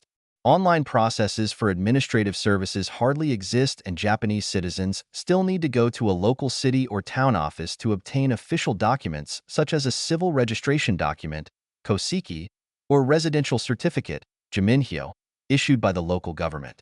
What can be done online is limited to downloading application forms for official documents that then need to be completed with black ballpoint pen before attaching a seal, hanko, and bringing it to a city or town office or posting it. There are no e-visa services for foreign visitors yet, although there are plans to start one for Chinese tourists in April 2020, Nihon Keizai Shimbun 2018e. Despite Prime Minister Abe's wish to promote e-government, indeed his intention to transform Japan into among the most advanced IT nations, the online services provided by national and local governments remain extremely underdeveloped and far behind many countries. Nihon Keizai Shimbun 2013c. 然而，纸质交易的普遍性和缺乏在线交易不仅限于银行交易，大多数由国家和地方政府为日本公民及外国游客提供的行政服务依然依赖纸质文件，尚未实现数字化。在线行政服务流程几乎不存在，日本公民仍需前往当地城市或镇政府办公室，以获取由地方政府签发的官方文件，如户籍证明 （koseki） 或居住证明 （jiminhyo）。在线上，仅能下载官方文件的申请表，之后需要用黑色圆珠笔填写，附上印章 （hanko）， 再亲自送到或邮寄至城市或镇政府办公室。目前尚未为外国游客提供电子签证服务。尽管计划在2020年4月为中国游客启动这项服务，日本经济新闻2018译。尽管安倍首相希望推动电子政务，并打算将日本建设成世界上最先进的 IT 国家之一，但国家和地方政府提供的在线服务仍然非常落后，远不及许多其他国家。日本经济新闻2013c。The lack of online transactions in government administrative services and the problems this causes has repeatedly been seen in the extremely poor services provided by the Japan Pension Service, JPS, previously the Social Insurance Agency.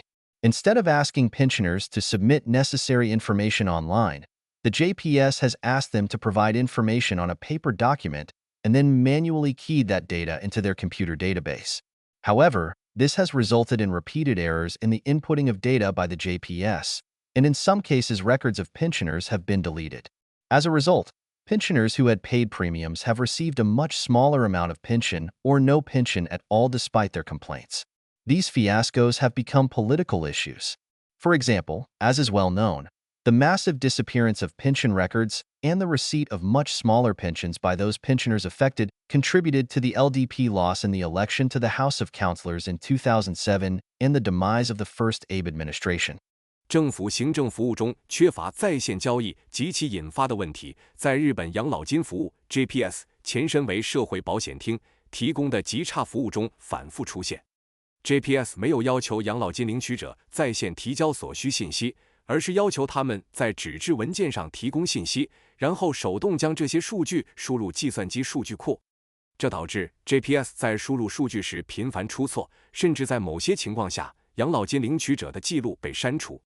结果，尽管养老金领取者提出了投诉，但已支付保费的养老金领取者收到的养老金金额大幅减少，甚至没有收到养老金。这些问题已经演变成政治问题。例如，众所周知，由于养老金记录的大规模丢失，以及受影响的养老金领取者收到的养老金大幅减少，这导致了自民党在2007年参议院选举中的失利和第一届安倍政府的下台。The obvious question to be asked is why hadn't the JPS introduced an online system for the data input and asked pensioners to fill out an online form instead of a paper form? The fiasco could have been avoided if the JPS dealt with the data digitally and eliminated the completely unnecessary process of manual input. However, despite repeated mishandling of pensioners' data, most recently in February 2018, the JPS has yet to introduce an online system for data input. Instead, the JPS has announced that it would seek a better way for data input by paper transaction, Asahi Shimbun 2018G. The JPS has introduced a basic online service called Nin-kin Neto, Pension Internet Service, so that users of the service are able to check their pension record. However, it too suffers from non-standard inefficiencies and inconveniences that other systems seek to avoid. For example, those who wish to use the service cannot choose their user ID or password, and they cannot complete the registration process online either, as the JPS needs to confirm the identity of applicants for an account and send a user ID by post. And an application number, which needs to be retained for future use, needs to be written down as no email including this number is sent to applicants. 一个显而易见的问题是，为什么 JPS 没有引入在线系统，让退休人员填写电子表格而不是纸质表格？如果 JPS 能够以数字化方式处理数据，消除完全不必要的手动输入过程，这场混乱就可以避免。然而，尽管 JPS 在处理退休人员数据方面一再出错，最近一次是在2018年2月 ，JPS 仍未引入在线数据输入系统。相反， JPS 宣布将寻求通过纸质交易改进数据输入的方法。朝日新闻2018克。JPS 已经引入了一项名为 Nin-kin Neto 养老金互联网服务的基本在线服务，使用户能够查看他们的养老金记录。然而，该系统也存在其他系统试图避免的非标准、低效率和不便。例如，希望使用该服务的用户无法选择自己的用户 ID 或密码，也无法在线完成注册过程，因为 JPS 需要确认申请人的身份，并通过邮寄方式发送用户 ID。此外，申请人需要记录一个申请号码，以备将来使用，因为 JPS 不会通过电子邮件向申请人发送包含该号码的信息。Perhaps one of the stranger oddities of Galapagos, Japan, is the continuing use of fax, facsimile, machines, the telephonic transmission of scanned printed material, typically to a telephone number connected to a printer. According to a survey conducted by the Ministry of Internal Affairs and Communications, MIC, in 2006, 97.8% of Japanese companies used fax. Also, 42% of Japanese households used fax, according to a MIC survey conducted in 2015.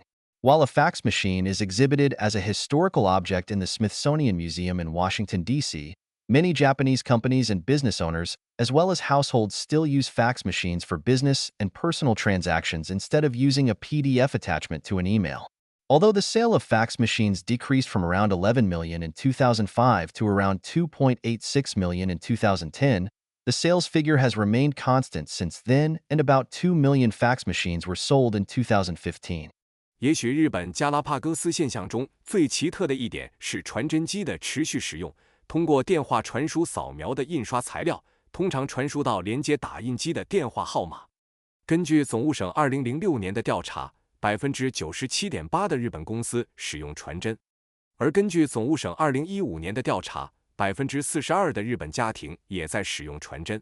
尽管传真机作为历史文物在华盛顿特区的史密森尼博物馆展出，但许多日本公司、企业主和家庭仍然倾向于使用传真机进行商业和个人交易，而不是通过电子邮件发送 PDF 附件。尽管传真机的销量从2005年的约1100万台下降到2010年的约286万台，但此后销量一直保持稳定。2015年售出了约200万台传真机。Various reasons have been given for the continued use of such an outdated product by international standards, such as its popularity with a large number of elderly owners of small shops who do not understand how to use internet or email, the path-dependent, conservative nature of Japanese business practices, and the continued existence of business customers that continue to use fax. It is a popular topic for discussion on websites, forums, and blogs in Japan, and fax has both supporters and detractors. Those who have positive views cite that those who are not computer literate can still use fax machines, that they need to use fax machines because of the Japanese custom to attach a seal, hanko, for business approval, that handwriting on fax paper could be quicker and more efficient than typing Japanese words using a computer, as frequent conversions between hiragana, Japanese characters, and kanji, Chinese characters, are necessary to write Japanese sentences, and so on. Those who criticize the use of fax machines cite them as detrimental to raising the efficiency and productivity of Japanese business, and that their use is costly as they need to pay for phone calls, paper, and ink toner. 对于继续使用这种过时产品，按国际标准已经给出了各种原因，比如它受到许多老年小商店主的欢迎，他们不懂如何使用互联网或电子邮件，日本商业惯例的路径依赖和保守性质，以及一些商业客户仍然继续使用传真机。这一话题在日本的网站论坛和博客上非常热门，传真既有支持者也有反对者。持有积极观点的人认为，不精通计算机的人仍然可以使用传真机，他们需要使用传真机是因为日本的商业习惯要求附上印章 Hanko， 手写在传真纸上可能比在计算机上输入日文更快更有效，因为书写日文时经常需要在平假名和汉字之间转换。批评传真机使用的人则认为，传真机的使用对提高日本商业的效率和生产力不利，而且使用传真机的成本很高，包括电话费、纸张和墨粉的费用。It was widely reported in early 2019 when the new chairman of Japan's largest business organization, Keidanren, Japanese Business Federation, also the chairman of Hitachi Corporation, made the remark that he was surprised not to find a computer in the office of the Keidanren chairman, which prompted social media speculation that the previous chairman of Keidanren did not or could not use internet, and it was a symbol of Japan as an IT laggard, Asahi Shimbun 2018H. Overseas news media also reported in late 2018 that the new cybersecurity minister of Japan had admitted not ever having used a computer and apparently did not know what a USB memory stick was, Asahi Shimbun 2018I.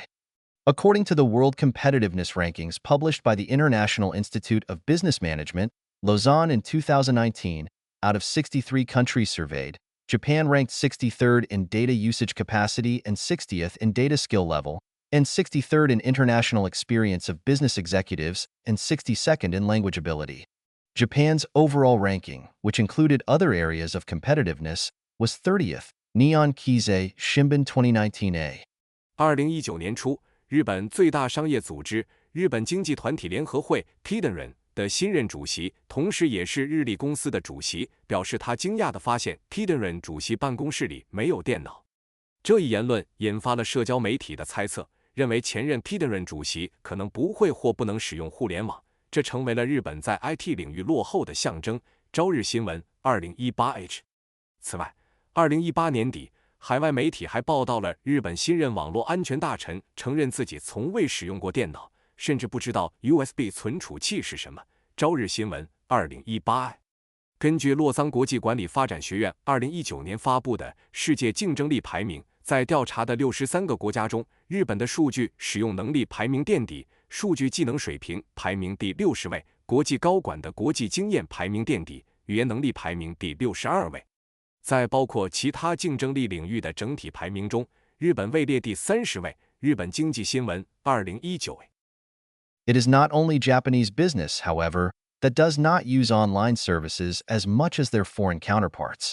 Japanese universities require paper applications, unlike almost all universities outside Japan. Although applications by foreign students for exchange programs have improved with some Japanese universities providing online application procedures, many still require paper application. The lack of digitalization in Japanese academia is also reflected in the low take-up of digital academic content, including e-books and e-journals, which in combination with the difficulty of understanding the Japanese language for most foreigners, has lessened the impact of Japanese academia outside Japan significantly. 然而，不仅日本企业不如其外国同行那样广泛使用在线服务，日本的大学也要求提交纸质申请，而日本以外的几乎所有大学都接受在线申请。尽管一些日本大学为外国学生申请交换项目提供了在线申请程序，情况有所改善，但许多大学仍然要求提交纸质申请。日本学术界的数字化程度较低，这不仅体现在对电子书和电子期刊等数字学术内容的低采用率上，还因为大多数外国人难以理解日语，从而大大削弱了日本学术界在国际上的影响力。The perception exists that Japan is a high-tech country with a high internet penetration and advanced mobile usage, but the reality is very different. Free public Wi-Fi is also far more limited in Japan than in other developed countries, although the situation has been gradually improving. Free public Wi-Fi is available only in a small number of cafes and restaurants in Japan. Starbucks, an American company, only began to provide this service as late as July 2012 and McDonald's only recently in 2018.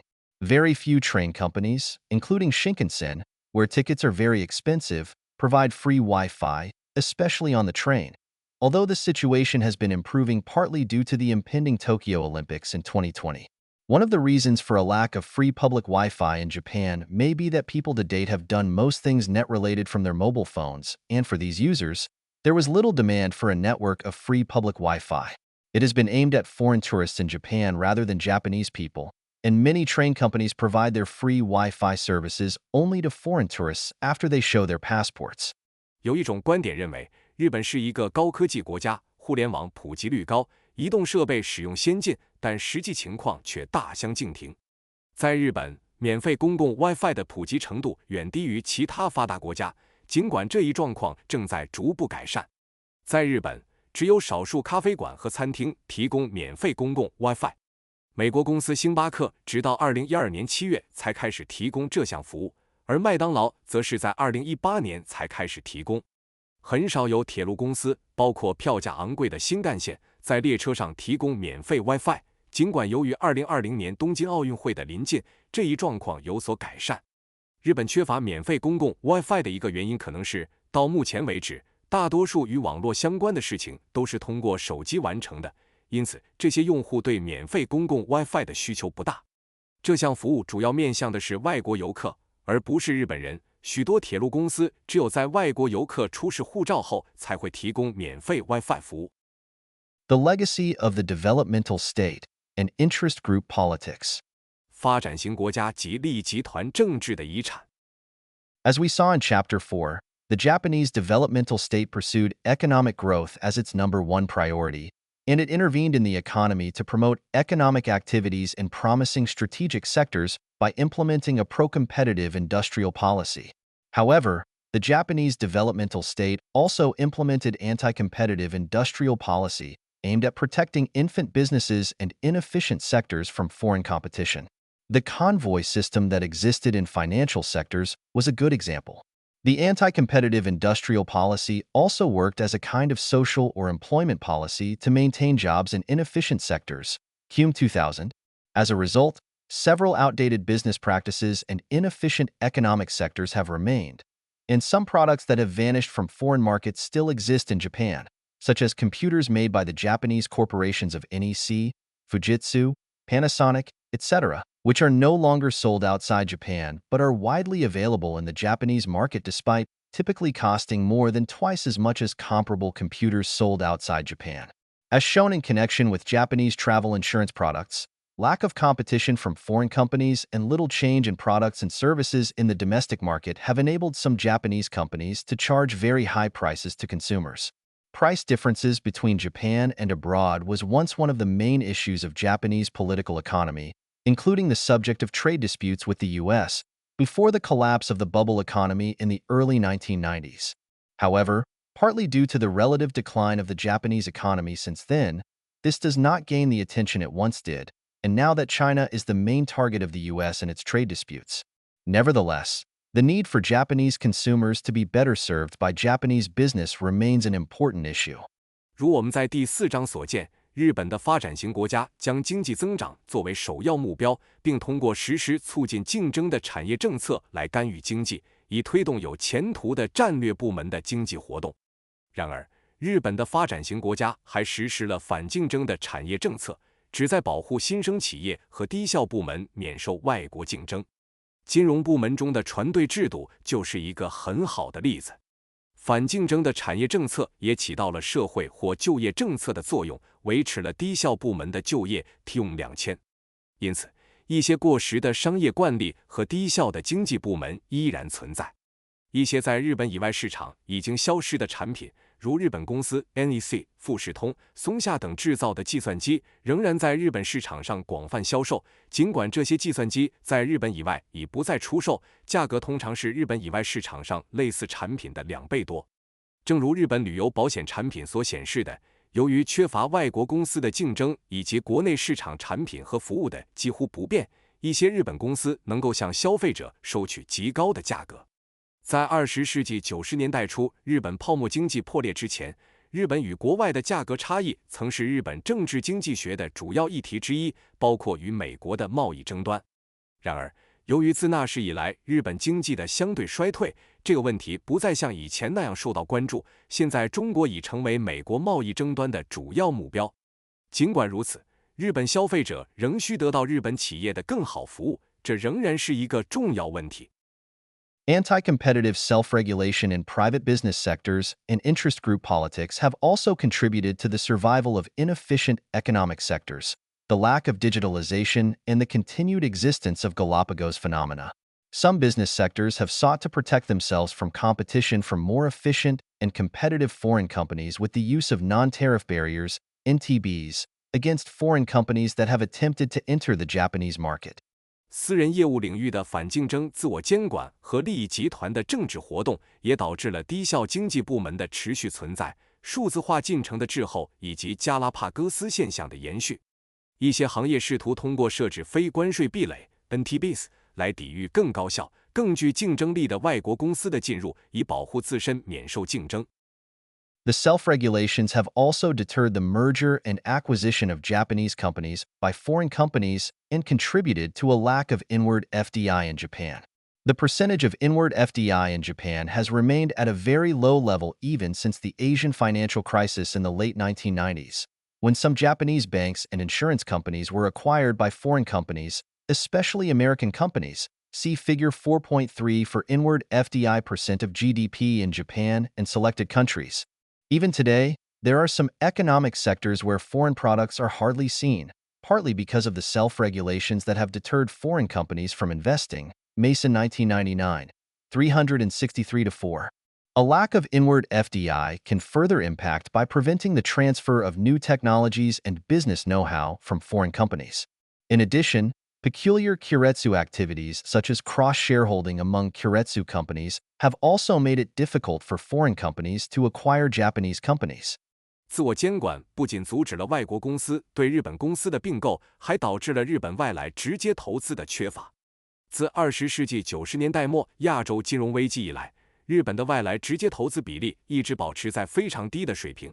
当时一些日本银行和保险公司被外国公司，尤其是美国公司收购，参见图 4.3， 了解日本和选定国家的外来直接投资占 GDP 的百分比。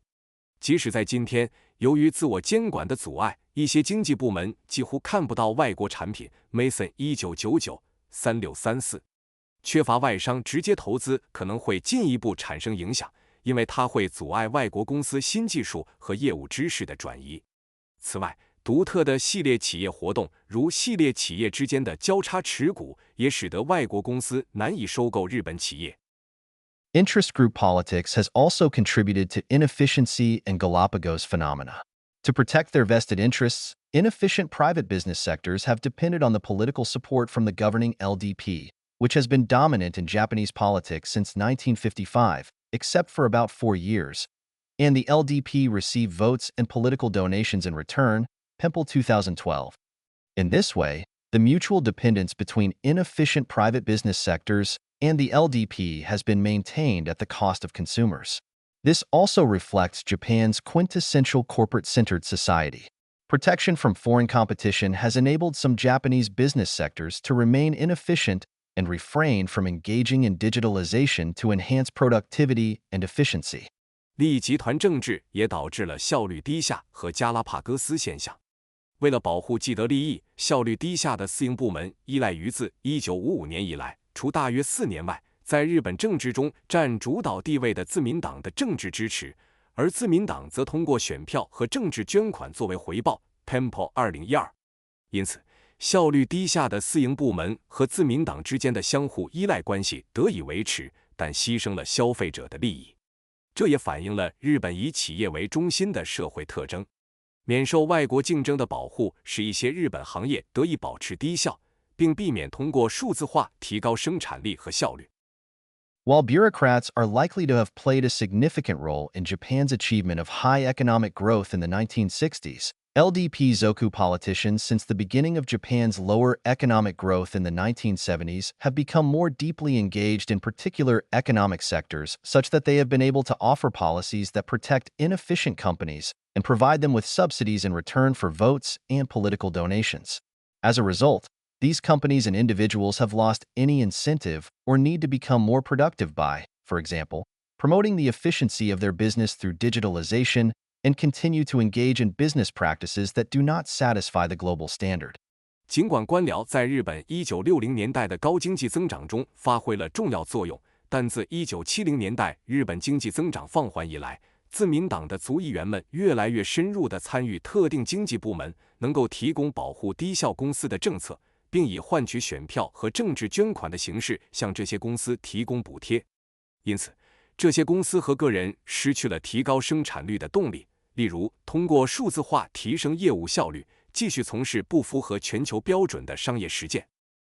Self-regulations in private business sectors made possible by lax implementation of anti-monopoly legislation by the LDP government may also have acted as a kind of social and employment policy aimed at maintaining jobs, in a similar manner to the government's industrial policy.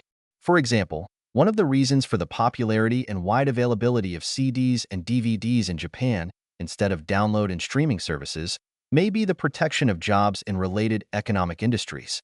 With digitalization and streaming services comes reduced production of CDs and DVDs and potential job losses for those engaged in such products. To maintain their employment, the relevant economic sectors may introduce self-regulations such as a cartel or other NTBs, and the government of the LDP, whose Zoku politicians protect inefficient economic sectors for electoral gain, is likely to allow the existence of such anti-competitive measures, which would be banned under competition legislation in many other countries. It could be argued that Japanese companies' continued use of the fax machine also works as an NTB for foreign companies that do not use fax machines.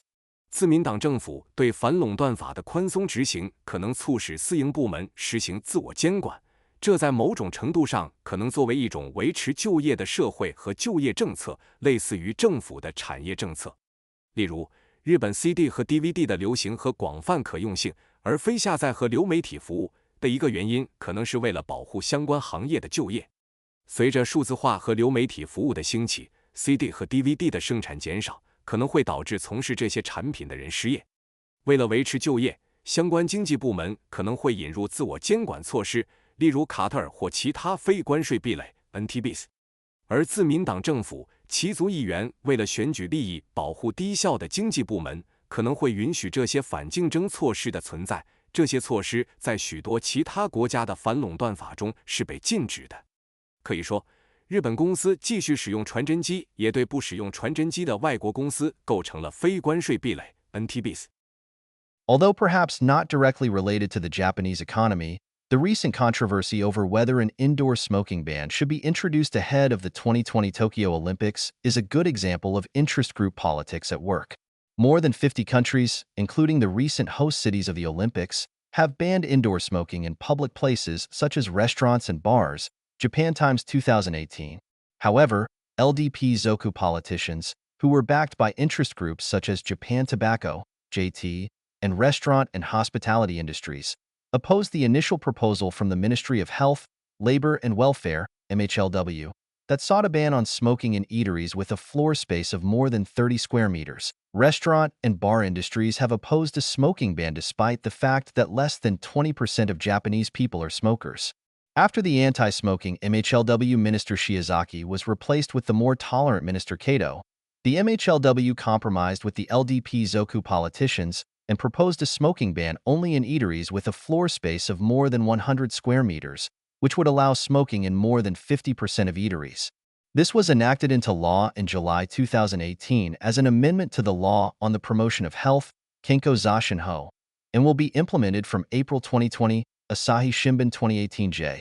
Although Tokyo has passed a stricter anti-smoking ordinance similar to the original MHLW proposal, it is a good example of Japanese interest group politics in operation, and which have contributed to the maintenance of practices that do not meet the global standard, or the standard of many industrialized countries in this case.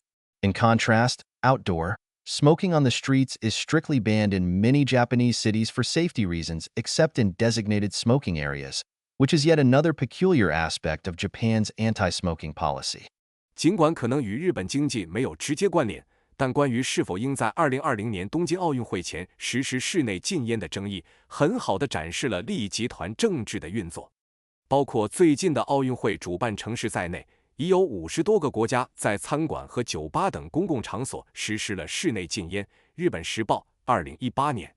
然而，得到日本烟草 JT 和餐饮业等利益集团支持的自民党议员反对厚生劳动省最初提出的在面积超过30平方米的餐饮场所禁烟的提案。尽管日本吸烟者比例不到20%，但餐饮和酒吧业仍反对禁烟。在反烟的厚生劳动大臣岩泽被更宽容的加藤大臣取代后，厚生劳动省与自民党议员妥协，提出仅在面积超过100平方米的餐饮场所禁烟，这将允许超过50%的餐饮场所继续吸烟。该法律于2018年7月作为健康增进法的修正案颁布，并将于2020年4月开始实施。朝日新闻2018 尽管东京已经通过了一项比原厚生劳动省提案更为严格的禁烟条例，这是日本利益集团政治运作的一个典型例子。这些利益集团的活动导致了不符合全球标准，或在这种情况下不符合许多工业化国家的标准的做法得以维持。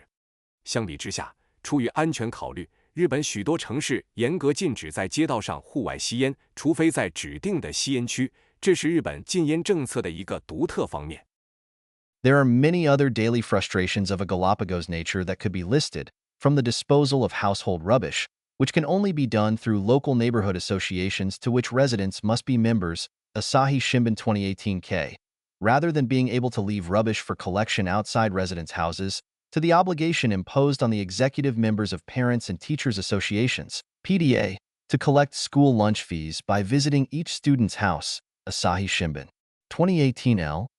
有许多其他具有加拉帕戈斯特色的日常烦恼可以列出，比如处理家庭垃圾，这只能通过居民必须加入的当地社区协会来完成。朝日新闻2018K， 而不是居民可以将垃圾放在房子外等待收集。还有家长教师协会 PTA 的执行成员必须走访每个学生的家来收取学校午餐费。朝日新闻2018L。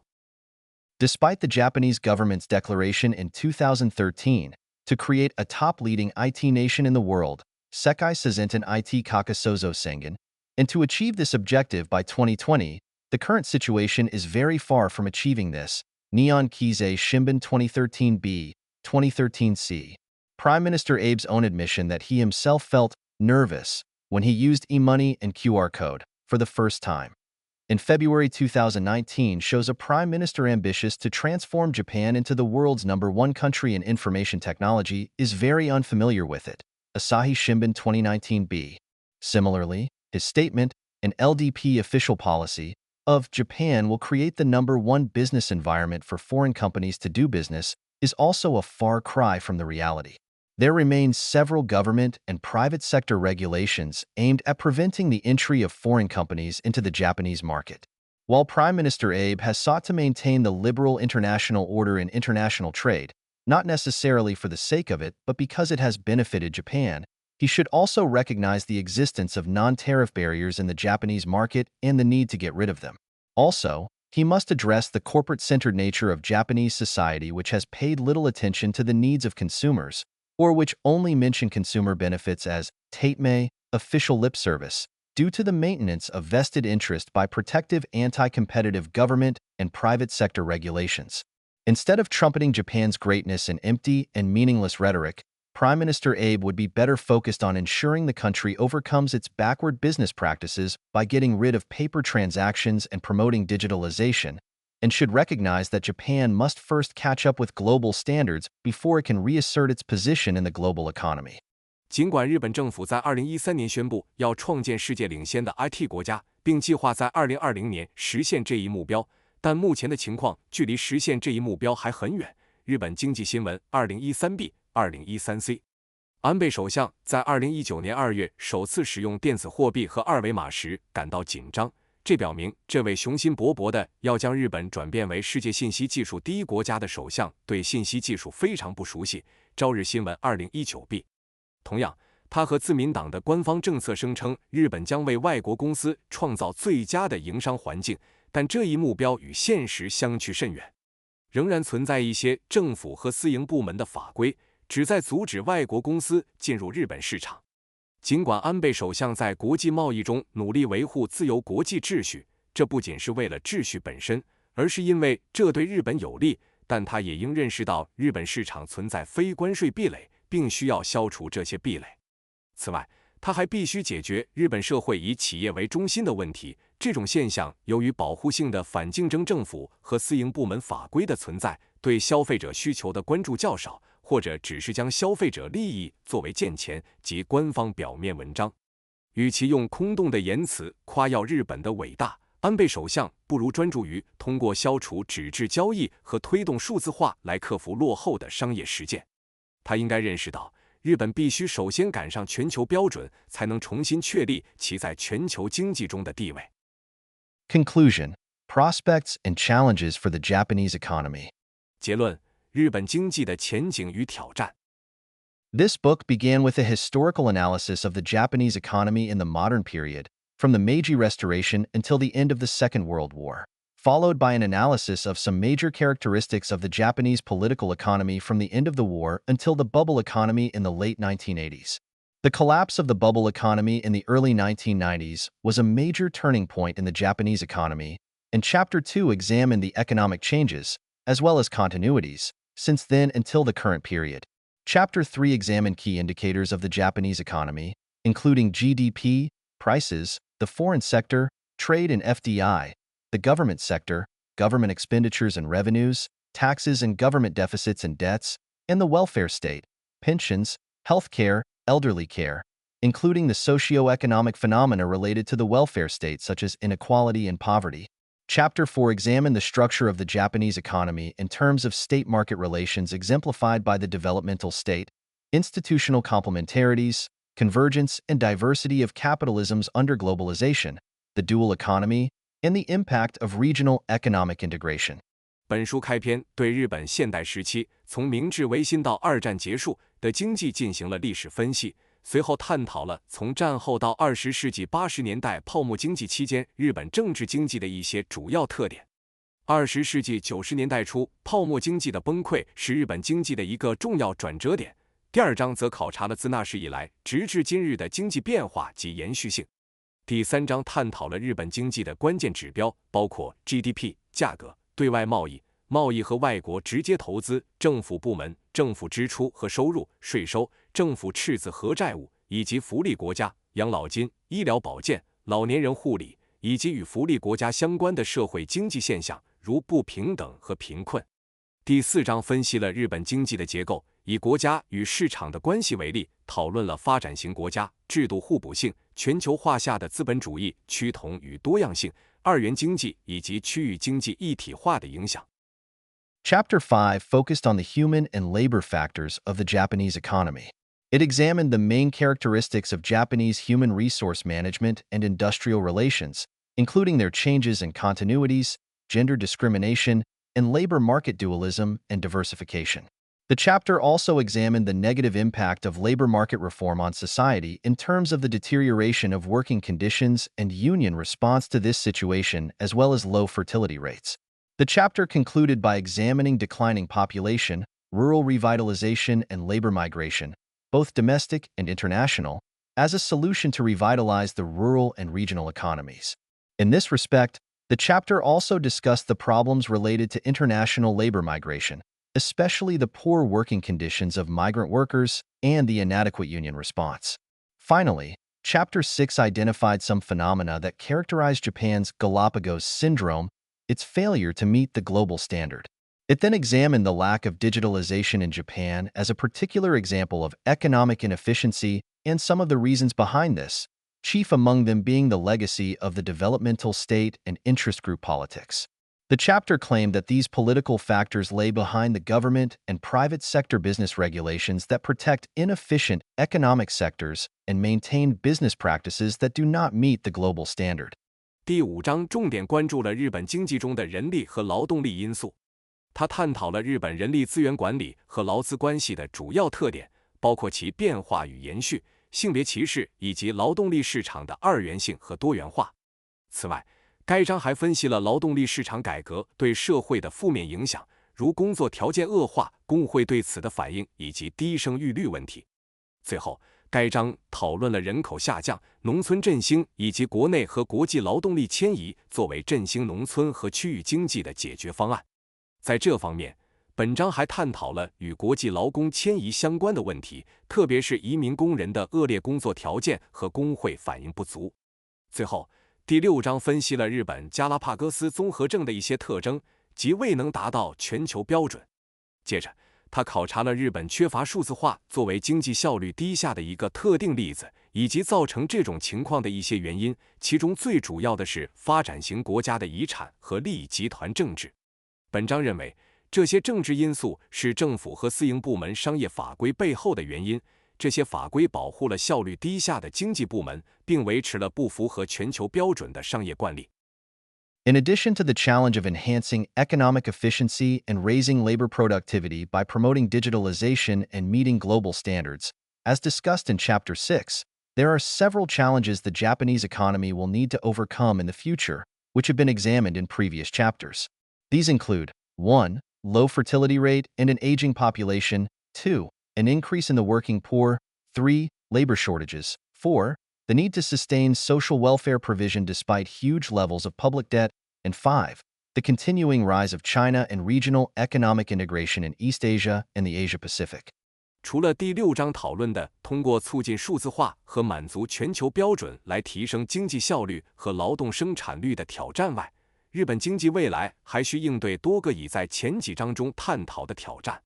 这些挑战包括：1. 低生育率和人口老龄化；2. 工作贫困人口的增加；3. 劳动力短缺；4. 在巨额公共债务的情况下维持社会福利的提供；5. 中国崛起和东亚及亚太地区区域经济一体化的持续发展。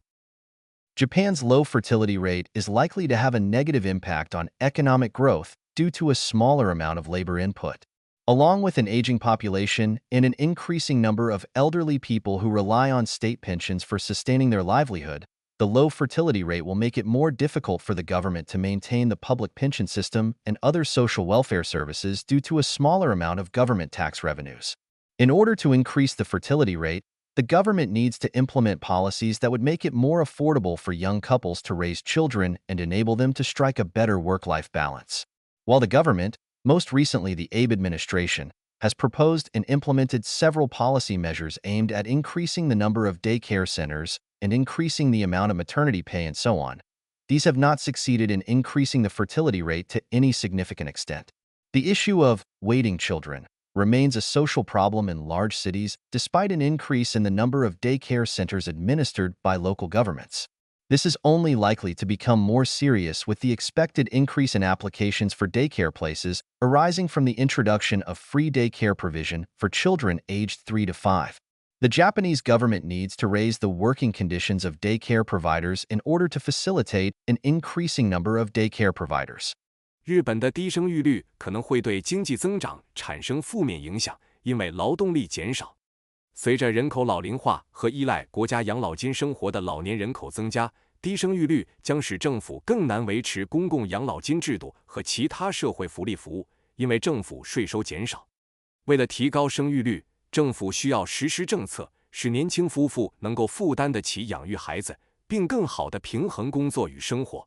尽管政府，特别是最近的安倍政府，提出了多项旨在增加托儿所数量和提高产假工资等政策，但这些措施在显著提高生育率方面效果有限。尽管地方政府管理的托儿所数量有所增加，待定儿童问题在大城市中仍然是一个社会问题。随着3至5岁儿童免费托服务的引入，预计托儿所申请数量将增加，这一问题可能会变得更加严重。日本政府需要改善托儿所工作人员的工作条件，以促进托儿所数量的增加。The implementation of labor market deregulation since the 1990s, especially deregulation of non-regular employment, has contributed to a significant increase in the number of non-regular workers, such that currently, almost 40% of workers in Japan are non-regular workers, as we have seen in Chapter 5. The low unemployment rates have arisen chiefly from labor shortage and not from Abenomics. In addition, most increase in employment has occurred in non-regular employment. What is problematic for the Japanese economy is that, as most non-regular workers are poorly paid, the number of working poor has increased. An increase in the working poor among young workers has also contributed to the low fertility rate, as it is more difficult to raise children with a small amount of salary. In addition, an increasing number of the working poor has negatively affected economic growth in Japan because of their lack of spending power. The government needs to enhance the protection of non-regular workers and regular workers and SMEs by improving the social safety net provisions, such as more generous unemployment insurance and the creation of the so-called second safety net between unemployment insurance and social, public assistance as the last resort. 自20世纪90年代以来，特别是非正规就业的放松管制、劳动力市场的放松管制，导致非正规工人数量显著增加。目前，日本近40%的工人是非正规工人，正如我们在第5章所见。低失业率主要源于劳动力短缺，而非安倍经济学。此外，就业增长主要集中在非正规就业领域。对日本经济而言，问题在于大多数非正规工人的工资较低，导致工作贫困人数增加。年轻工人中工作贫困人数的增加也导致了生育率下降，因为用较低的工资抚养孩子更加困难。此外，越来越多的工作贫困人群对日本的经济增长产生了负面影响，因为他们缺乏消费能力。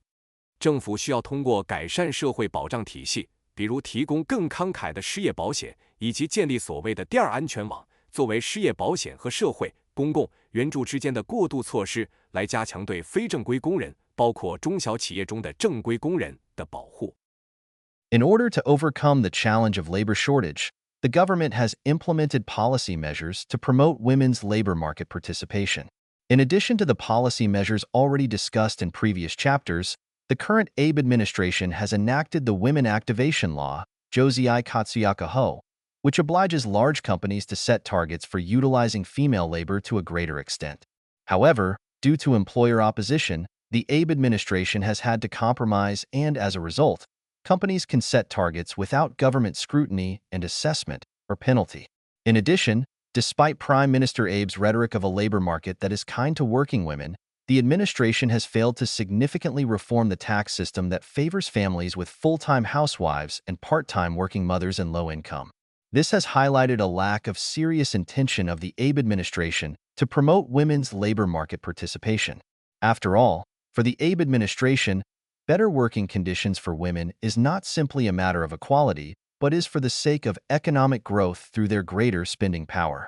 为了应对劳动力短缺的挑战，政府采取了促进女性就业的政策措施。除了前几章讨论的措施外，安倍政府还颁布了《女性活跃法》，要求大公司设定目标，增加女性劳动力的使用。然而，由于雇主的反对，安倍政府不得不做出妥协，导致公司可以自行设定目标，而无需接受政府的审查、评估或处罚。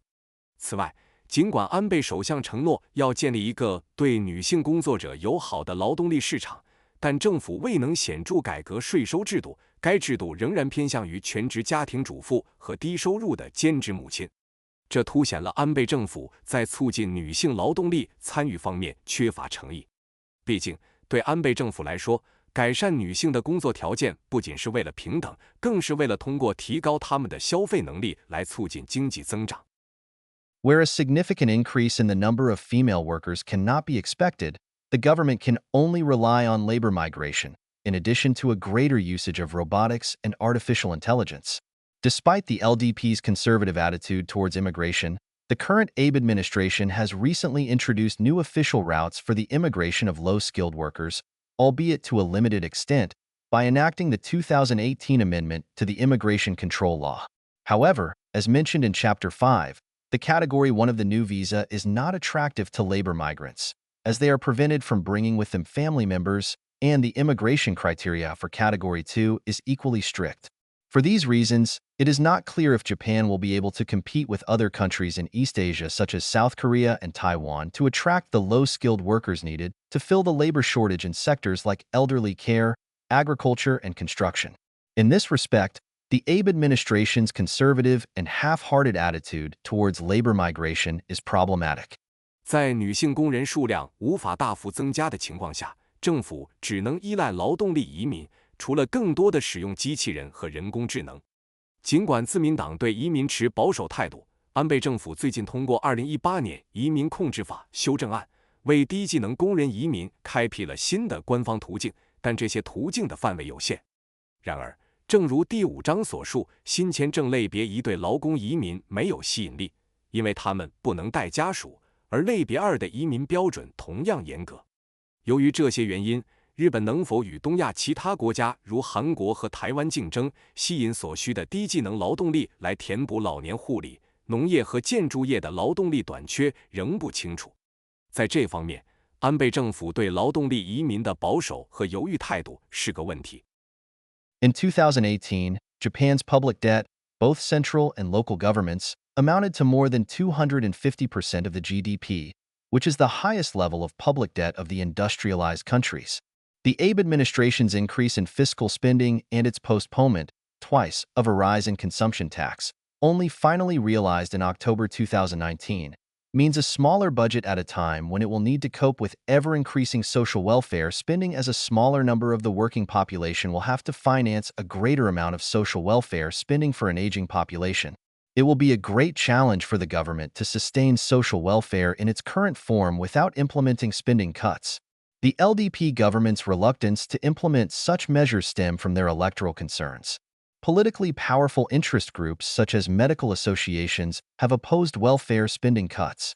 So have the LDP Zoku politicians and the government ministries in charge of social welfare such as the Ministry of Health, Labor, and Welfare who would see their budgets and the sources of their regulatory power reduced. In this political situation, welfare spending is more likely to increase, despite the necessity to reduce government debt levels. 2018年，日本的公共债务包括中央和地方政府超过了 GDP 的250%，这是工业化国家中最高的公共债务水平。安倍政府增加了财政支出，并2次推迟了消费税的上调，最终于2019年10月实施。这意味着在需要应对日益增长的社会福利支出时，预算将减少，因为越来越少的劳动人口将不得不为老龄化人口提供更多的社会福利支出。政府要在不削减支出的情况下维持当前形势的社会福利，将是一个巨大的挑战。自民党政府不愿实施这些措施，主要是出于选举考量。政治上有影响力的团体，如医学协会，反对削减福利支出。自民党的族议员和负责社会福利的政府部门，如厚生劳动省，也反对削减，因为这将减少他们的预算和监管权力。在这种政治环境下，尽管需要减少政府债务，但福利支出更有可能增加。Japan will also face challenges in the international economy. Among the most prominent is the continuing rise of China and Japan's engagement in regional economic integration. China GDP surpassed Japan's in 2010, and its GDP became more than twice Japan's in less than 10 years. With greater economic power, China has engaged in economic integration in East Asia with an aim to build a China-centered economic order and exercise greater leadership in the management of the regional economy. For example, the Chinese government established the Asian Infrastructure Investment Bank, AIIB, to finance its infrastructure projects in Asia based on the One Belt One Road Initiative, OBOR. The AIIB is likely to challenge the infrastructure investment from the Asian Development Bank, ADB, which has been dominated by Japan, although there is a scope for cooperation between the two.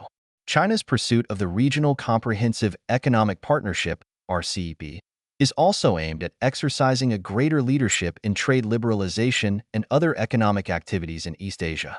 Although Japan is also a member of the RCEP, China has more scope to exercise its leadership, as the United States is not a member.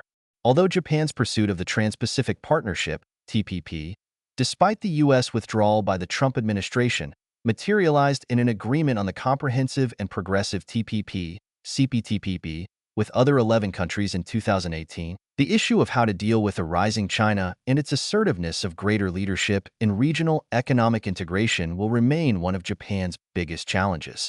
日本在国际经济领域也将面临诸多挑战，其中最显著的是中国的持续崛起以及日本在区域经济一体化中的角色。2010年，中国的 GDP 超过了日本，不到10年时间，中国的 GDP 就达到了日本的2倍多。随着经济实力的增强，中国在东亚经济一体化中积极行动，旨在建立以中国为中心的经济秩序，并在区域经济管理中发挥更大的领导作用。例如，中国政府根据"一带一路"倡议，成立了亚洲基础设施投资银行 AIIB， 为亚洲的基础设施项目提供融资。AIIB 可能会挑战由日本主导的亚洲开发银行 ADB 在基础设施投资方面的地位，尽管双方存在合作的空间。中国推动的区域全面经济伙伴关系协定 RCEP 也旨在在东亚的贸易自由化和其他经济活动中发挥更大的领导作用。尽管日本也是 RCEP 的成员国，但由于美国未加入 RCEP， 中国在行使领导权方面拥有更大的空间。尽管日本在特朗普政府退出后仍追求跨太平洋伙伴关系协定 TPP， 并于2018年与其他11个国家达成了全面与进步跨太平洋伙伴关系协定 CPTPP， 但如何应对崛起的中国及其在区域经济一体化中日益增强的领导力，仍将是日本面临的最大挑战之一。The Japanese economy may not face immediate or rapid decline. However, its challenges need to be overcome. Although politics matters significantly in this respect, there is no guarantee that future Japanese leaders will be able to manage the economy and solve these challenges. Although Japan needs to rid itself of the legacy of the developmental state and reduce the influence of powerful interest groups in order to promote economic efficiency through digitalization, it would also eventually need to establish a more competitive democracy by overcoming the one-party dominance of the LDP and transform itself from a corporate-centered society to a consumer-oriented one.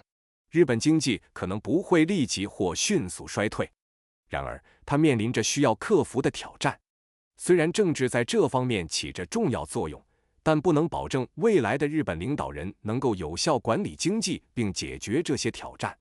日本需要摆脱发展型国家的遗产，减少有影响力的利益集团的影响，以通过数字化促进经济效率。此外，日本最终还需要通过克服自民党的一党主导地位，建立更具竞争力的民主制度，并从以企业为中心的社会转变为以消费者为导向的社会。Notes. 笔记 One at IT was only as late as 1911 that Japan was able to eliminate these unfair commercial treaties by making several amendments. 直到1911年，日本才通过多次修正案成功废除了这些不公平的商业条约。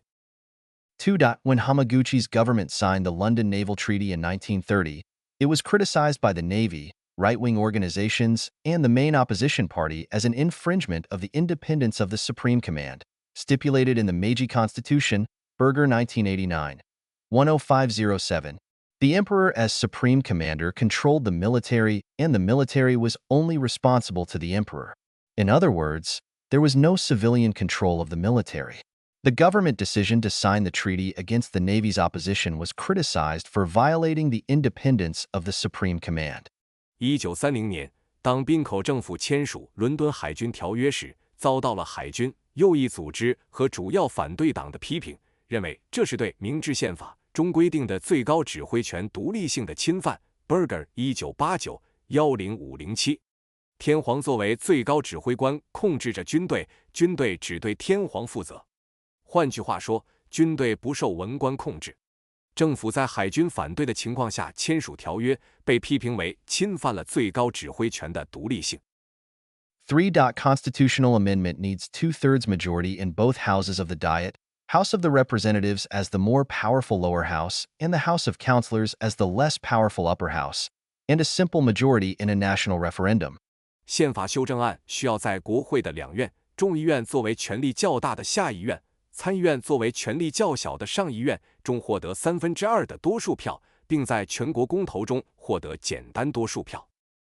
4. Collective wage bargaining by leading companies in each sector conducted each spring, the Spring Offensive, was institutionalized in 1955 through the work of labor unions led by SOHIO, General Council of Trade Unions, the largest national confederation at that time.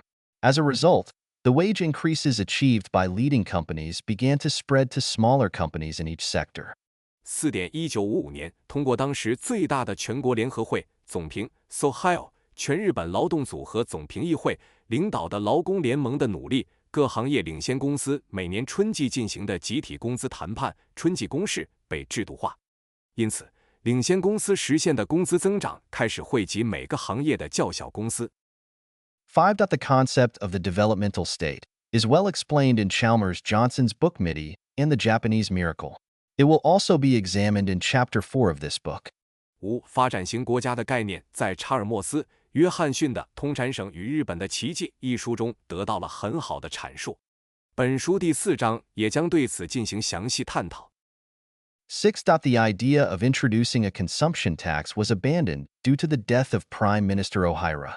由于大平首相的去世，引入消费税的计划被放弃了。7. The 6 burdens of the economy were rigid labor markets, highly appreciated yen, high corporate tax, slow progress in forming economic partnerships with foreign countries, strict environmental regulation, and an insufficient amount of electricity provision and its high price. Watanabe 2018a.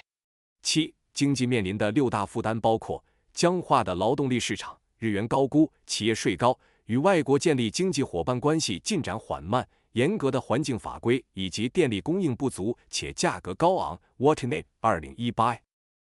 8. In March 2011, Japan's northeast coast was pummeled by a massive earthquake and tsunami, triggering a meltdown at the Fukushima Daiichi nuclear power plant.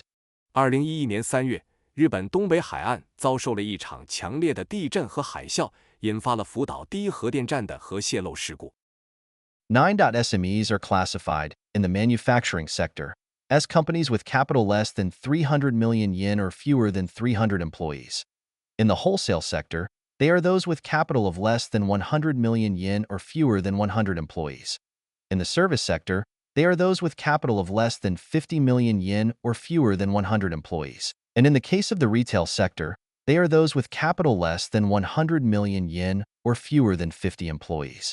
9. 在制造业中，中小企业被定义为资本少于3亿日元或员工少于300人的公司。在批发业中，中小企业是指资本少于1亿日元或员工少于100人的公司。在服务业中，中小企业是指资本少于5000万日元或员工少于100人的公司。在零售业中，中小企业是指资本少于1亿日元或员工少于50人的公司。